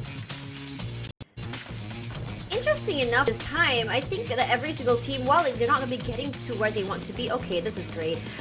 You know, the circle coming into the left side, which means that the rotation's heavily going to be coming in from the eastern side. And I'm excited because when you look at these rotations right now, teams that are safe in the circle right now, Boom Esports at Rozok, Xavier over at Pachunki, and BTR holding on to the, I think, the eastern side of the circle. I think for BTR, they might just be holding on. I think for them is that idea, right? That you might be able to stop people in the midst of that rotation. Hey, didn't you want to see this glider, Contra? Oh yeah, I finally get it. Pull up the ledger. Just tick that in the page. Did you write it down? I'm trying to write it down right now, but my eyes are fixed on my screen. Is Firen? You know, he's the main scout, he's the main backup, and he's just getting every intel. Like, well, Major Tom, I guess like the weather ahead looks pretty clear for Sem9. It looks good. I mean, when you talk about Sem9, I think it's so important to really talk about like what the, not the forecast, but what we can expect from this team this season. I think it's been a while. I mean, Firen joined the team a while back, but we didn't really get to see him really perform until now, right? And, you know, coming into this particular game, I think it's really exciting to see how the chemistry has changed, dynamic has changed. And I think for most teams this season, I think what's really most important right now is chemistry. It's less about hero plays and more about playing together. And speaking about hero plays, we saw a lot of hero plays from Nuzi, but in this game in particular, that's changing. We're seeing a Mormon, and I think that the dynamics for Vampire Esports especially changes when Mormons come into the game, because I think that how he moves with Tony K is very different than how Tony K moves with Nuzi. Yeah, absolutely. When you take a comparison between the two, sure, Nuzi did manage to at least outlast many of all these trades in the past couple games.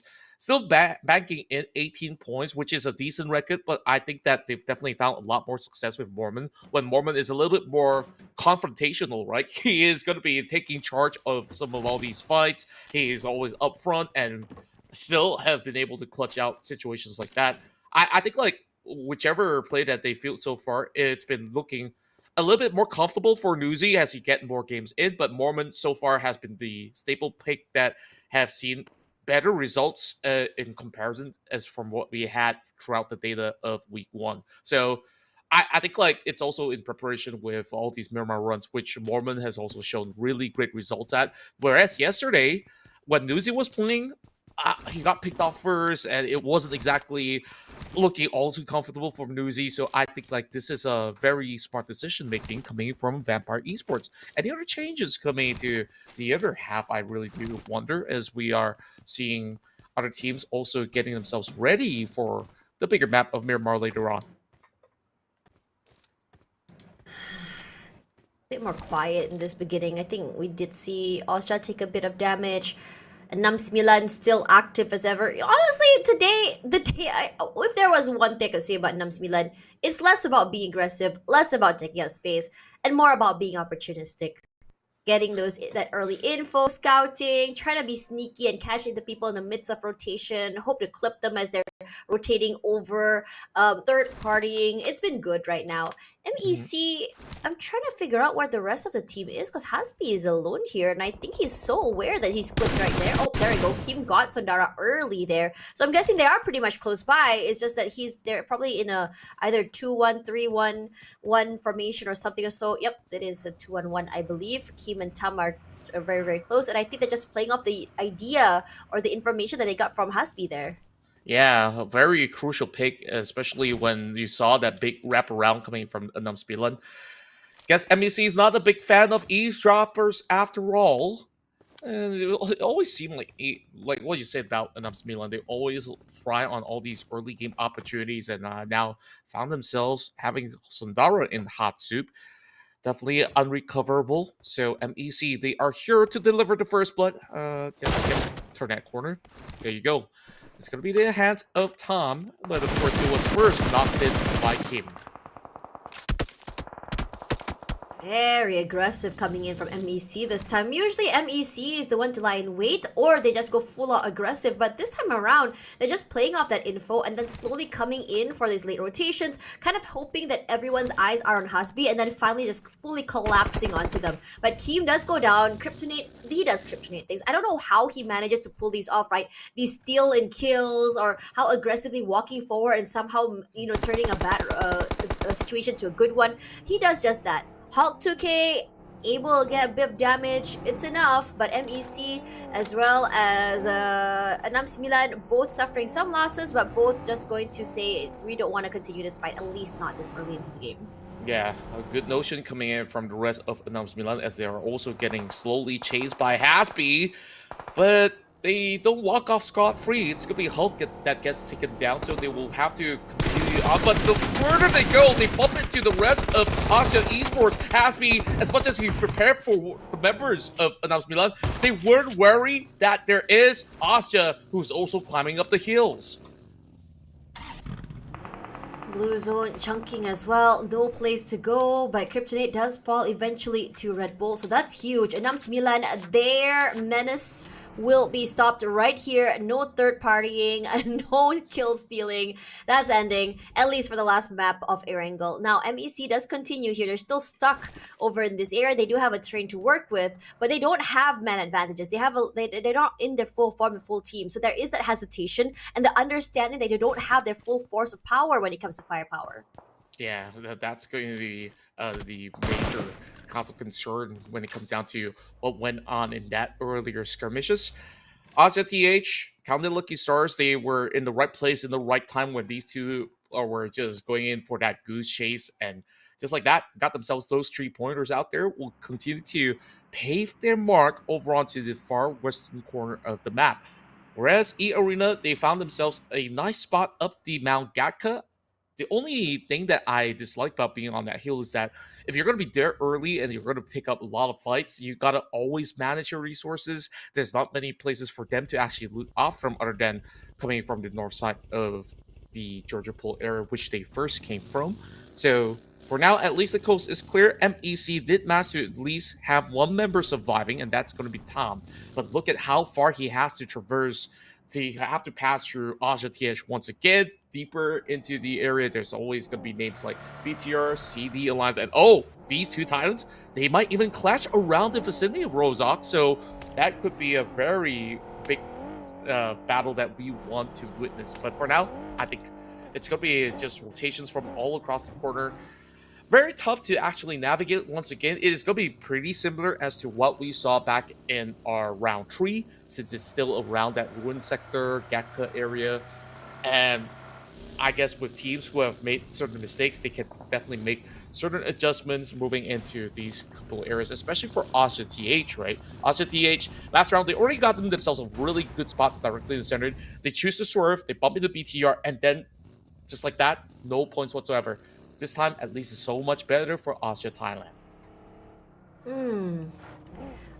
You know, eArena has been doing a great job. I think they go straight to hospital, take out that train, hold on to it. They haven't really moved from there. And I think for 2 games now, they've been incredibly lucky that the circle has been really favoring them. Aggression coming in for KAGENDRA already. They've already spotted out DX, and I think they've done a great job of just kind of identifying and knowing how aggressive this team can be. But Achul will be able to take first contact, and he loses that. But D Xavier, they're holding on. They're aggressive. They've bought enough time with Levi and Nate T coming real close right now. Ichan playing from the corners, trying to make sure that he's able to spot the head, but not able to quite yet. Hooks the nade, and Lily Boy finds Parajit in the end. This is massive, this is huge. Now, despite the cacophony, KAGENDRA has done a great job of isolating the members of the Xavier, as one of them walks straight into Ichan's crosshair. He's not done. That's one in the smokes. He hasn't seen it quite yet. Casper does fall eventually. That's a beautiful nade swapped out by Lilyboy. Not dead. Lilyboy trying to go and pick up Casper in the end. But he's waiting in the corner, gets that reset. Parajin, is there time to go for that reset?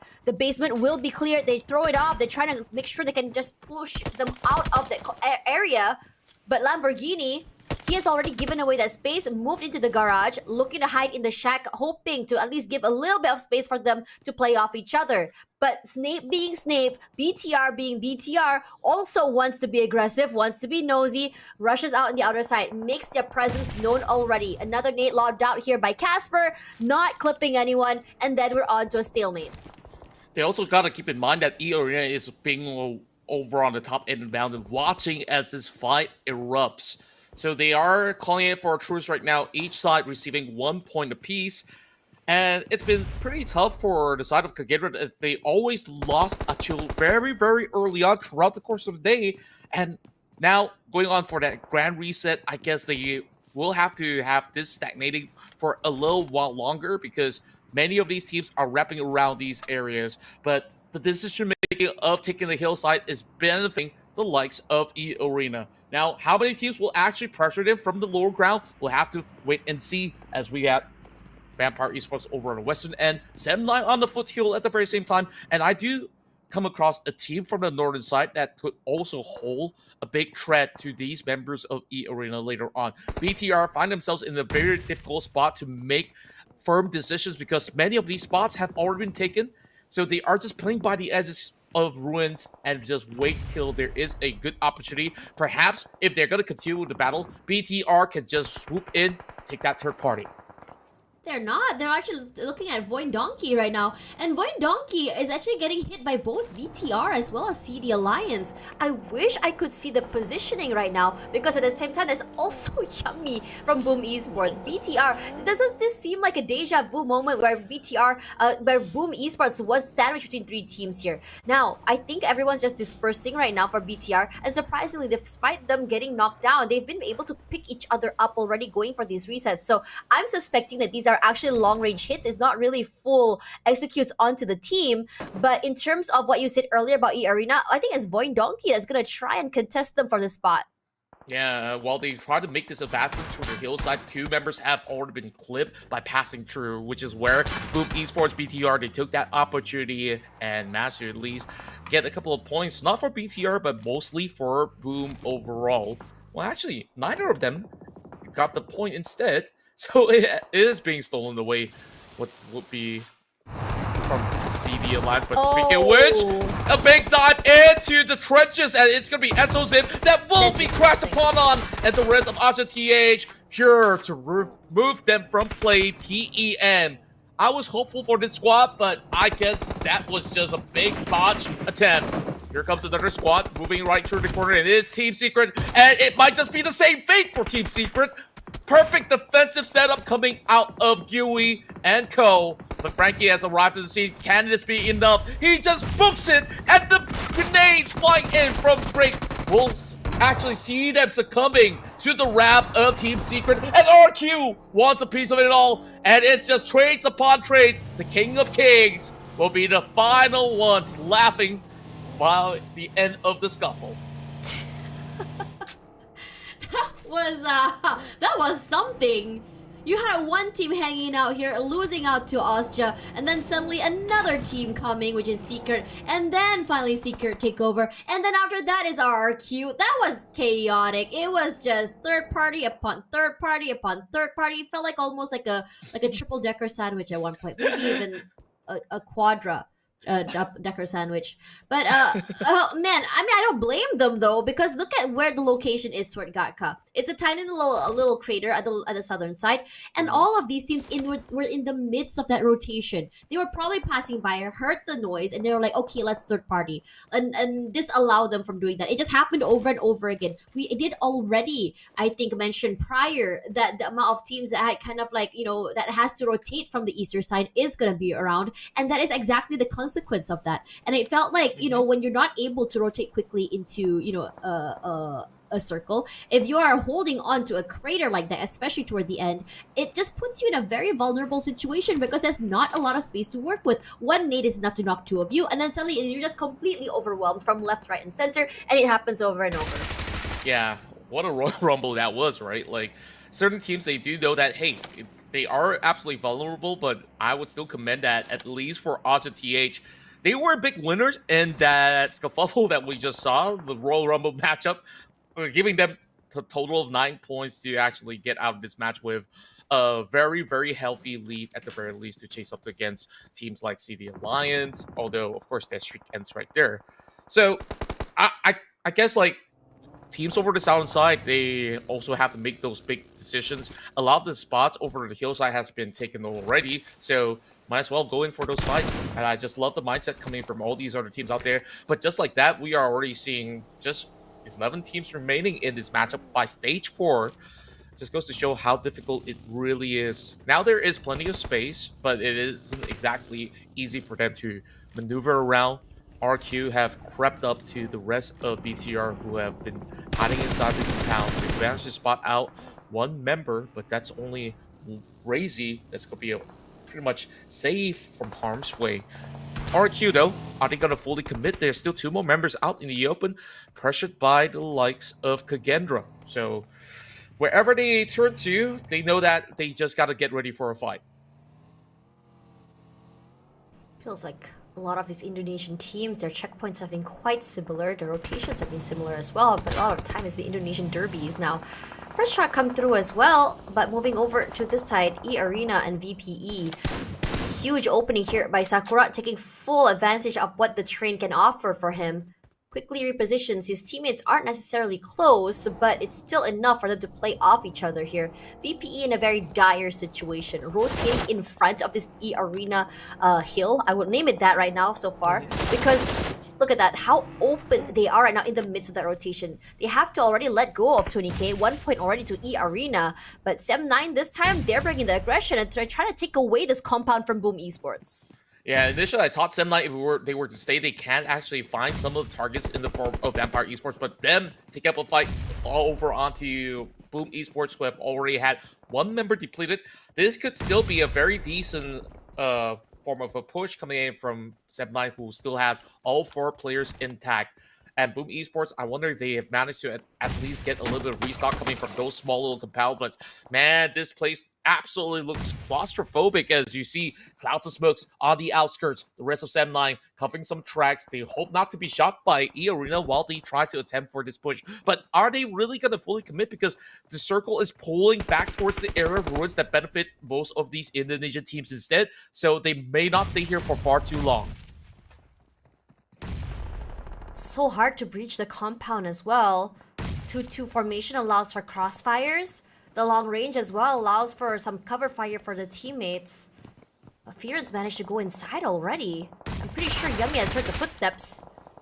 Both teams just pre-firing, finds nothing, so Smokes will actually give a bit of space to work with. Yummy gets clipped here already. Zero eats the nade full force to the face. As Firen just walking left, right, and center to see if anyone's still inside the compound, finds nothing. So, because the house is empty, he can already relay the information to his teammates. We can come inside here, take this space, and just kind of play off each other. Mika knocked down already, and so is Kenny. They need to go for the reset. They need to go for the pickup as well. But Pawnbit, he's looking to make sure that they're able to pick up those points. Excuse me. As Yummy goes for the heals, Firen and the rest of Sem9 left with only 2 members left. It's not going to be the easiest way for them to really win this. They understand there's a bit more space as Boom Esports go for a bit of a reset and pick up for the teammates, but that's the thing about Yummy as well. Because he's making so much noise on the outside, it's so hard for Sem9 to really discern how many people are close. Yeah, and you can see that Boom Esports, they're retreating into the other shack instead. The rest of Sem9, they try to follow suit as the members of Boom Esports are slowly getting knocked down. 0 second time on his knees. Is he really going to go in for a rebuff? This is way too dangerous. Firen goes in with the onslaught of bullets right into the smokes, but it's going to be Frentizi to still turn the fight around, eliminate Sem9, and boom, hold still, hold strong. They lose 2 members, but they gain 4 points. Boom Esports has an idea on how exactly to deal with that initial skirmish. They have two compounds held together, 2-2 formation, crossfire set up. It makes it so hard for SEM9 to breach through. SEM9 perhaps already overstayed their welcome. All info already out there in the open, and all Boom Esports had to do was play reactively. And now this fight between BTR as well as RRQ, that's been quite prolonged already, as RRQ was just waiting to breach that circle. BTR hadn't had to move at all. They're just here waiting to see if anyone should cross, and then they go in for those sprays. RQ, they do have a nice little hold to this area as well. They have Boom Esports in sight. They have a 2-2, which means the other two members of RQ are keeping BTR at bay, but BTR are not reacting at all. As soon as hell breaks loose, you know it's going to be a reaction for them, and that's exactly how they've been able to achieve this insane amount of kills in the last few rounds. True enough, eArena moves from their high hills into a lower ground, but they are still having a little bit of advantage against the members of Boom Esports. If Boom Esports turns to the left, they will be spotted out just like that. SC2 just goes in, swings it, and finds Frantisi. All that's left to do is to catch Hobbit. Hobbit goes proning, shots coming in from RRQ at the very same time from long range. NC2 will secure it, runs them over. 4 points for Boom Esports is all that there is. Well, eArena, I guess there are still some casualties, even despite them wanting a clean fight, and now they find themselves on the outskirts. They will have to push through. DX, they kept themselves quiet, still sharing the vicinity with some other teams, but now pressure is on. More of all these squads will try to swarm right through. RRQ understands that it's not worth it to continue this long trading fight against BTR. They are trying to see if they can hustle out the rest of the squads on the open, and that will be eArena on the edge, and they're definitely on toes. They don't really get those visions. They are trying to play defensively, but yet again, can they answer back? It seems like Danfoss is very close right in. This is not going to be an easy task for them to actually skirt out of that situation. While Tiger Axe, he still holds still. He will not be deteriorated by the rest of Boom Esports just yet, or should I say RRQ. The rest, now we take a closer look at the rest of Team Flash to be faced up against CD Alliance, pushing from the low ground. Great recovery just now, eArena. Great start. Unfortunately for them, they took a lot of heavy losses there, but you know, I don't blame them for that. It's just one of those situations that you really can't help it. Rotation is going to be really hard as well. They were knocked out of the circle. The circle was hard shifting.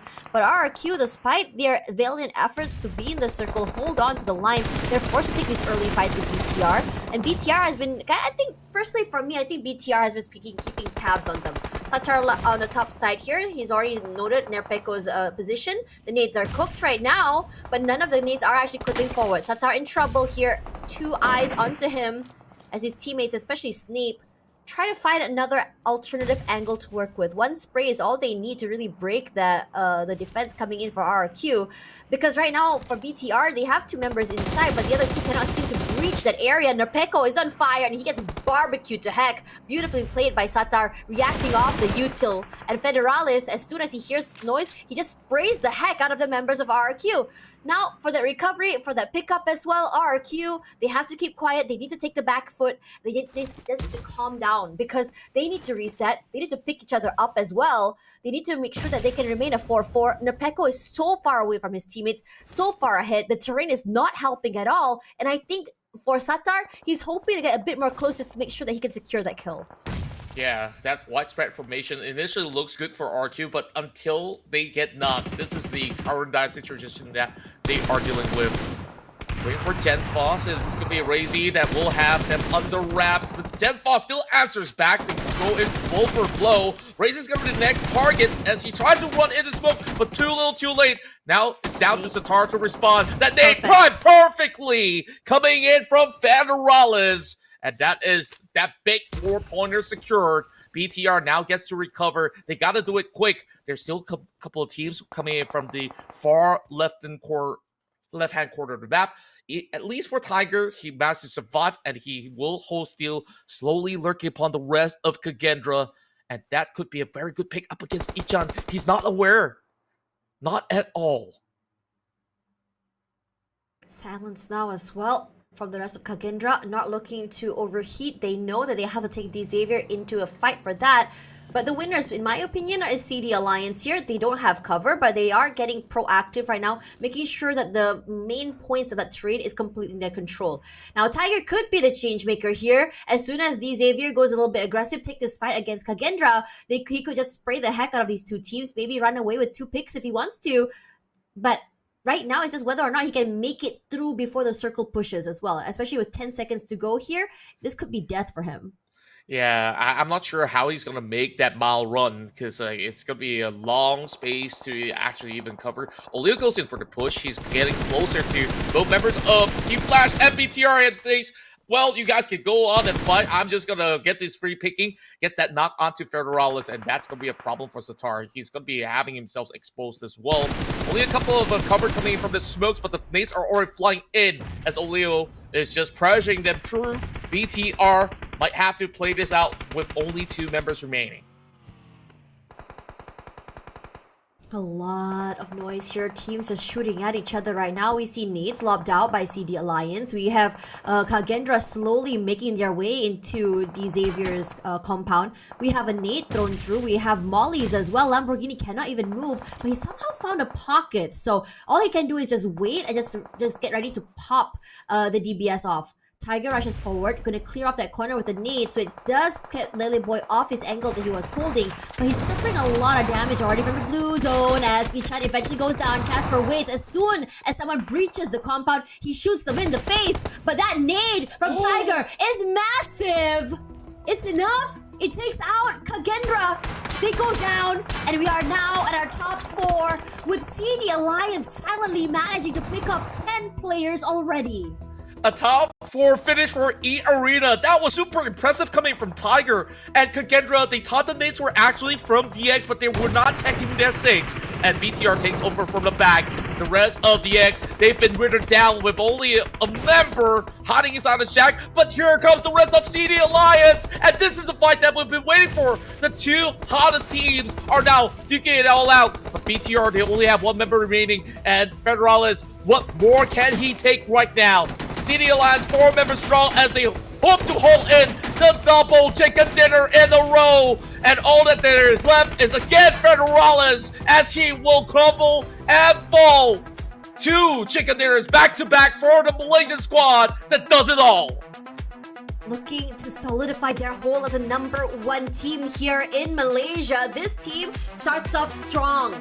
Every single member has put on the numbers. Every single member carried out their role perfectly here. And our most important takeaway has been positioning. CD Alliance today has been so quick in making sure their positions are held, making sure that they have space to play off each other, and making sure that trades are there. They are not put in a situation where they're forced into these 1v1s. They didn't bother encroaching compounds either because they know the full final circle is completely in their hold.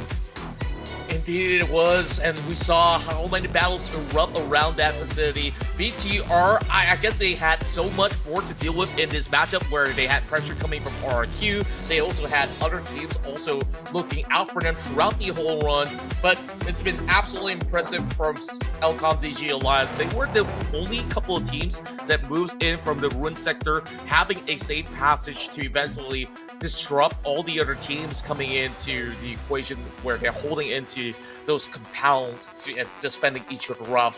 Where we're once again looking at some of all these names to shine. This time, Leons have done a whole lot, bringing in 4 elimination points, and once again, Jimmy to be the main fragger of the squad to also walk away with those 5 points. So far, I could sing praises again and again. CD Alliance, still the best from Malaysia.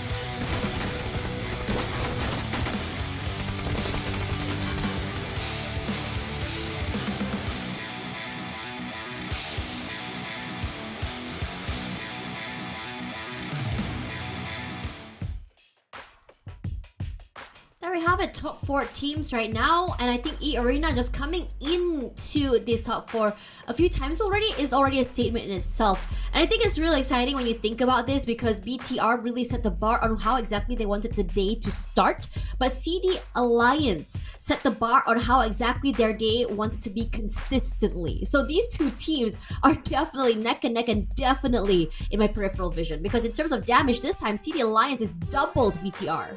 Yeah, and overall, in terms of their playstyle, it looks pretty similar in the way that they make decisions. But in the form of ferocity, sure, we can argue that BTR, they always look even better when it comes down to duels overall. But maybe BTR had too much on their plate this time around.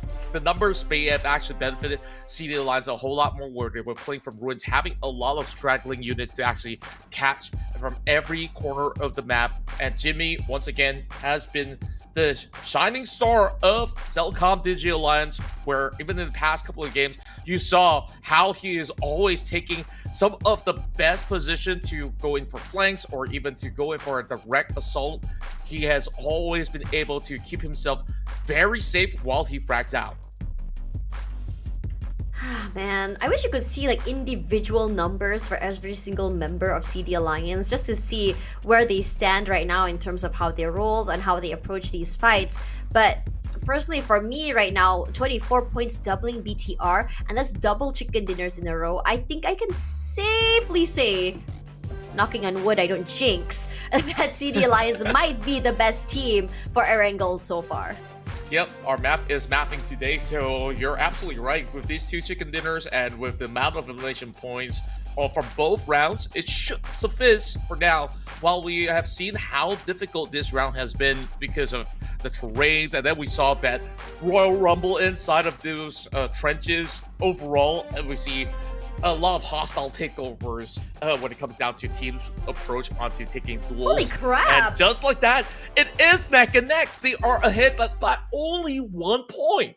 I think why this happened was because BTR managed to get that huge lead earlier, right? And it's just been consistent from them, so they don't really have to worry too much about slipping down. But CD Alliance came up big twice in a row. So I think it's a big catch-up because just now we saw, I said BTR and CD Alliance were separated by just like, what, 10 plus points? And now the catch-up game has happened. And now between the first place and second place to the rest, here comes a gapping wall where other teams have not been able to fill that void.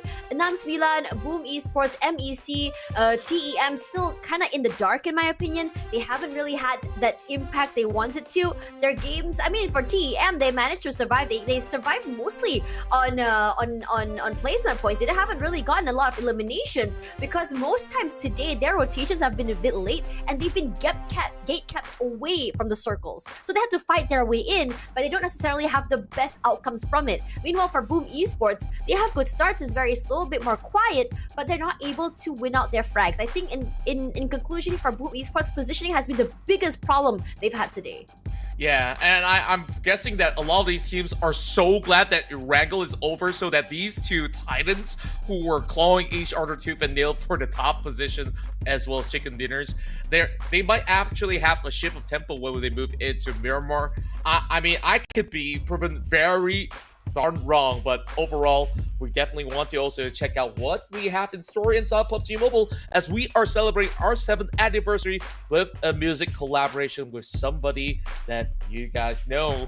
That familiar friend will be on his way coming 7th of March. So make sure you lock in 7th of March or just check out every social media platform of PUBG Mobile to find out even further. So, Tash, it's been crazy, right? These 2 Titans, Malaysia, Singapore's finest, BTR, as well as CELCOMDIGI Alliance. I never knew that they would go out on this all-out war, trading back and forth, and now we see these 2 really being the stars of today. Yeah, it really has been the star of today. I think it's a big statement on how exactly they approach this Super Weekend. I think a lot of teams are starting to really base off performance off that normal weekend. I think for most teams, it's not about really showing your dominance in that week.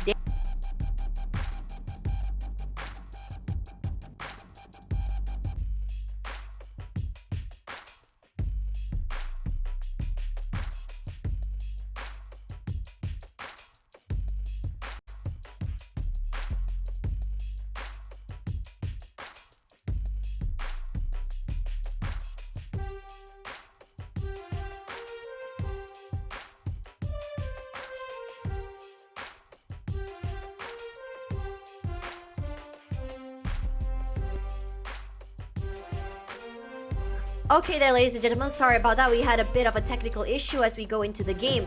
Now we have 2 more Erangels to worry about. And, you know, while we have an idea of which team would be the best team here in Erangel so far, but Miramar might be a whole different thing. In my opinion, Miramar, there's this like nice mental reset knowing that you're going into the last 2 maps, right? And it's a new map. What do you think, Contra?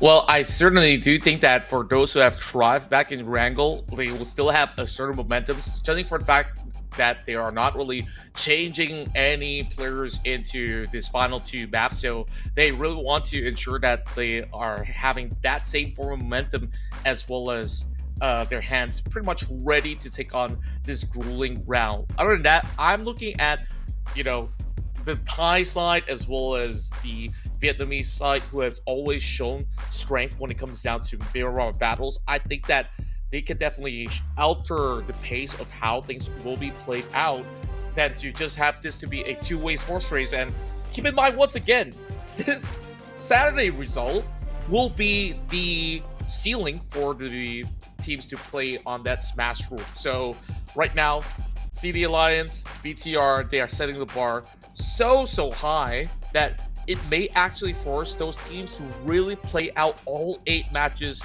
And by then, it might just be a battle of stamina, if you ask me. Perhaps. Love the teamwork coming in, the chemistry coming from this team as well, despite it just being, you know, so new to come back. Okay, so personally for me, the 2 surprising teams right now, VPE and Boom Esports. And surprisingly today, I thought that VPE would just really show their class today. They are the team, right? They would just be constant, they will best be on top, and then they'll go quiet. And then when push comes to shove, when it matters the most, suddenly they just come just swooping out of nowhere, and then you have these insane comebacks. Very similar story to Boom Esports. Personally, for you, Contra, what do you think is the biggest problem VPE has right now? I think like the major bane into their form today is just problems with rotations. Like, when we take a look at one of the rounds in Erangel, other than the previous, they had issues with that rotation coming from Zarky, and they got clipped by eArena. A lot of times, their rotation actually clashes with eArena, which actually see those exchanges sometimes favoring eArena, sometimes favoring Vampire Esports, but there's always casualty no matter the cost, right? So Vampire Esports, they need that smooth run in order for them to actually eventually get activated, to take up proper fights, than to have those early shenanigans, so to speak. So hopefully in Miramar they won't be bumped into other teams, because there has been certain good rounds as well that we've seen coming from Vampire Esports earlier today, which see them at least secure points that is enough to actually match up to some of the top 4 out there. So don't count them out just yet. I would say the same about eArena myself. Vampire Esports, I guess like they should be at least feeling a little bit more confident moving into this match. That's so real. I don't know why, but I'm getting nervous right now. I have a feeling that BTR has something up their sleeves. I think if BTR don't want to be bested by CD Alliance, call it headcanon, call it speculation, I don't know. But I feel the aura right now. I don't know. Yeah, I could absolutely feel it too, and we are also starting to see other teams to have plans of their own. One such team is RQ, which we last saw them battling with BTR, but you saw how long were they in that long trade? I feel like if they deal with long trade so well, Miramar will be perfect for a team like BTR, or should I say RQ. Excuse me. I think we hyped too much of BTR that I'm slipping my tongue right now, but hopefully the teams don't slip up, because it's going to be 2 more rounds left here for this Saturday run.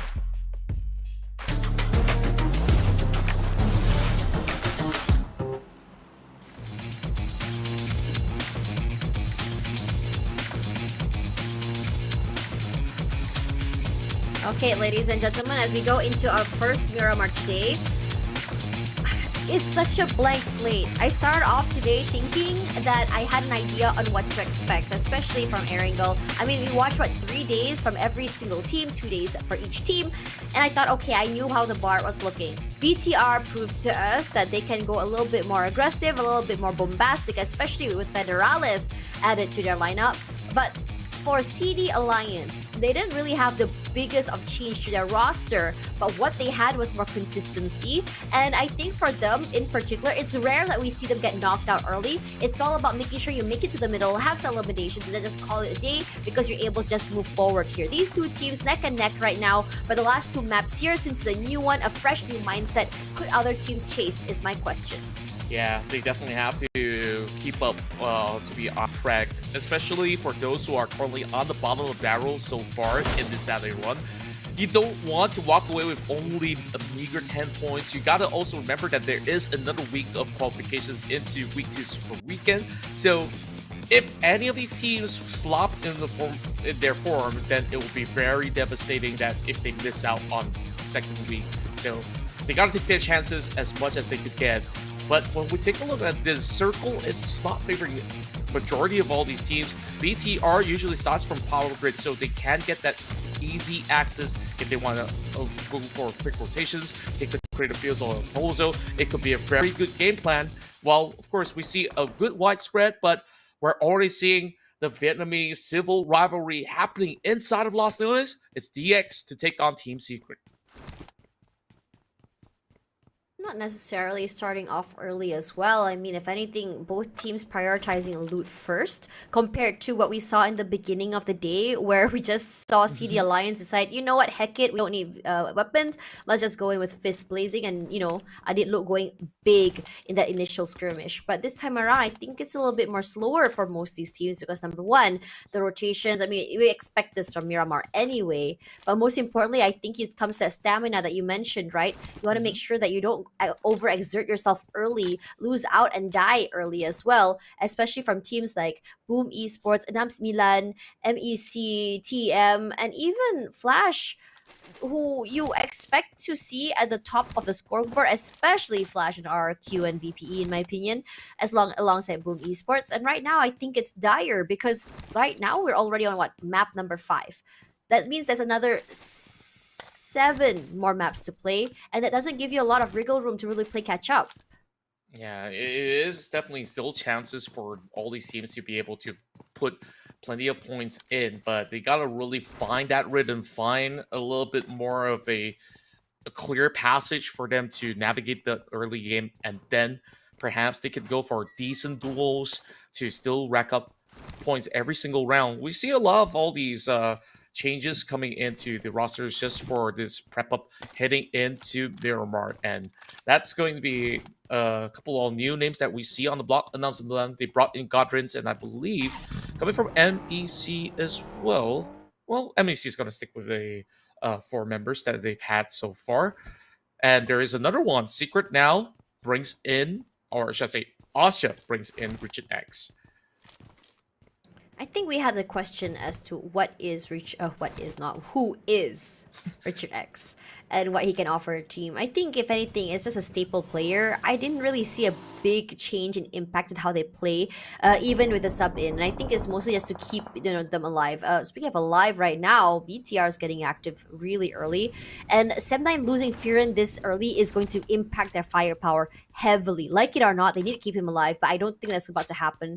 They're just so far away from the other teammates, and I think for SEM9, it's just an unlucky situation. That first blood easily picked up by Federalis, and honestly at this point I think this might be a good start. You want to bring Federalis back into the game, you want him hot as well. Yeah, and we did talk about early on how BTR has gotten that advantage starting off from Power Grid. They wasted no time to rotate into El Pozo. Unfortunate for SEM9, when they also arrived into El Pozo, they took that deeper territory, leaving Firen all alone, where he was actually losing up. They didn't expect the entire squad of BTR to actually rock up inside of the arena, quickly takes him out, and just like that, like you said, SEM9 relies heavily on Firen for his long-range assessments, as well as all the form of support that Firen could actually give to them.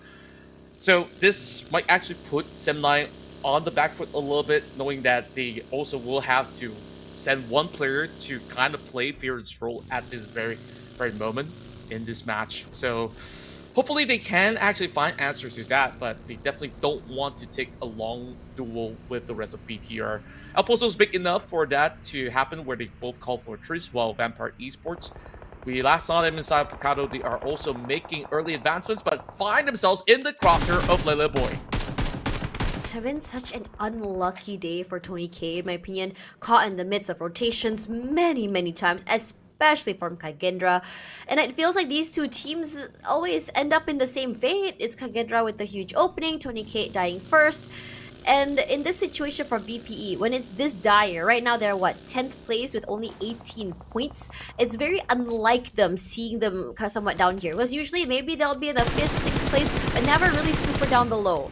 Regardless, for them losing 2 this early as well, and I do understand why they want to try and challenge back, but in this area where KAGENDRA is just so high above with all this terrain to play with, at this point, I'm trying to figure out what would be the call here for VPE. Are they going to try and go a little bit more aggressive? Because I know that Onsense needs to be picked up here. He's also another huge hitter when it comes to firepower for the team, but I don't think that we're going to be seeing that pickup. VPE is just getting picked off one by one, and they haven't been able to answer back at all in any situation.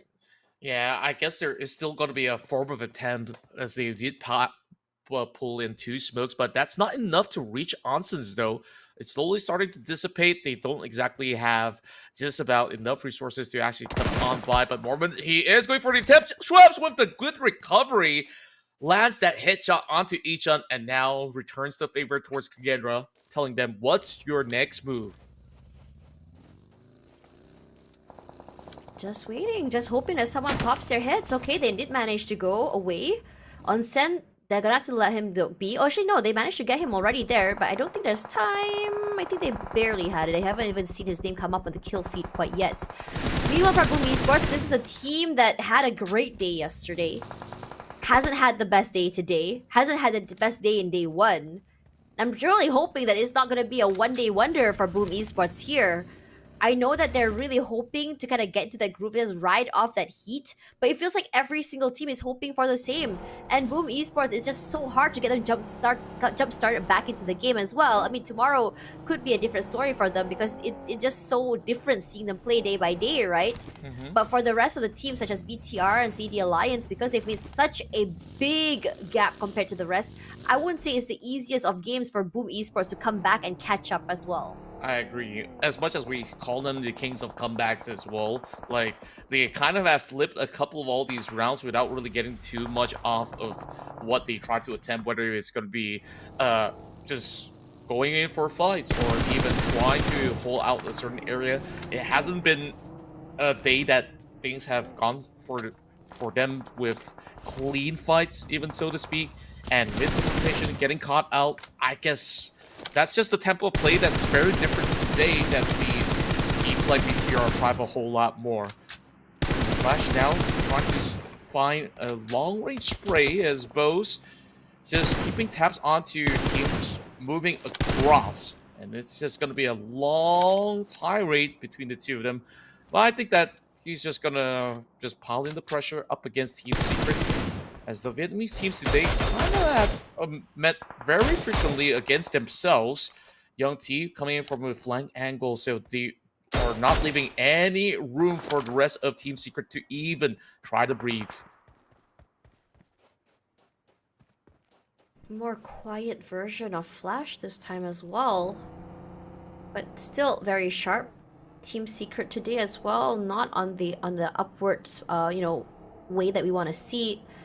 E8 this time coming up huge, managing to pick up this compound as well. They're side by side by the RRQ, so RRQ is going to try and corral them into the area, but Joker with a great opening onto Nepeko, knocking him down, blowing down the firepower and the numbers as well. But Lapar, he has other things in mind. A nade lob down here, enough to only just dwindle down the HP, but not enough to knock. But Genfos tries to be sneaky with a DBS, punished for it as well so quickly, as Sakura, he follows through here, knows exactly where Genfos is already, hoping to keep his teammates alive. He has to buy the time, he has to buy the space. The Free Fires are huge here, and they just choke the members of RRQ from 2 different areas and throw out the entire scuffle. Despite the fact that RRQ was the one choking them, EA played the CQCs to perfection and lost no one in the process.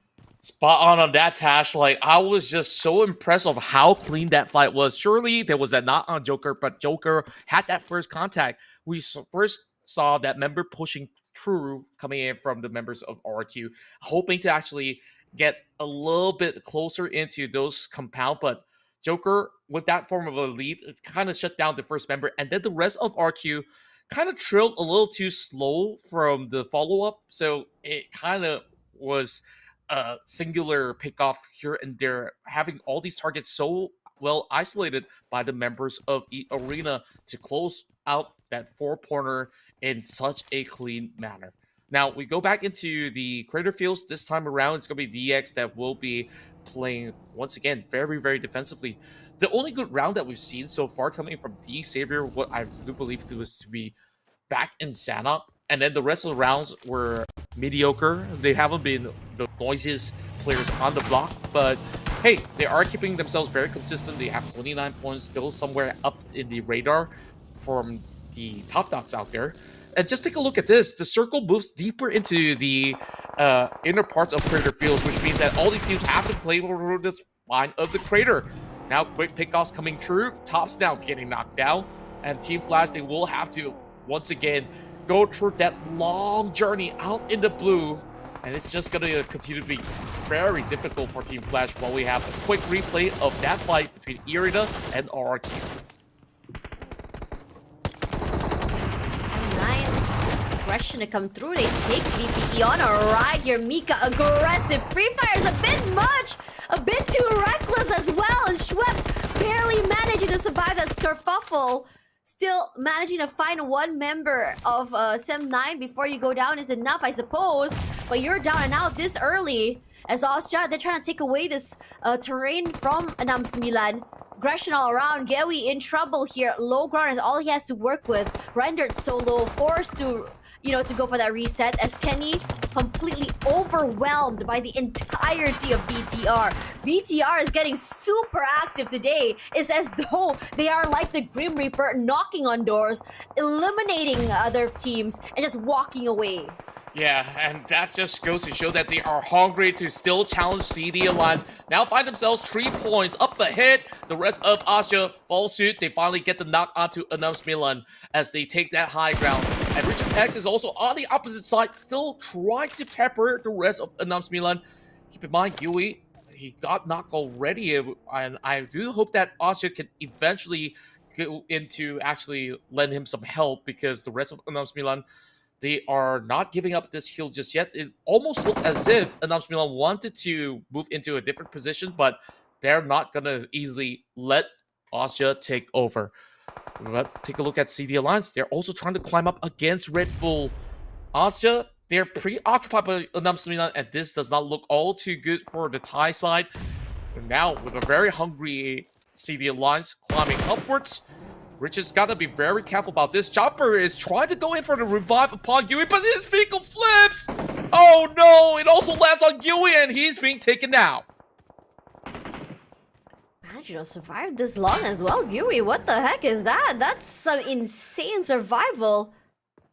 And speaking of survival, here is CD Alliance. This is an insanely tall hill to climb here. Nade's thrown out. Red Bull is just so unperturbed right now. He just play off this terrain. He just peek a little bit and move immediately back. But he's being very cautious. Because CD Alliance sharp as ever. One micro angle shown off. And that's pretty much over for them. And Sharper QQ, his car already on fire, about to blow up. So he has to move at quickly. But for me personally, looking at this map, it's VOIN Donkey that is the winners here. A big warehouse in their control. No one close enough to try and fight for that compound. Not really a big fan of their positioning. They're not prepped and primed to play off each other, but still, we'll take what we can get.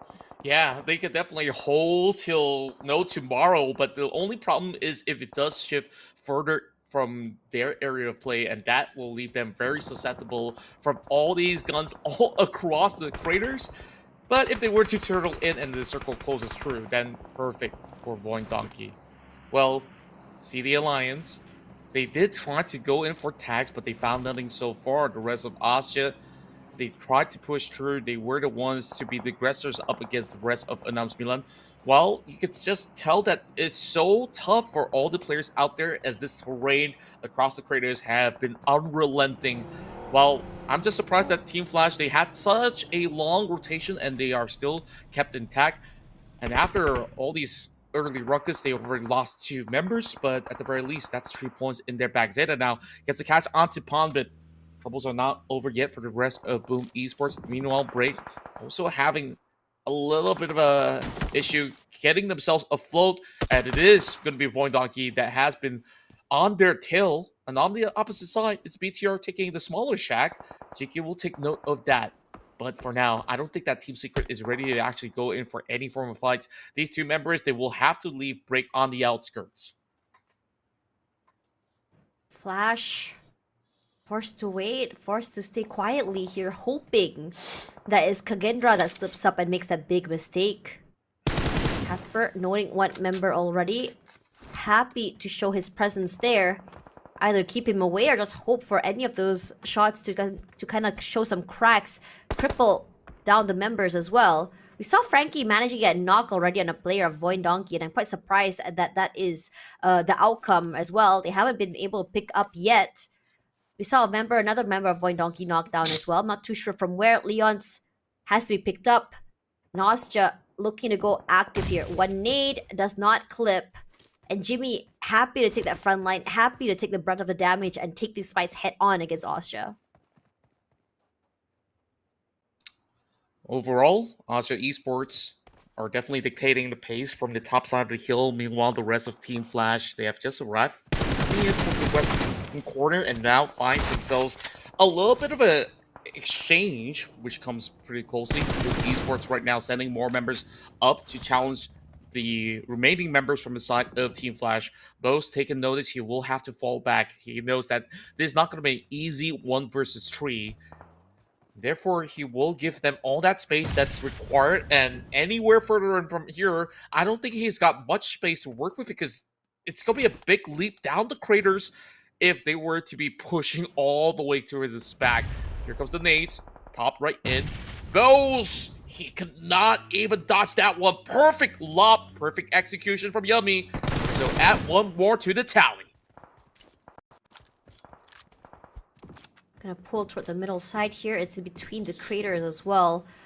So you have to gamble whether you want to be inside of the craters on the top side here. I think BTR's placed themselves very perfectly as well. They haven't moved at all. It's Team Secret that actually concede their hold onto the area. I'm surprised that Flash has survived here for so long. Young has just managed to be undetected, and I'm not surprised at all because he hasn't moved a single muscle for a good 2 minutes or so. And eArena, despite having this high grounds held, and I think this is what they thrive at, you know, getting that best positions, holding on to it, keeping quiet for the rest of the day while just going aggressive to any moving thing they see. Xavier as well, a different dynamic today, not looking to go active, not looking to really breach into compounds as well. So looking at the map right now, every team is preoccupied, but every team is not really eager to fully commit to this 4v4 fights. Oh, finally they do here. OSJA, huge opening onto Jimmy. And Shopper has been going and rotating for so long. Finds the perfect backstab, and suddenly every single member of CD Alliance is completely crippled down. And this is one of their worst rounds so far today, despite the back-to-back chicken dinners. Yeah, they managed to survive long enough, but not even able to even trade right back towards the side of OSJA.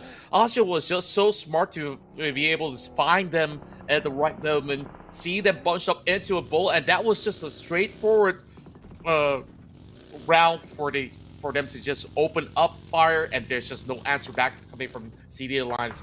Once again, the terrain so difficult. I guess the rest of CD Alliance had really no choice but to actually succumb to that pressure and had nowhere to turn. Everywhere else pretty much preoccupied as this closes deeper into the open space of the craters. At eArena, they also find themselves to be in a similar predicament, just that they had the leverage of the spawn of the craters initially, so they will stick to it so long as they can. Once again, let's take a look at the opening coming in from the rest of OSJA Esports. That was absolutely clean, so we carry on. eArena, they found the rest of Boom members, and Boom, they don't want to stay for far too long. eArena finds themselves at the back foot here. do have terrains to work with, but no clue where the other members of Boom Esports are. We haven't really seen Yummy really activate today either. It's usually him putting out the numbers and at least him getting 1 or 2 frags, going aggressive, putting in at least a bit of damage. But today he's been shut off so quickly. And I can't help but suspect that teams are starting to identify that this is how Boom Esports plays. Look at this, a lot of damage already put in from eArena, and they're taking full advantage of the fact that they have this high ground, making sure that Boom Esports cannot even peek their heads up. And despite both teams being stuck here, just the terrain being able to give them this advantage in terms of information, if able to see as well as a terrain to work with in terms of getting some cover, is just Boom Esports just struggling here. They only have what, shrubs to work with, a vehicle. They move out of the circle. They have no clue. You can see the paranoia setting in, right? Wondering if there's another team looking to kind of a third party or backstab them. And now the circle's pushed toward the middle side. Both teams need to move right now. Yeah, they're absolutely trying to pinch each other, understanding that, hey, we don't really have a great ground, but if you guys are also struggling, we probably could just flush you out if you guys make the wrong move. Boom Esports eventually corralled the party to crash right through the gates of Team Secret. And Jinky and Frankie, they're absolutely ready to drop the grenades onto Pondbit. Yummy mate to follow through, and that will be Team Secret obliterated. And this still looks very risky. Boom has yet to recover, and BTR heard all that noise. They want in. Trying to actually shred them apart. Zero has got his hands jutting out the window, so they gotta find what angles is there safe to actually play out. Boom still managing to go in for the recovery, while Flash somehow finds another member of VOIN Donkey. Zeta getting knocked down, and Young T, he's gonna be the last hope for Team Flash, and it is still pretty impeccable how they've been able to survive for so long, hitting into the top 10. That ×8 scope that Ryzy was holding, you can see how much control he has on those sprays as well.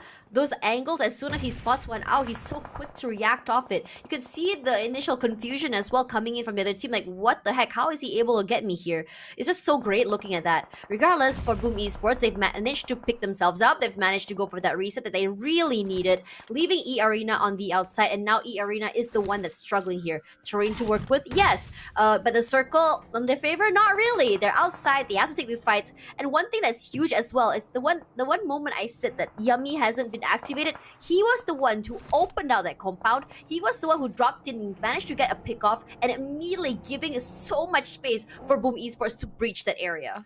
Yeah, and the moment that eArena saw that one coming from afar, now they want to prey onto the rest of the members of Boom Esports, understand that they're stuck within that same position where Team Secret is at, so they're absolutely vulnerable, but there's no full measures been taken yet by the rest of eArena, just giving them a little bit more of that breathing room space. But over on ENAM Milan, it gets fought off by Power Jin, as it's going to be Rins who's cutting across, and just like that, he just gets clipped by the rest of the Savior. As this would still be a very dangerous spot for D-Savior to get out of this compound, to play around the quarry regions of this crater.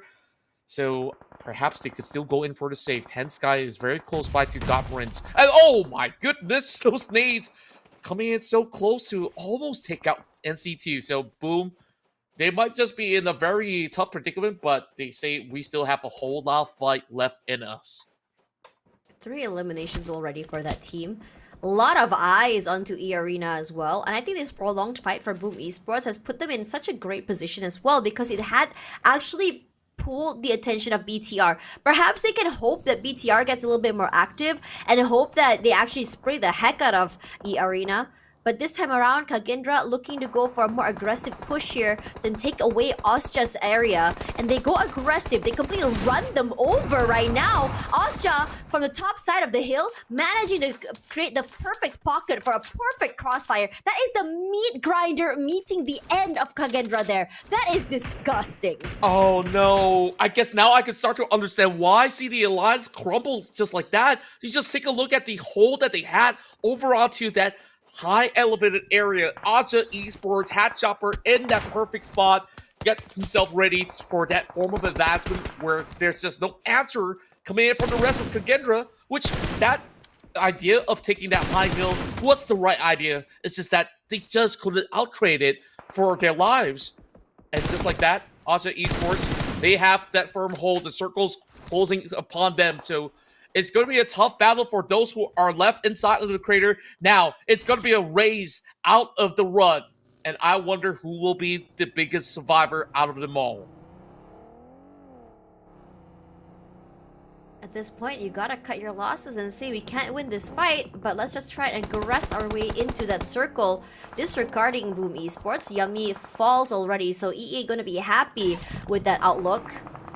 I'm not sure if Boom Esports is in a position to go for the reset either. The blue zone not on their side is open areas as well. And the high ground, you can see the members there just watching. What a shot coming in from Zero. That was a micro angle just exposed there. And he immediately just capitalizes on it. Zero knocked out already, and so is Richard. At the very least for OSJA, they do find one member of TEM. And you can see that as much as I want to read this kill feed, it feels like everyone is just shooting at each other this time around. Yeah, and they also managed to deteriorate the members of OSJA Esports. What goes up has to fall. It's only Red Bull left. Pombit on the outskirts. He will bow out to the play zone, but it's a respectable finish in the top 8. Still have a couple of points to book out to. Both Esports maintaining some records at the very least. Red Bull using whatever he can to go up against the rest of eArena, left out in the open. At least these angles provide him just about enough to slowly spray down onto eArena. Now he's also being spotted out. Draws the attention of the entire team of eArena. While down below, DX, TEM, ENAM, SEMBILAN, they're all going for that brawl in close proximity. But by now, there's very little frag grenade left in the pockets of Lamborghini. 2 more as a matter of fact, but should be sufficient to go up against Ten Sky as well as Kryptonite. Potato now drops another bomb over onto Satar. The Savior, they got a lot to deal with, but they managed to at least settle scores with the rest of ENAM, SEMBILAN. It is going to be Tem that take those points. VOIN Donkey from the hillside now challenges the rest of BTR who have just arrived. And just like that, they managed to see one running out with the backs exposed. Crazy gets taken out, but there's still one more inside of smoke that has been seeked out by Potato and Razak. Chaotic as heck as well. Nades lopped down here to VOIN Donkey. Good for Potato. Razak gonna have to find a way to get to Potato safely, but I can tell that Red Bull's already very much waiting for him to happen. But the same could be said between D-Xavier. This is a much more deeper run for D-Xavier. This time, Nate knocked down already, and here comes the calls to completely collapse. But somehow, because Frame X has been knocked down, they're not able to take up the space they initially wanted to. But as so Zip through smokes trying to make something happen, he gets bombed out to hell as well. He's so low right now. More nades lopped through here, and eArena looking to be the third party to completely obliterate these two teams. They take up the space. Lamborghini down. Tem back in the game already. But it's gonna be D-Xavier that takes a brunt of damage here in this third party situation. Already flushed out with mollies, with nades as well. Nowhere for Parajins to go. Jumping to his death. Unfortunately has to step on that molly eventually. He's being barbecued. But Tiger, knowing in this corner there is one player close here, a lot of free fires happening, making sure to keep his head away from the windows. Not happening yet. Bright all alone here. Joker has no clue where he is. They're hunting right now, but they can't find him. It always has to be eArena coming in with some grand plan of a third party, and they managed to just deplete the entirety of D-Saber with all the utilities that they've saved up going up against Boom Esports. They also do have Joker over the hillside getting spotted out by the 10 member. Now down to SOZIP. He does not manage to hold, but it was a big round in for 10. Securing a top 3 finish with 5 elimination points. All that there is left here in this arena is EA versus VOIN Donkey. VOIN Donkey, quiet start today, but now they have nice advantage in terms of the terrain. Beautiful lob of the nade as well, but it isn't enough for that knock. So for eArena, they can relax for now. They don't have to really worry about the thing. But the thing is, eArena has strength in numbers. They can go for a 2-2 formation, isolate these fights, go for double swings one side and the other. But VOIN Donkey, they have the element of surprise. Potato in the front line here, the tip of the spear, hoping to open things out. But none of the nades are clipping. Joker walks up, and a blind shot through the smokes knocks one member of VOIN Donkey down. It's all down to Razak, but cannot hold anymore. Joker, always the big man to come up on top, and always the man to end the fights. And here's a winner-winner chicken dinner for the team. The whole eArena, the team that has wildest throughout the weekdays, have finally stopped the winning streak of both BTR as well as CELCOMDIGI Alliance. And just like that, the Thai team has taken over Miramar. And you saw how difficult it was. At first, they had their backs pretty much exposed, challenging the likes of Boom Esports to pave that way. And once they got enough room to measure up, you see how they square up against DX, and they just dissected them to precision with all this utility usage. And when they have just about enough opening, there's just nowhere else that is left unchecked. They know very well that VOIN is up the kill side. They wasted no time. They went in for the push. And let's once again take a look at how they managed to achieve such a massive victory here in one of the toughest Miramar rounds that we've ever seen. Man, what a way to go through today as well, starting in this first map. And I think it also comes through. I think, you know, when you mentioned their PC counterparts, there's a lot of similarity on how their PC counterpart and their mobile team actually works as well. And it's priority to the high ground. You see it, a priority to the high ground in the Erangel, and you see a priority to the high ground even in Miramar. And because they have these fundamentals in mind on how exactly they want to approach these matches and these maps, and it gives them so much advantage as well. They're not going for early fights. If anything, that high ground gives them all the information they need. It gives them great positioning as well. If anyone wants to try and push them, they will be very, very primed and ready to deal with the push. The circle kind of pulls away from them. That's fine. Just worry about the teams pushing out forward before they come up, before they worry about taking away their positions. But for now, let's look at highlights before we talk more about this 13 elimination game by EA.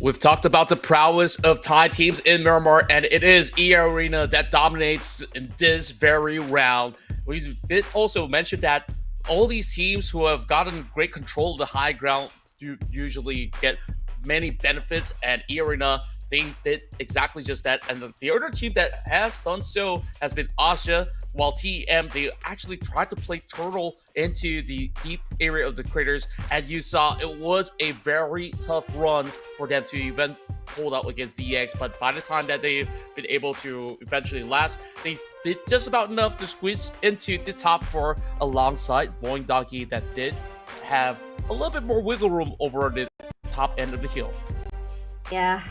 eArena, I think today out of everyone, eArena in terms of positioning, especially on Miramar, has been great. And I think that a lot of teams did try to challenge them for their high ground, but because they were there first, it was all about just asserting that control. And I think they haven't moved from the area, at least from the middle side of the match, all the way till the end, until the circle pulled away. And then it was just all about just kind of taking up space slowly, allowing teams just ease their way into fights, and it's all about that third party. And I have to say, they have a nice little mix of strats to come through, whether it be third party, whether it be from the high ground, or whether it be on how exactly they breach compound. So it's huge.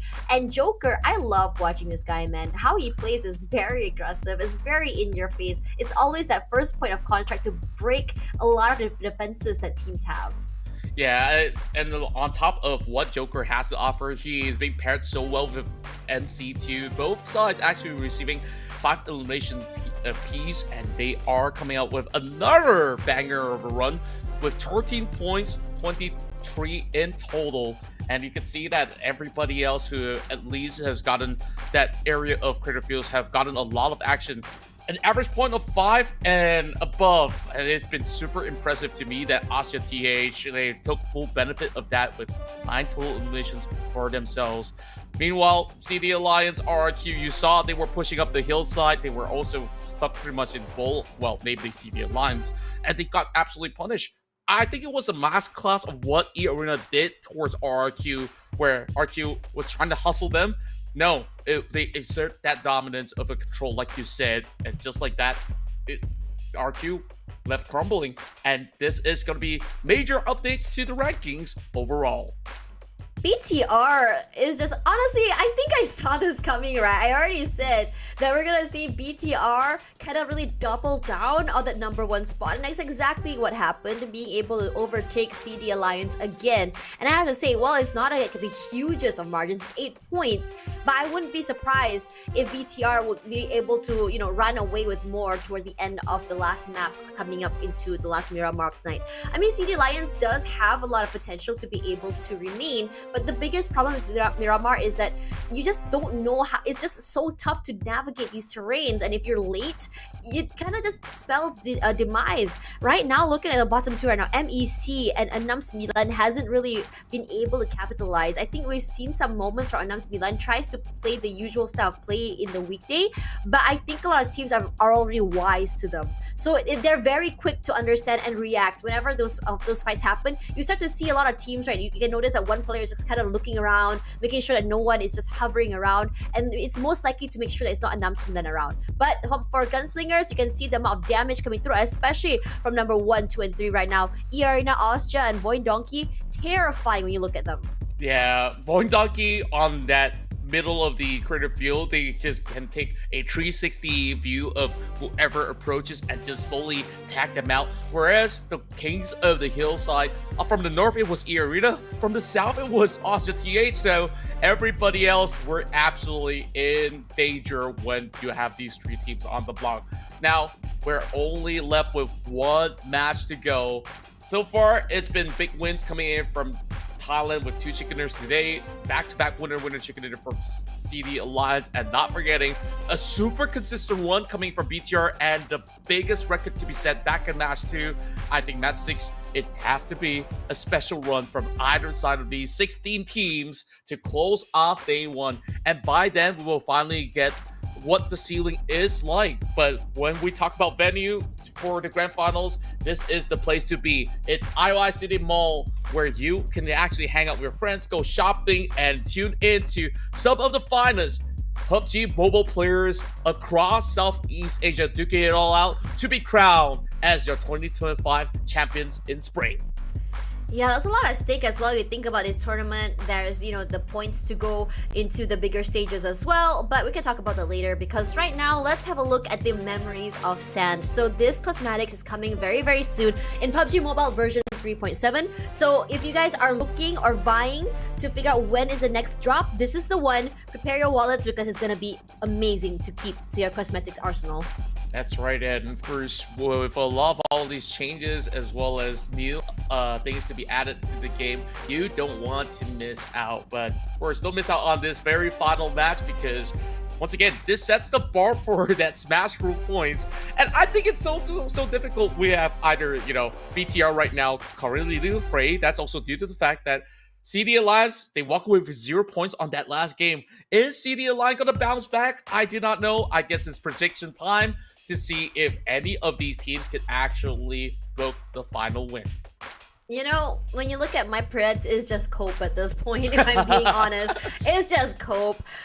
You know, we saw the earlier runs for Team Secret and the Xavier, and I was like, okay, the expectations are high, but I haven't seen success from them quite yet. So this is me coping and hoping that they can show us the form that they showed on day 1. But for MEC, for me personally, I want to see more Malaysian teams rise to the top, especially because, you know, I love the dynamic coming in from Mikiel as well as Tom. So, you know, the potential potential is there. Mikia was able to bring the team in a one-man situation all the way to a 4th or 5th place and somehow managing to get 10 elims total. So this is something that is to be excited about as well.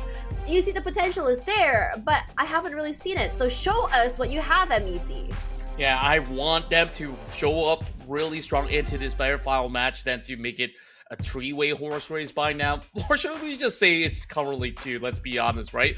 It's BTR, which I did manage to put in my prediction to be able to still hold on to that top spot. But what you've predicted for the rest of the pack definitely sees improvement, such as Team Secret as well as the EX. Today, we have not really seen Vietnam taking that chicken dinner home. I think that they're pretty much fired up to actually secure a whole lot more. The X did manage to secure a top 4 placement in that matchup, but unfortunately the traits were not looking to be stable enough for them to actually convert some of these into points. And I hope that this is going to be something that they could do to be a little bit more proactive and to once again get themselves in tune for them to prepare for the last 6 rounds tomorrow, because there's still a whole lot more to play for despite having a very tough start here in Saturday. Real. Okay, we talked a lot about VOIN Donkey, about VTR, about EA. But I don't think we've really talked more about OSJA here. And I think OSJA has been such a 50-50 team for me. They have firepower, they have good positioning, they have the idea on how exactly to take these fights. But why exactly do you think they can't hold on till the end, Contra? Yeah, I think like sometimes they were too tunneled into holding that good position for far too long that sometimes you always have to prepare. Let's say you usually see them at least lasting up to stage 6, right? Like, you gotta once again send one member to be on the lookout if you have to reposition, which is why they somehow find themselves to be kind of stuck into certain positions once they have gotten just about enough numbers, or should I say, they also have their hands being kept very, very busy. How many people rock up towards their heel? There was MEC, there was CD Alliance, and the list can go on, right? And by then it's like, do we stay longer to actually farm for more of these numbers, or do we actually start to rotate out? And knowing from that situation on, I guess like there are still certain things that they definitely do have to improve in order to get closer to chicken dinners. But over on the group stages, I think they've definitely shown signs of brilliance. Like you said, they are hard hitters overall, and we want to see them at least stabilize to keep themselves intact for more chicken dinners to come.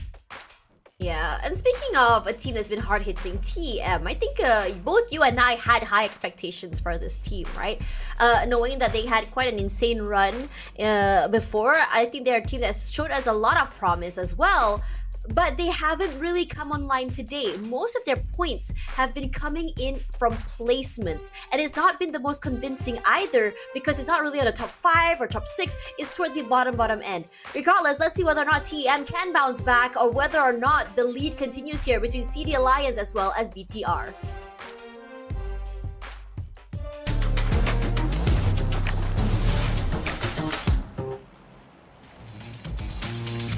Here we go, late into the night for our very final game played in Miramar. It's match 6 here in the week 1 Super Weekend, as we are this flight path is rough, man.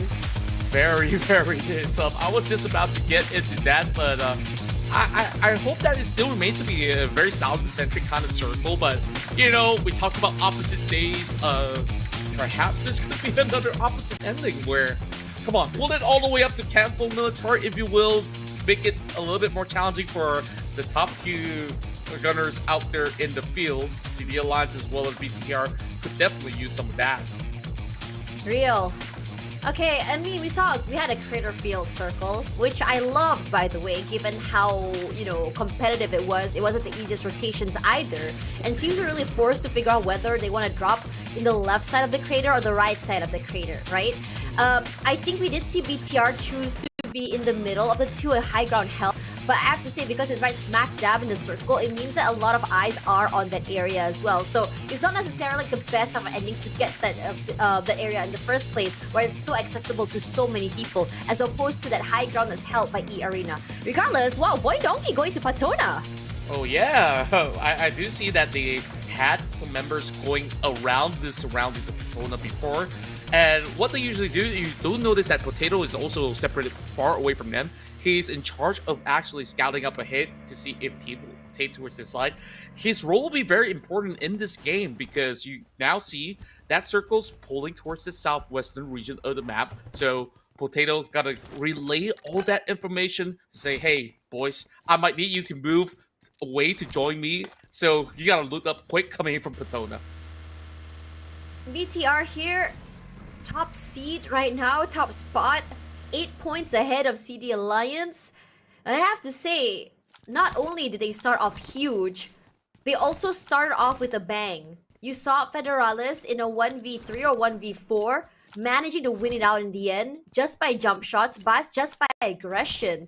And you can tell that from this player, I think in the interview was a very interesting one for me because we talked about that chemistry, that communication. You would think that without communication comes no chemistry, but according to, you know, his teammate Satar as well as him, that not understanding each other's languages because it's so funny and the miscommunications that happened, it actually helped improve their communication and the chemistry in the team. Yeah, it's like with more of all these funny little small talks that kind of goes into a big question mark. I guess it can be very comedic. I can already imagine myself sitting in maybe the gaming house and like watching the two of them right? And like, what are these guys actually talking about? And then they just have a good laugh and once everybody's laughing, it's always a very good vibe, and perhaps that's what's keeping BTR running for the entirety of the day. And it's also great to also know that in such a short duration, Federals have been picking up a whole lot of Bahasa Indonesia at the very same time, which, you know, earlier through the week, I was asking, is he going to pick up the language? Is he not going to pick up the language? He picked it up. I think the earliest language, right? I mean, yeah, but I was gonna say that the earliest word he's gonna learn is the Bahasa curse words. I can't say it here, but we all know what he's gonna, but the first thing he learned, let's be real here. Yeah, we absolutely know the words straight from, you know, a lot of all the games that we do play out. So I guess that's one easy access into learning, picking up a language at first, where you could just at least express your feelings of frustration. Right? Those are parties. Yeah, I agree. And you know, it's been such a pleasure to see this, and I'm really liking the fact that a lot of teams are starting to go. I mean, we talked about, you know, mixed rosters, what it brings to a team as well, and I think it's always really exciting when you have these kind of, you know, transfers happen. I think they did mention about their new coach Kent as well, because this is a massive rehaul from BTR. I was not expecting them to keep up at least, I don't know, towards maybe week 2. But they started off strong here. I understand the track record that's held by Kent is phenomenal. He's a great, I would say, you know, coach when it comes to keeping the mental right, in keeping the team together. And hold that thought though, because right now Hasbi is alone. I feel like this is deja vu. It's always Hasbi getting caught out really early here, all alone quietly, and immediately he relays that info that he hears sounds in his area, and look at how fast his teammates are kind of rotating toward him. Just now when Hasbi was almost caught, his teammates were right in the nick of time. Key was able to get 2 pickoffs before Flash was able to find them, and it feels like it's going to happen again, but this time around, it's really far away. They're on the lower ground right now. I'm not sure how quickly they can actually climb this terrain. Yeah, and at the same time, Hasby, he's prepared with the angle set towards the staircase. But with the engines roaring, I think Team Flash has also been alerted. You see on the minimap, the rest of Team Flash is on the standby. While Zeus, he's got no idea at all. He's thinking, okay, I gotta guard the doors because there's Mikhail, there's the rest of MEC. But little does he know, if he sets foot upwards to defend himself, he's gonna be in the world of hurt. Nice and that sprays. was what happens. Yeah, nice sprays as well. Great start. It does keep Flash on their toes as well, but Tops is huge. He's held out to the outer side of the area and catches the members of MEC as it's so tunnel vision to the building. Now, Young has already evacuated himself, closing the door. I'm not sure if they are so aware he's inside. Opens the door, closes, surprise present to you! But the same could be said from Lancy. That's massive, that's big, and all all of these pickups right now as what's happening from CQC fights with sprays, but this time around VPE is getting active as well, and they decided to embrace the idea of third partying. Borman with 2, huge start. Sorry, with 1, which means that not being one person also means a great start for them, and I think this might as well help them kind of like push forward when it comes to that momentum. 20k low, one of their members I believe knocked down already. No, lobbied. That's rough for VPE. So rough. I mean, when we take a look at VPE, they weren't just merely driving by looking for a spot. They suddenly heard those noises. It's like, okay, I guess there's a party that we're not invited. Let's actually take our chances. But at least VPE, they kind of stashed those 2 points away, stealing it from those members of MEC who have actually done incredibly well. Take a look at that. MEC, they got 3 points out of the fight up against Team Flash, and I believe that was that one grenade coming from Haspy that has also knocked the player out from Vampire Esports. While on the other end of the hill side, we have CD Alliance now taking on the rest of Team Secret as they try to just drive by. It is a perfect spray from Leon for a great catch. Reposition from Leon's as well. Gonna try and bring themselves a little bit closer to each other here in Chumacera. I think it's a great hold as well. Minas del Sur on one end here for Tops and Mikiel.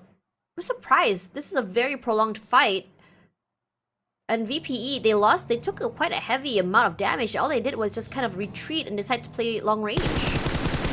Yeah, they know that the fight is not over yet, though, because MEC, they only got those a couple of members, and they do note that there is going to be another player still lying in wait, and that Molotov lobbed right in, but not enough to find Tops on the other side of the room. Haspy does have another grenade to be cooked up. So little space left. I don't think that Tops can actually hold for too long, but that bounces over the corner of the wall, and there we go. Haspy tries to clear it all the angles, and it tries as he may. Tops will not survive. That will be Team Flash calling it an early night. This is a rough circle. It's pulling toward Valdemar. It's pulling toward all the way to the southern side of the map. I mean, understandably so, the flight path was toward the south, but everyone had kind of expected the circle to be a little bit more centralized. Yeah, such a curveball right now, leaving a lot of bare open grounds on the very far corner of the map, which can actually give whoever books the spot first and foremost to have that high ground advantage. But those who are already inside the city, they're going to be okay. But the only problem is that how long can they actually outlast all these teams who are hoping to vie for a spot inside of Valdemar, which we have seen yesterday. It was one heck of a fight. And look at all the teams rotating next to each other. VOIN Donkey, Vampire Esports, they're not shooting each other yet because everybody's taking separate vehicles. Suddenly, it looks like we're in a Formula 1 race while we have the rest of VOIN Donkey to try to find refuge, but they are driving towards SEMBILAN. Tries to U-turn. Zeta, he cannot hold towards that compound because it has been preoccupied by another squad coming from the back. VOIN Donkey continues on their journey. They find the far end of the map and will finally call it a little bit more of a space for them to hold out. Firen. Wow, going huge here. 2 members knocked down already from BTR, but at least they answered back here. Federalis, he's doing the heavy hitting! He's barely alive! Sem9 had the brunt of that fight somehow, and Federalis decides to say, you know what? No, not today, dog. And they managed to only lose or less in that big skirmish. But now Boomy Esports is rushing forward. They're looking to capitalize as BTR tries to overcome. That nade takes out 2 members. Snapeball alone, a great spray from him. Not enough to lobby though, as Yummy keeps his teammates alive. Snape cannot do more than that. BTR with 5 elims, it's enough. It's enough, but I also do take a notice in that fight. I think it was a little bit of an oops coming in from Federalis. That grenade was a self-nade dropping towards himself and his teammate. So it's just a little bit of a panic situation, right? You weren't able to reset. Boom is coming close, and perhaps it could be a kamikaze move, hoping that they jump in as well, but it didn't do them good favors. So now the chance is once again wide open for CD Alliance if they take this chance to overtake BTR. But it really has to be a big result coming from CD Alliance. They now have 60 points with the 2 added eliminations. they need to find another 10, or at least make it to the top 4 with a couple more eliminations, then they should be able to overtake. But wow, that was immense. Boom Esports, perfect opportunity taken, and we want to see more out of Boom. Finally active now. Oh, the circle is just so packed right now. There's not a lot of space to work with. There's water as well, a bridge at the bottom side, so you can clearly tell that toward the southern side is a no-go zone already because the circle is definitely gonna pull away from there.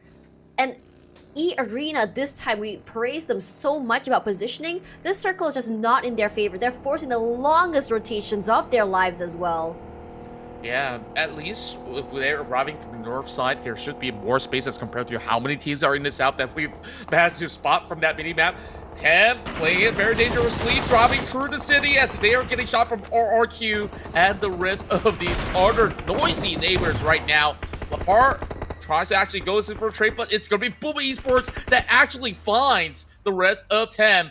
Arriving into the late scene as Zero will try to hold out. 2 members now because they have Potato also assisting in this skirmish, and VOIN Donkey was in charge to take out TEM. Once again, we talked about how well TEM has been trying to play for placements. They could not even afford to aggress in such a tough rotation call, and that is to their own doing. No movements yet. Great opening by Ichan onto Richard there as well. So Kage, they're making sure that they're able to play off this large terrain, this large area, but at the same time, while it is open, they're looking to keep this area fully in their control. It's not like they really have to take this fight against OSJA as well. I mean, they can go for a big rotation. The circle isn't the tiniest right now. It's only just stage 3, but I think everyone's just so cautious. It is the last game of the day. It's the final chance for you to really put yourselves on top here. But ENAM SEMBILAN as well, looking to play at the edge of the circle. And I think the biggest problem for ENAM SEMBILAN right now is just traversing downwards and making sure when they breach that circle, there's no one waiting in wait in those corners, in those angles as well. Oh, wow. We talked about that long rotation, right, coming in from eArena. The moment that they arrived, they are now challenging KAGENDRA. KAGENDRA's got multiple spots to hold out, so they should be able to eventually spot out these members of eArena. But they initially got tagged. They also have to recover their HP bars, which they are doing at this very moment. They have found some space across the valley to actually get some cover off, but only for this last moment. We finally get to see Tony K getting activated on the other side of the map. They go in for 1 knot. 2 elimination points for the side of Tony K and Co for them to still remain very competitive in the middle of the pack. But take a look at this. Even ENAM SEMBILAN has arrived to see going up against a direct challenge of KAGENDRA. That isn't exactly the best of game plan, but they will try to make do. Aggression all around here. This time it's KAGENDRA trying to keep ENAM SEMBILAN at bay. Low ground, no advantages for them, but the only thing they have solace in is that this terrain is a pretty steep, so they can at least move back and forth and try and get some information on how exactly they want to play off each other. All these nades lobbed out here as well. I think what's really scary is that right there toward Hulk. Those nades means easy access for this nades just to roll toward them. And I think for ENAM SEMBILAN right now, I think they might just want to say we need to back off. We need to go for this reset. And we need to make sure we can play off each other most importantly. They've done a great job so far being able to crunch the players of Kage near each other. But that's also that risk. Beautiful sprays right now. A nice angle played off from Kryptonite. He's always the one you can rely on to open these fights. And the rest of ENAM SEMBILAN just completely collapse over. One already inside of the compound. You can hear the guns blazing so loudly. Hulk taking up the space, capitalizing on the noise that Kryptonite has made on the outside of the area. We love to see it, the way that they slowly dissected that fight and the angles being seeked out by Kryptonite was pivotal to go in for that firm exchange. But it's been a long duel. We see it on the kill feed, and finally, here we go. Big nades land over on the top of Caspi, and now it's go time for Tony K to make a whole lot of noise. But Mikhail, he jumps out the window, tries to trade right back. Tony K saves the day. And there's definitely a whole lot of splatter of blood, but they should be able to quickly go in for the recovery. Just by the edge of the zone as well, they got a journey on, and there's not much time left. So VPE lick their wounds and carry on. VOIN Donkey, we saw them securing such a vital spot over on the south side. They have a lot of grounds to cover though.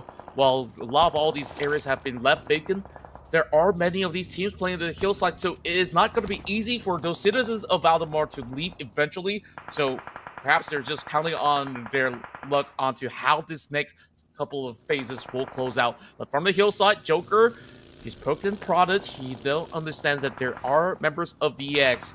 It hasn't been an easy rotation for eArena as they still try to seek for a safe entry, but for now, they are just dodging every form of possible engagements for as long as they can. While the rest of ENAM Milan, they try to full send it. They are stuck in between the hills where Leon is currently having the rest of CD.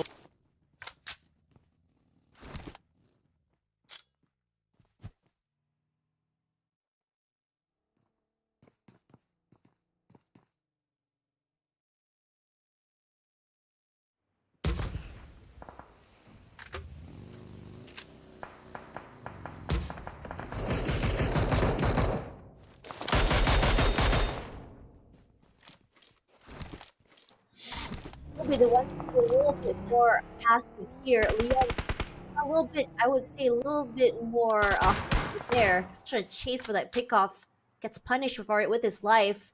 The Xavier, this high ground looks really good on them right now. They have a 2-2 formation coming on. All eyes are on 3-4 teams on the outside. They're just putting in damage, just trying to cripple down the numbers. Not really full sending it in as well. So I think this is huge on how exactly they want to approach this fight. Now, CD Alliance, despite all that noise as well, I think they managed to bring back the teammate into the game. With ENAM Milan currently kind of struggling. The blue zone pushing out at them. The circle pulling away from them. CD Alliance has full control of the area. Still have to worry about the team behind them. I believe it's Xavier here, but for now, all eyes are on the team in front of them. All they have to do is gatekeep. The nades are good. Hulk taking a lot of damage there in the beginning, and I think there's a lot of utility as well as CD Alliance has managed to really bring into this game, and is making it hurt so badly for them because the mollies keep them at bay. The smokes means there's a lot of question marks where exactly CD Alliance are, and Kryptonite finally knocked out. So that's a lot of firepower taken out of the game, at least for ENAM Milan.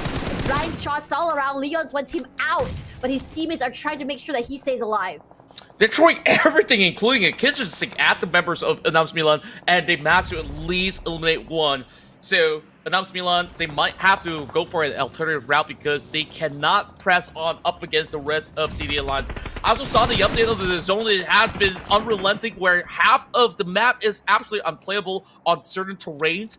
And therefore, VOIN right now is in the driver's seat in the best spot possible.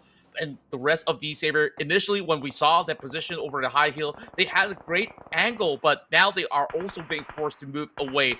eArena playing through the unplayables through the far end, and they managed to also catch a glimpse of teams cutting by. This is not going to be an easy task for them to eventually flush out. OSJA, PH, here comes the nades. Wait, there's more. Oh, he managed to revive him. Immediately legs it out of the little crater. Moves out the way. Sakura trying to keep the other members of OSJA at bay here. Not sure if they're aware. They need to come through enough just do chip damage, but no more. OSJA just stuck inside of this compound. Cannot go out, cannot even peek right now. And eArena, you've seen them breach compounds. It's very aggressive. ENAM Milan and CD Alliance in this long, prolonged fight, but somehow Olio as well as Jimmy managing to find the final two members. They have been hunting for them. Yeah, and you saw ENAM Milan was just trying to outrace them, but they could not even get a grasp onto getting themselves into a safe spot. So CD Alliance, they saw this as a perfect opportunity to overtake, and now they will. But we go back into the fight as the rest of eArena, like you said, will press on as they find themselves into a very tough compound to hold out.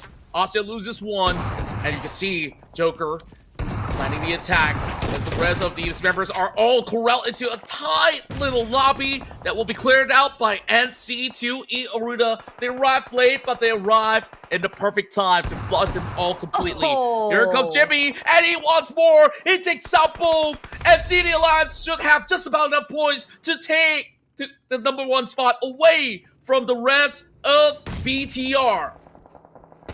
Like his name, Nate T, he finds one pickoff already, and Lamborghini, all he has to do is walk off and just blow hits to smithereens. That's exactly what he's doing right now. A different Xavier in this last game. a lot more aggression and a lot more firepower. Despite them only moving together right now with one player needing to be picked up. Levi's rushes up forward. Lucky for him, he lobs it. Nate is a perfect trajectory here. Pre-fire in those corners, making sure no one is holding. They clear it out. Tiger cannot be recovered as well. It's all down to the last member standing, NC2, that Nate will find him in the end. And eArena, their reign of terror has been ended. 6 plays, but 4 elims. It's looking good so far. And now VPE and D Xavier finally break that slow start they had today. Yeah, it's been a long day's work, and finally they get back into their prime form. I guess it sets up the tempo of what they should do for tomorrow to have a rough idea of what's necessary for them to still keep up to the pace. And by now, I believe the Savior has already garnered 41 points to still be within the top 4, despite us really giving them a little bit more of some feedbacks. I would still say that they are still keeping themselves very, very healthy for a grand finals run for what it's worth.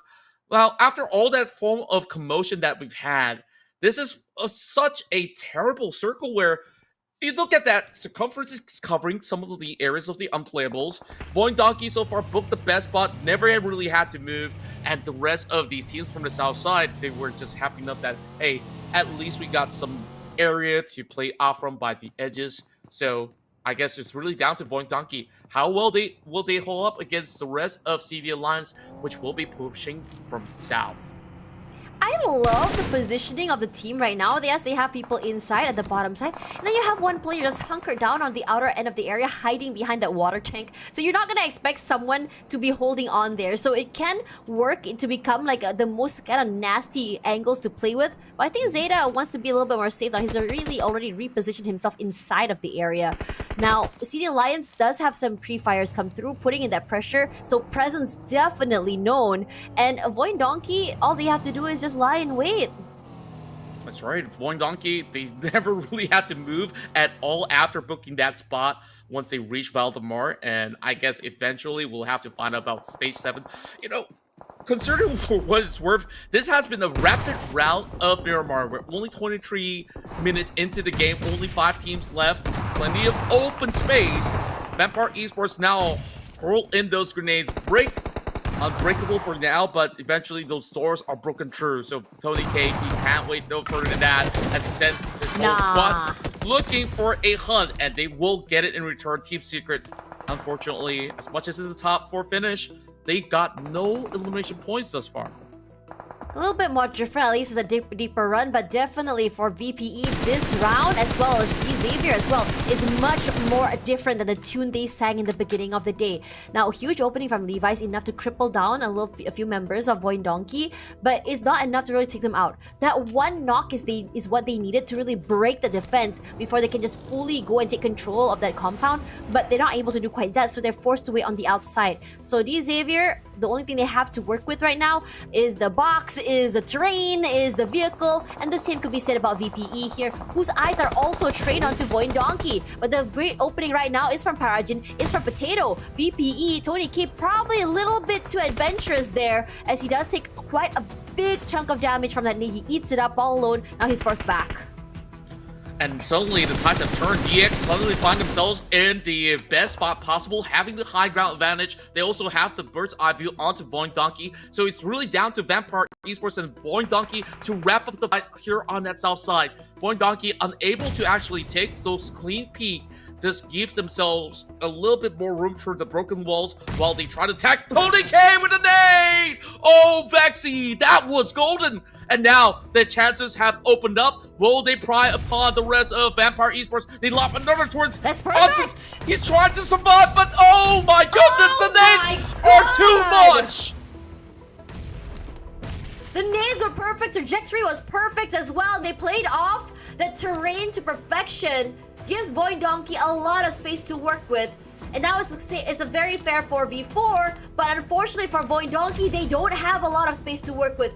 The circle full in control of Xavier. Xavier is great right now. They've taken up the position where the vampires have been holding on to, but they have a 2-1-1 formation going on as well. Levi's on one end, Parajin playing together with Lamborghini, and one player over the outer side of the circle, kind of hoping that they can go for a nice crossfire to really chunk down the members of VOIN Donkey. They come forward, but the DPS for Parajin is rough, it's strong, it's loud, and it is painful. Lamborghini taking the brunt of the damage, and Parajin going aggressive. Vexy comes close, and they completely run them over with the vehicles too. Lamborghini's on fire with 5 eliminations already. Vexy's all alone. Xavier's happy with 10 eliminations in the bag. There's nowhere to go, nowhere to run. It's just formalities right now. Vexy managing to reset, so at least as the smoke dissipates, he has some space to work with. Now the question for Xavier is, where exactly is Vexy? Did he reposition? Not quite.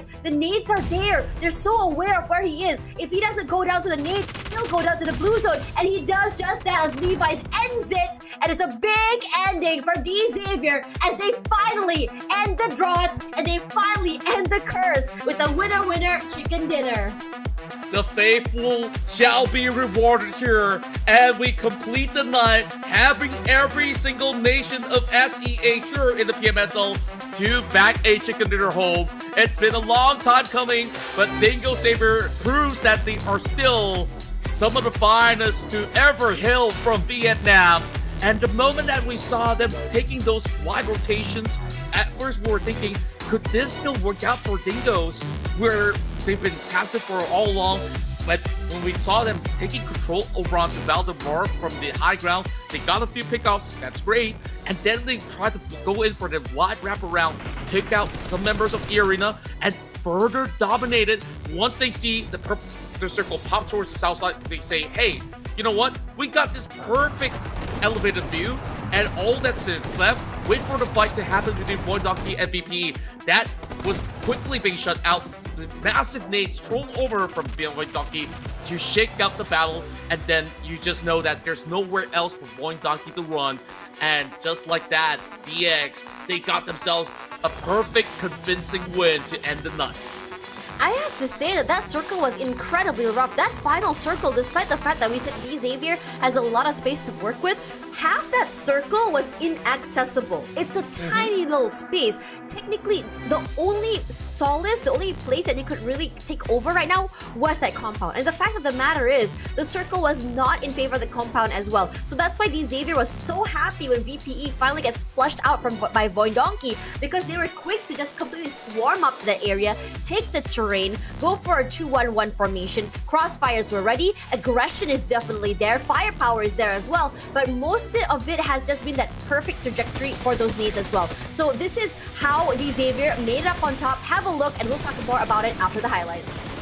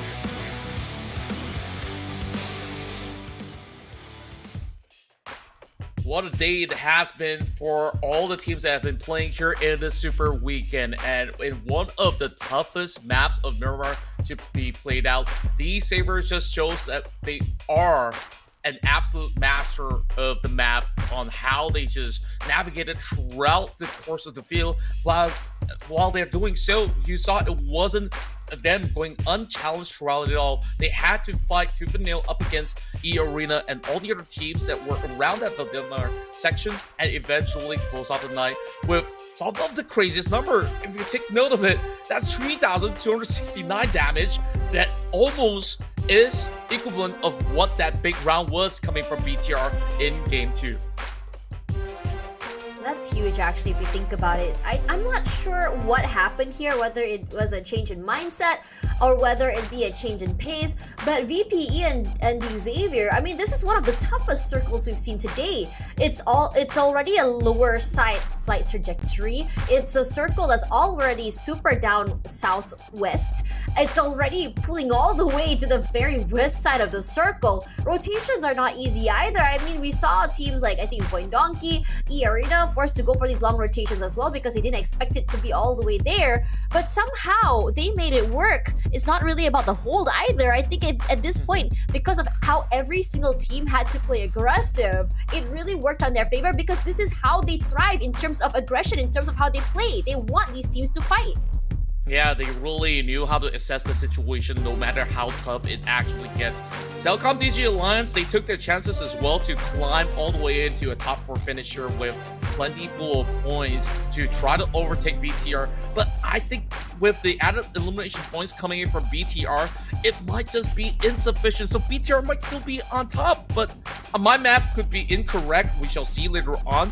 While eArena, I think they did splendid in these Miramar rounds where we expected the Vietnamese side as well as Thai side to also show up in Miramar rounds. We finally do get it by the end of the night. And therefore, I guess like tomorrow, before we actually kick things off, all these teams will have to take hours upon hours to start to read the room right, because today, not entirely the best run coming from some of these notable names such as Boom Esports, ENAM Milan, RRQ, the list goes on. But I guess tomorrow is definitely going to be an entire different story on how these teams actually improve their gameplay heading into their final Super Weekend day of the week. Okay, BTR still holding on to their first place slot. Great, only 2 points difference. And I think it's mostly because of the eliminations as well as rank points. I think for CD Alliance, I mean, rank points difference is 3. Eliminations difference is 1 between these two teams. And I have to say that for BTR and CD Alliance, today is a very different tune. It's less about, you know, kind of like waiting. The waiting game is more about getting a bit more active and proactively getting points. It doesn't matter what, you know, the placement points are going to be. Yeah, that's secondary, but how are we going to be approaching these fights and making sure that we're able to take these elimination points, survive as well, and make it to the end. And most of the time, BTR and CD Alliance, they always survive toward the middle side of the games at the very least. So that at least, I think, guarantees them at least 3 to 4 points in terms of rank points. That's right, and on top of it all, when we take a look at the other side of the page, Vampire Esports, you can say that they've done just about sufficient, but they are far off from their usual play style. But today, I think the main player that have definitely excited all of our fans across the Southeast Asia region, it has to be Federalis, the Filipino assassin so far, dealing plentiful of damage and a whole lot of all these numbers racked up. And when you need him the most, he always will be there to save the day for BTR. So, of course, we want to find out a whole lot more coming in for day 2. BTR, are they ready to still trailblaze and bulldoze everybody out there? So, let's take a look at who we have for the interview to wrap up the night.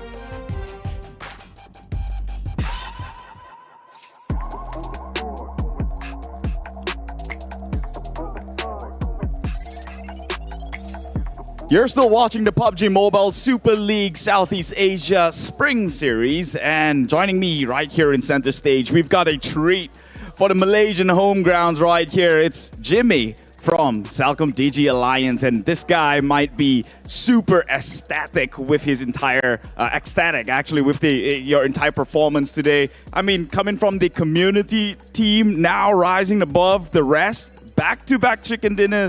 You're the only team that made it today. How does that make you feel? Dengan menjadi salah satu je tim yang dapatkan chicken back to back, apakah perasaan Jimmy dan juga kawan-kawan? Pada perasaan saya dan juga kawan-kawan, mestilah happy lah untuk pada hari ni, untuk first day. Yeah, of course we feel very happy with our performance for today. Yeah. You should, as you should. Back to back, that's definitely a feat to be reckoned with. But this does create some sort of friction. Now you're at the top of the entire competition. Are you not afraid that you might be the ones in a bullseye in terms of targeting?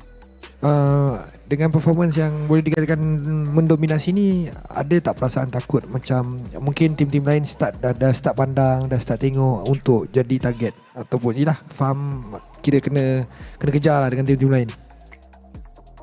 Kita orang sentiasa bersedia untuk tim-tim lain untuk datang ke kita orang. So bagi kita orang tak takut lah. So apa-apa kita orang akan 100% ready. No, we don't really feel that is our threat. We just gonna be fully prepared. We just gonna be 100% ready. So whoever or which team from other country wanna target us, feel free to target us because we are 100% ready. It looks like if you're going to put this sort of performance up again on stage, they can try, but you'll be there to make sure that they fail. Now, I want to know, because you did so well today, will you change anything comes tomorrow? Okay, dengan performance hari ni, rasa-rasa ada tak yang akan diperbaiki ataupun akan ditukar pada esok hari? Untuk diperbaiki, setiap hari kita akan perbaiki sebab kita orang pun ada tusun. So mesti ada decision yang kita orang salah. So kita orang akan tengok balik and buat yang lebih baik daripada hari ini. Of course, we do have a changes for tomorrow, especially in terms of our mistake. Yes, we are the teams that every single day we're gonna fix our mistake. We just gonna minimize our mistake. So yeah, for tomorrow we just gonna fix our mistake for today and perform better compared to you today. Spoken like a true champion indeed. And speaking about which, you're right here representing the rest of Malaysia, but you're not alone in this entire stadium. You do have Sam9, who's also a Malaysian team, who did not get as much of a spotlight you did. Any words of advice or encouragement to that team? Okay, ada sedikit apa-apa nak sampaikan kepada tim Malaysia yang lain ataupun lebih kepada Sam9 lah, sebab Sam9 punya performance hari ni pun boleh dikatakan bagus, tetapi tak dapat banyak spotlight. So ada apa-apa sedikit nak sampaikan kepada Sam9 dan juga tim Malaysia yang lain? Kepada semua tim Malaysia, good luck and buat yang terbaik untuk di Super Weekend kali ini, yang mana tak lepas Super Weekend. Moga-moga semua tim Malaysia dapat layak ke Super Weekend. To the all Malaysian team that play for Super Weekend, I just gonna wish you good luck, all the best. Do your best for Malaysia team in Super Weekend. To those that don't qualify for the Super Weekend one, do your best again, fix your mistake and everything, and hopefully all Malaysian team can qualify in Super Weekend too. Right, and I'd like to extend that courtesy to the rest of the team participating. It's not just the Malaysian team, but of course, with home ground pressure, there's a lot of expectations on our shoulder. That being said, I do need to let them go off, get their rest, because this is the end of day one of the first Super Weekend week. We still have tomorrow with the next 6 games to be played. So without further ado, I will let them off to rest, reset, and recuperate comes tomorrow. Casters, do take it away.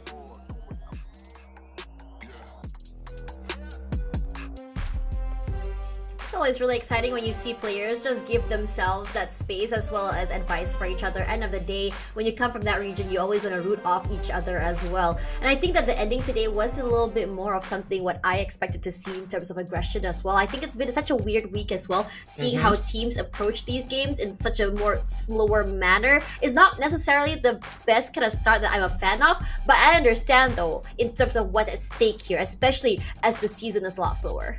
Yeah, you remember when we were just in the group stage and we did mention, you know, like for CELCOMDIGI Alliance, they weren't the flashes of the bunch, and then comes Super Weekend. They start to show us more and more of these cards out of nowhere, and we are enjoying every single moment of it. Out of all the teams that you have to actually challenge BTR, you have names like Vampire Esports, DX, and so on and so forth. But, you know, this is one team that we might have actually left off and say, wow, I didn't expect CD Alliance to be all the way up there to actually try to contest for that top spot, and I'm pretty sure that everybody across Southeast Asia have been not only pleasantly surprised, but have been absolutely impressed. Yeah, I think the run from CD Alliance has been quite phenomenal. It does, I think, align with their performance in the previous seasons. But I think now it's just I'm seeing a lot more consistency from them compared to before, where they have a little bit more of a pop-off moment, and then it's silence, and then pop-off moment and silence is very reminiscent to what we see from Malaysian teams here, talking about SEM9, talking about GeekFam. But for CD Alliance, it seems like they seem to understand what exactly they have to do to kind of bridge those silent moments to make sure that at least if they are kind of eliminated toward the mid side of the game, what can you do to kind of maximize their points as you move forward? And it has come here in terms of balancing the aggression, picking up those eliminations, as well as positioning and survivability. So let's see whether or not these teams can capitalize. I'm looking at Boom Esports, hoping to see that comeback is something that they're very famous for. And that is it from us. Tash Bunny alongside Contra, your casters today. Final day tomorrow for the Super Weekend. You don't want to miss out. Same time, same place. We'll see you guys tomorrow.